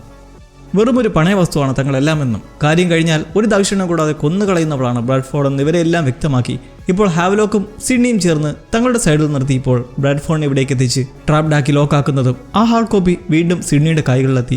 പിന്നെ ഒട്ടും സമയം കളയാതെ അത് അധികാരികൾ ഉൾപ്പെടെ എല്ലാവരിലേക്കും എത്തിക്കാനായിട്ട് അപ്ലോഡ് ചെയ്യാൻ ഒരുങ്ങുന്നു. ഇന്നേരം ഫ്രാങ്കും ഹച്ചും 6 മൈൽ ദൂരത്തിനപ്പുറം നെനാന ഡാമിലേക്ക് പാഞ്ഞുകൊണ്ടിരിക്കുകയാണ്. ഓൾറെഡി ഒരു വലിയ മാർഷൽ സംഘത്തെയും അവർ ഇതിനോടകം തന്നെ വിളിച്ചു കഴിഞ്ഞിട്ടുണ്ട്. ഒന്ന് അനങ്ങാൻ പോലും കഴിയാതെ നിൽക്കുന്ന ആ സാഹചര്യത്തിന് ഒരു മാറ്റം ഉണ്ടാവുന്നത് ബ്രാഡ്ഫോർഡ് നിന്നിട്ട് ഓപ്പറേറ്റീവ്സിനോടായി സിയുടെ പ്രവൃത്തികൾ കൂട്ടാളികൾക്ക് ഒരു ദോഷവും ഉണ്ടാക്കാനല്ലെന്നും രാജ്യത്തിന്റെ നല്ലതിന് മാത്രമാണെന്നും പറഞ്ഞ് മാനിപ്പുലേറ്റ് ചെയ്യാൻ ശ്രമിച്ച് തന്നെ ബന്ദിയാക്കി വെച്ചിരുന്ന ഒരു ഓപ്പറേറ്ററിന്റെ കഴുത്തിലേക്ക് കത്തി കയറ്റുമ്പോൾ തൊട്ടടുത്ത സെക്കൻഡിൽ അവിടെ ഗാർഡ്സ് ഷാഡോ ഓപ്പറേറ്റീവ്സിനെതിരെ ഫയർ ചെയ്ത് അവിടെ വലിയൊരു സംഘർഷാവസ്ഥ ഉണ്ടാകുമ്പോൾ സിഡ്നി ഇതൊന്നും അറിയാതെ കൺട്രോൾ റൂം കണ്ടെത്തി ഫയൽ അപ്ലോഡ് ചെയ്യാൻ തുടങ്ങുന്നു. വെടിവയ്പ്പിലും ഫൈറ്റിലും ഹാവ്ലോക്കും ഉൾപ്പെട്ട് നിൽക്കെ ബ്രാഡ്ഫോർഡ് ആ അന്തരീക്ഷത്തിൽ നിന്ന് കടന്ന് സിഡ്നിയെ വേട്ടയാടാൻ മുകളിലേക്ക് തെരഞ്ഞിറങ്ങുമ്പോൾ എന്തായാലും അവിടെ ഫ്രാങ്കും ഹച്ചുമെത്തി കരുതലോട് ആക്രമണത്തെ ചെറുക്കാൻ ശ്രമിക്കുന്നതിനിടയിലായിട്ട് ബ്രാഡ്ഫോർഡിന്റെ വാലായ ഗ്രിഫിന്റെ തോക്കിന് മുന്നിൽ പെടുന്ന ഹാവ്ലോക്കിനെ ഫ്രാങ്ക് രക്ഷിക്കുന്ന ഒരു സന്ദർഭം ഉണ്ടാവുന്നുണ്ട്. അതും അയാളെ വെടിവെച്ചിട്ടുമുണ്ട്. ബ്രാഡ്ഫോർഡ് ഒട്ടും അമാന്തിക്കാതെ അവിടെയുള്ള പവർ സിസ്റ്റം മാനേജ് ചെയ്ത് ഇലക്ട്രിസിറ്റിയും ബാക്കപ്പും ഷട്ട് ചെയ്യുന്നതിലൂടെ അപ്ലോഡിംഗ് നിന്ന് ഓഫ്ലൈനിലേക്ക് പോകുന്നതിന് പിറകെ വെറിയോടെ അവർ ഒരു കോടാലി സംഘടിപ്പിച്ച് സിഡ്നിയുടെ നേർക്ക് വന്നറിയാൻ ശ്രമിക്കുകയാണ്. അവൾ അതെല്ലാം ഡിഫെൻഡ് ചെയ്ത് ഹാർഡ് ഡ്രൈവും എടുത്ത് പുറത്തേക്ക് കടന്നെത്തുന്നത് കുത്തിയൊഴുകുന്ന വെള്ളച്ചാട്ടത്തിന് മുകളിലേക്കും. വിടാതെ പിന്തുടരുന്ന ബ്രാഡ്ഫോർഡ് അവിടെ കിടന്ന ഒരു ലിവർ എടുത്ത് സിഡ്നിയുടെ പള്ളയ്ക്ക് കുത്തിക്കയറ്റുമ്പോൾ അത് ദൗർഭാഗ്യകരമായി വന്നു. ഹാർഡ് ഡ്രൈവ് വീണ്ടും കൈകളിലെത്തിയ ശേഷം രോഷം കൊണ്ടവർ ഒരു വയറെടുത്ത് സിഡ്നിയുടെ കഴുത്തിലേക്ക് മുറുക്കുവാണ്. എന്നാ ഓപ്പർച്യൂണിസ്റ്റായ അവൾ ആ ആവശ്യതയിൽ ഡാമിന്റെ മൂലയിലേക്ക് ചാടുന്നതിലൂടെ അത് ഇരുവരിലും കുരുങ്ങി ബ്രാഡ്ഫോർഡിന്റെ ഇരു കൈകളിലുമായി കെട്ടി ലോക്കാവുന്ന സന്ദർഭം ഉണ്ടാവുന്നു. അങ്ങനെ രണ്ടുപേരും തൂങ്ങിക്കിടക്കെ സിഡ്നി വീണ്ടും ആ ഫയൽ കൈക്കലാക്കി വെയിറ്റ് ഉപയോഗിച്ച് മുകളിലേക്ക് എത്തുമ്പോൾ അവൾക്കൊരു പിടുത്തം കിട്ടുന്നു. ഇരു കൈകളിലും ബന്ധനത്തിലായ ബ്രാഡ്ഫോർഡ് നിസ്സഹായി ആ ചിതറി തെറിക്കുന്ന വെള്ളച്ചാട്ടത്തിലേക്കും വീഴുന്നു. അങ്ങനെ ബ്രാഡ്ഫോർഡിന്റെ കഥ അവിടെ കഴിയുകയാണ്. സിഡ്നി വേദന കൊണ്ട് കയറാൻ ശ്രമിച്ച് കയ്യിലെ ഗ്രിപ്പ് പോകുന്നതും അവിടെ കൃത്യസമയം ഹാവ്ലോക്ക് എത്തി അവളെ പിടിച്ചു കയറ്റി ശ്വാസം എടുക്കുമ്പോഴാണ് തൻ്റെ ഭാര്യയെ കുത്തേറ്റ് അവശതയിലാണെന്ന് അവൻ അറിയുന്നത്. പിന്നാലെ ഫ്രാങ്കും അവിടേക്ക് എത്തി തോക്ക് ചുണ്ടപ്പേ പ്രശ്നമെന്ന് കണ്ടു. പിന്നെ സിഡ്നിയുടെ ജീവൻ നിലനിർത്താനുള്ള ശ്രമമാണ്. നല്ല ആഴത്തിലുള്ള കുത്താണ്, ലിവറിലേക്ക് വരെ ചെന്ന് തറച്ചിട്ടുണ്ടെന്ന് സിഡ്നി പറയുന്നുണ്ട്. നല്ല തലയുള്ള ആൾക്കാരല്ലേ, ഇതൊക്കെ അവർക്ക് പെട്ടെന്നറിയാൻ കഴിയുമായിരിക്കും. ഇതിനിടയ്ക്ക് മറ്റു മാർഷൽ സംഘം എത്തിയതോടെ ബ്രാഡ്ഫോർഡിന്റെ ഗുണ്ടകളെ പിടികൂടി സ്ഥിതിയൊന്ന് ശാന്തമാക്കിയിട്ടുണ്ട്. സിഡ്നിയുടെ ആരോഗ്യനില വഷളായിക്കൊണ്ടിരിക്കുന്നത് കണ്ട് സഹായം തേടി നിൽക്കുന്ന സാഹചര്യത്തിൽ അവൾ ഹാവ്ലോക്കിനോടായി ഈ സമയം നോക്കി രക്ഷപ്പെടാൻ പറയുന്നു. കാരണം ഇനി നടക്കാൻ പോകുന്നത് എന്താണെന്ന് വ്യക്തമായ ബോധമുണ്ട് അവൾക്ക്. മരിച്ചില്ലേൽ എന്തായാലും നിയമത്തിന് മുകളിൽ കൊണ്ടു നിർത്തും. അപ്പോൾ ഒരാൾ പുറത്തുണ്ടെങ്കിൽ മാത്രമേ ആ കുരുക്കഴിക്കാൻ കഴിയുകയുള്ളൂ. ഈ ഒരു സമയത്ത് സിഡ്നിയെ വിട്ടുപോകാൻ ഒട്ടും താല്പര്യമില്ലെങ്കിൽ കൂടി വരും വരായെക്കുറിച്ച് ബോധമുള്ളതിനായി ഹാവ്ലോക്ക് അവിടെ എസ്കേപ്പ് ചെയ്യാൻ ശ്രമിക്കുന്നതും ഫ്രാങ്കിന്റെ ശ്രദ്ധയിൽപ്പെട്ട് ബൈക്കിലായി ഒരു വൻ ചേസിംഗ് നടത്തി ഒടുവിൽ തടഞ്ഞു നിർത്തുമ്പോൾ ഹാവ്ലോക്കിന് പറയാനുള്ള കാര്യം ഇത്രയും പേരുടെ മരണത്തിന് പിന്നിൽ ഒരേ ഒരു കാരണക്കാരിയാണ് ബ്രാഡ്ഫോർഡ്. അവിടെ ദുർവിനിയോഗം മൂലം പല മേഖലയിലുമുള്ളവർ കൂടെ നിന്നവർ പോലും ബലിയാടായി. ശരിയായ ഒരു കാര്യത്തിന് വേണ്ടിയിട്ടാണ് ഇത് ചെയ്തതെന്നും ഫ്രാങ്കും അതിലൊരു പങ്ക് വഹിച്ചെന്നും പറയുന്നത്. പക്ഷേ ഫ്രാങ്കിനെ കൊള്ളുന്നതിന് കാരണം മുന്നേ ഒരിക്കൽ ഒരു കുറ്റവാളി രക്ഷപ്പെടാതിരിക്കാൻ തെളിവൊളിപ്പിച്ച് കുടുക്കിയ ഒരു തെറ്റ് അയാൾ സർവീസിലേക്ക് ചെയ്തിട്ടുണ്ട്. മുന്നേ മകൾ റൂബിയുടെ മരണത്തിനിടയാക്കിയ ആ ഒരു തെറ്റ് അർഹമായ കാര്യത്തിനാണേലും. പക്ഷേ ഇത് മനസ്സിലാക്കി ഹാവ്ലോക്ക് ഇങ്ങനെ സംസാരിക്കുന്നതിൽ ഫ്രാങ്ക് അറച്ചു പോകുന്നതോടെ അവൻ ഓടിപ്പോകുന്നു. ഹാവ്ലോക്ക് ന്യായത്തിനു വേണ്ടിയാണ് ഇതൊക്കെ നടത്തി കൂട്ടിയെന്ന് ഫ്രാങ്കിനും ഇതിനോടകം തന്നെ ഉറപ്പായതാണ്. അങ്ങനെ അവിടെ വെറുതെ വിടുന്നൊരു സാഹചര്യം ഉണ്ടാകുമ്പോൾ തിരികെ തൊട്ടടുത്തുള്ള ഒരു ഫെസിലിറ്റിയിലെത്തി അവിടെ ഒരു ഇമ്മീഡിയറ്റ് സർജറി നടത്തി സിഡ്നിയുടെ ജീവൻ നിലനിർത്താൻ ശ്രമിക്കുന്ന മെഡിക്സിനടുത്തേക്ക് എത്തുന്നു. ബ്ലഡ് ട്രാൻസ്ഫ്യൂഷൻ ഈ സ്ഥിതിയിൽ വളരെ അത്യാവശ്യമാണ്. അതിനിവിടെ സൗകര്യമില്ല. അടുത്തുള്ള ആശുപത്രിയാണെങ്കിൽ ഫെയർബാങ്ക്സിലും. വണ്ടിയിൽ പോകാൻ നല്ല സമയമെടുക്കും. മാത്രമല്ല ഇന്ധനവും കുറവാണ്. സിഡ്നിയുടെ മേലുള്ള പ്രതീക്ഷ എല്ലാവരിലും മങ്ങി തുടങ്ങുന്നെങ്കിലും എന്തെങ്കിലും ചെയ്യണമെന്ന് നിൽക്കുന്ന ഫ്രാങ്കിന് മുന്നിൽ എത്തുന്ന ഒരു ബുദ്ധി. പിന്നെ നമ്മൾ കാണുന്നത് ഒരു കൂട്ടം ഹസ്കികളെ കൊണ്ട് കെട്ടിവലിക്കുന്ന തെന്നുവണ്ടിയിലായി സിഡ്നിയെ മൂടി കെട്ടിക്കൊണ്ടു പോകുന്നത്. വണ്ടി കടന്നു പോകാൻ കഴിയാത്ത പ്രദേശങ്ങളിലൂടെ ഷോർട്ട് കട്ട് എടുത്ത് ഫെയർബാങ്ക്സിന് ഏറ്റവും അടുത്തുള്ള റോഡിലേക്ക് എത്തി അവിടെ വരുത്തിയിട്ടിരുന്ന വണ്ടിയിൽ കയറ്റി ഫ്രാങ്ക് ഒറ്റയ്ക്ക് കൊണ്ടുപോകുന്നതിന് കാരണം കാത്തുനിന്ന ആ നാട്ടുകാരൻ സിഡ്നിക്കാണ് പരിക്കെന്നറിഞ്ഞവിടെ വിസമ്മതിച്ചുകൊണ്ട് നിൽക്കുകയാണ്. നാടിൻ്റെ പ്രശ്നങ്ങൾക്കെല്ലാം ഇവളാണ് കാരണമെന്നും ഇതിന് കൂട്ടു നിൽക്കാൻ പറ്റില്ലെന്നും മാറി നിന്നങ്ങനെ ഫ്രാങ്ക് അവളെ ഒറ്റയ്ക്ക് ആശുപത്രിയിലേക്ക് എത്തിച്ച് ഓപ്പറേഷൻ റൂമിലേക്ക് കയറ്റി കഴിയുമ്പോഴാണ് ഒരു കാര്യം മനസ്സിലാക്കുന്നത്. ആ ഹാർഡ് ഡ്രൈവ് തൻ്റെ കയ്യിലാണ്. സ്ട്രെച്ചറിൽ കിടക്കെ സിഡ്നി അത് കയ്യിൽ വെച്ച് കൊടുത്തതാണ്. അങ്ങനെ അവിടെ ആ രാത്രി കഴിച്ചുകൂട്ടി വെളുപ്പിന് തന്നെ ഒരു കോൾ വരുവാണ് കൊളീഗ്സിൽ നിന്നും. ഹാവ്ലോക്കിൻ്റെ ബോഡി കണ്ടെത്തിയെന്ന്. ഒരു കാറിലുണ്ടായ തീപിടുത്തത്തിൽ കത്തി നശിച്ചു കിടക്കുന്നതായി ഡാമിനെ കുറിച്ച് കലയെ കണ്ടെത്തിയതാണ്. നല്ലോണം കത്തിക്കരിഞ്ഞത് മൂലം DNA ടെസ്റ്റ് നടത്താൻ പറ്റില്ല. പക്ഷേ സാഹചര്യം മറ്റും വെച്ച് അവർ ഹാവ്ലോക്ക് എന്ന അനുമാനത്തിലെത്തുമ്പോൾ ഒരു പ്രധാന കാര്യം, മുന്നേ പ്ലെയിൻ വെച്ച് ഹാവ്ലോക്ക് രക്ഷപ്പെടാൻ വേണ്ടിയിട്ട് അണപ്പല്ലിൽ ഒളിപ്പിച്ചൊരു ആണി കണ്ടില്ലേ, അന്നത് ഇടിച്ചിളക്കിയപ്പോൾ ഇപ്പോൾ ഈ ബോഡിയുടെ അണപ്പല്ലും മിസ്സിംഗ് ആണ്. അത് വെച്ചൊരു അനുമാനത്തിലേക്ക് അവരെത്തുമ്പോൾ ബ്രാഡ്ഫോർഡിൻ്റെ ബോഡിയും കണ്ടെത്തിയിട്ടുണ്ട്. അത് പരിശോധനയ്ക്കായി കയറ്റി അയച്ചതായും അറിയുന്ന ഫ്രാങ്ക് അങ്ങനെ തിരികെ ബേസിലേക്ക് എത്തുമ്പോൾ പുള്ളിക്കുറപ്പാണ് ഇത് ഹാവ്ലോക്കിൻ്റെ വെറും ഒരു കളിയല്ലാതെ എന്താവാൻ. എന്തായാലും ഹാവലോക്കിനെ തൻ്റെ പ്രോബ്ലം അല്ല എന്നിവിടം വരെ എത്തിയ ഫ്രാങ്കിന് ബോധ്യമായിട്ടുണ്ട്. ഇനി സിഡ്നി വിശ്വസിച്ചേൽപ്പിച്ച ആ ഹാർഡ് ഡ്രൈവ്, ബ്രാഡ്ഫോണിൻ്റെ എല്ലാ ചെറ്റത്തരങ്ങളുടെയും പ്രൂഫായ കോപ്പി ഫ്രാങ്ക് ഏൽപ്പിക്കുന്നത് ജീവനത്തിലും വിശ്വസിക്കുന്ന ഒരു രാഷ്ട്രീയ പ്രവർത്തകനായ ടെഡിനെയാണ്. അയാളെ വിളിച്ചു വരുത്തി കാര്യങ്ങളൊക്കെ സംസാരിച്ച് ഇത് വെച്ചുള്ള ഗാഢമായ അന്വേഷണത്തിലുള്ള എല്ലാ നടപടികളും ഒരുക്കാൻ ആവശ്യപ്പെട്ട ശേഷം സർജറി കഴിഞ്ഞ് ബോധം വീണ് സിഡ്നിയെ കാണാനെത്തുന്നു. ഒരു കാർ തീപിടിച്ച അവസ്ഥയിലായി കണ്ടതും അതിലൂടെ ഹാവ്ലോക്ക് മരിച്ചതായി പ്രസ്താവിച്ചതിനെക്കുറിച്ചും അവളെ അറിയിക്കുന്നതോടൊപ്പം താനത് വിശ്വസിക്കില്ലെന്ന് കൂടി ചേർത്ത് പറയുന്നുണ്ട്. ഫ്രാങ്കിന് അത് അവൻ തന്നെയാണെന്ന് ഇപ്പോഴും ഉറപ്പിക്കാൻ കഴിയുന്നില്ല. സിഡ്നിയുടെ കുറ്റബോധവും സങ്കടവും താൻ മൂലം കുറേ പേർ ആവലാതിയിലായതിലും മരിച്ചതിലുമൊക്കെയാണ്. നിയമം വിട്ട് ഒരിക്കലും ഒരു ക്രമക്കേട് നടത്തായിരുന്ന തൻ്റെ അച്ഛൻ ഇപ്പോൾ എവിടെയെങ്കിലും ഇരുന്ന് കാണുന്നുണ്ടെങ്കിൽ ഇത് മകളുടെ ഒരു അനാദരവാണെന്ന് സിഡ്നിയുടെ ആ ഒരു വിഷമത്തെ പക്ഷേ ഫ്രാങ്കിന് തിരുത്താനാകും. കാരണം പശ്ചാത്താപത്തിൻ്റെയും ത്യാഗത്തിൻ്റെയും നീറ്റൽ അയാൾക്ക് നേരിടേണ്ടി വന്നിട്ടുള്ളതാണ്. അങ്ങനെ സ്വന്തം അനുഭവം പറഞ്ഞ് ആശ്വസിപ്പിച്ച് കഴിയുമ്പോൾ പക്ഷേ സിഡ്നിക്ക് നിയമത്തെ നേരിടേണ്ടതായിട്ടുണ്ടിനി. എന്തായാലും ഗവൺമെൻറ് വൈകാതെ ഈ നടത്തി വന്നിരുന്ന പ്രവർത്തനങ്ങളെല്ലാം നിർത്തുമെന്ന് കൺവിൻസ് ചെയ്തങ്ങനെ വീട്ടിലേക്ക് തിരിക്കുകയാണ് ഫ്രാങ്ക്, അയാളുടെ മറ്റൊരു തീരാ പ്രശ്നമുള്ള സ്ഥലത്തേക്ക്. പിണങ്ങിപ്പോയ സാറയും ലൂക്കിനെയും തൻ്റെ മനസ്സിലുള്ള റിഗ്രറ്റ്സും ഗിൽട്ടും അറിയിച്ച് മകൾ മരിച്ചതിൻ്റെ കാരണം താൻ തന്നെയാണെന്ന് സങ്കടപ്പെട്ടങ്ങനെ ആ പുതു ക്യാബിൻ വൃത്തിയാക്കി നിൽക്കെ അവിടേക്ക് സാറയും ലൂക്കും എത്തി സംസാരിക്കുവാണ്. ഫ്രാങ്ക് ആ ലിറ്റിൽ സീക്രട്ടായ മറച്ചു വെച്ചിരുന്ന തോക്ക് സമർപ്പിച്ച് കുറ്റമേറ്റുവാങ്ങി കാലം കഴിക്കാമെന്നുള്ള തീരുമാനത്തിലാണ്. പക്ഷേ സാറയ്ക്കും ലൂക്കിനും എന്തായാലും ഉണ്ടായ നഷ്ടങ്ങളൊന്നും മാറാൻ പോണില്ല. ഇങ്ങനെയൊക്കെ ചെയ്തുകൊണ്ട് വീണ്ടും വിഷമങ്ങൾ ഉണ്ടാക്കുകയുള്ളൂ. അതുകൊണ്ട് ചെയ്യാൻ പറയുന്നത് ആ രഹസ്യമായി വെച്ചിരിക്കുന്ന എവിഡൻസായ തോക്ക് എവിടെയെങ്കിലും കൊണ്ടുപോയി കളഞ്ഞുപേക്ഷിക്കാൻ. ഇതൊന്നും ഞങ്ങൾ അറിഞ്ഞിട്ടില്ല, കണ്ടിട്ടില്ല എന്ന് തന്നെ ഇരിക്കട്ടെ എന്ന് കുടുംബത്തിൻ്റെ വാക്ക് കേട്ടങ്ങനെ ഫ്രാങ്ക് എവിടെയും ഇല്ലാത്തൊരു പിടിയിലായി ഇതെറിഞ്ഞുപേക്ഷിക്കുന്നു. അങ്ങനെ ശാന്തസുന്ദരമായി ഒരു പുതു അലാസ്കൻ ജീവിതത്തിലേക്ക് ക്യാബിൻ റെഡിയാക്കി ഒരു വില്ലയാക്കാനുള്ള തയ്യാറെടുപ്പിൽ നിൽക്കെ ഫ്രാങ്കിനൊരു കോൾ വരികയാണ്. ഹാവ്ലോക്ക് തന്നെ. ഇവിടെ വെളിവാകുന്നത് ആ കാറിൽ കത്തിക്കരിഞ്ഞിരുന്ന ശരീരം അത് ജൂലിയൻ സ്റ്റീലിൻ്റേതായിരുന്നു. പ്ലെയിൻ അപകടത്തിൽ നിന്ന് രക്ഷപ്പെട്ടതും കണ്ടെത്താനും ശേഷിച്ച ഒരേ ഒരു കുറ്റവാളി. ഒക്കലഹോമിലെ സഹോദരനുള്ള സ്ഥലത്തായി കണ്ടെത്തിയതായി സ്ഥിരീകരിക്കാത്ത റിപ്പോർട്ടുള്ളതായി മുന്നത്തെ ഒരു എപ്പിസോഡിൽ പറഞ്ഞിരുന്നില്ലേ? അങ്ങനെ ഒന്നും നടന്നിട്ടില്ല.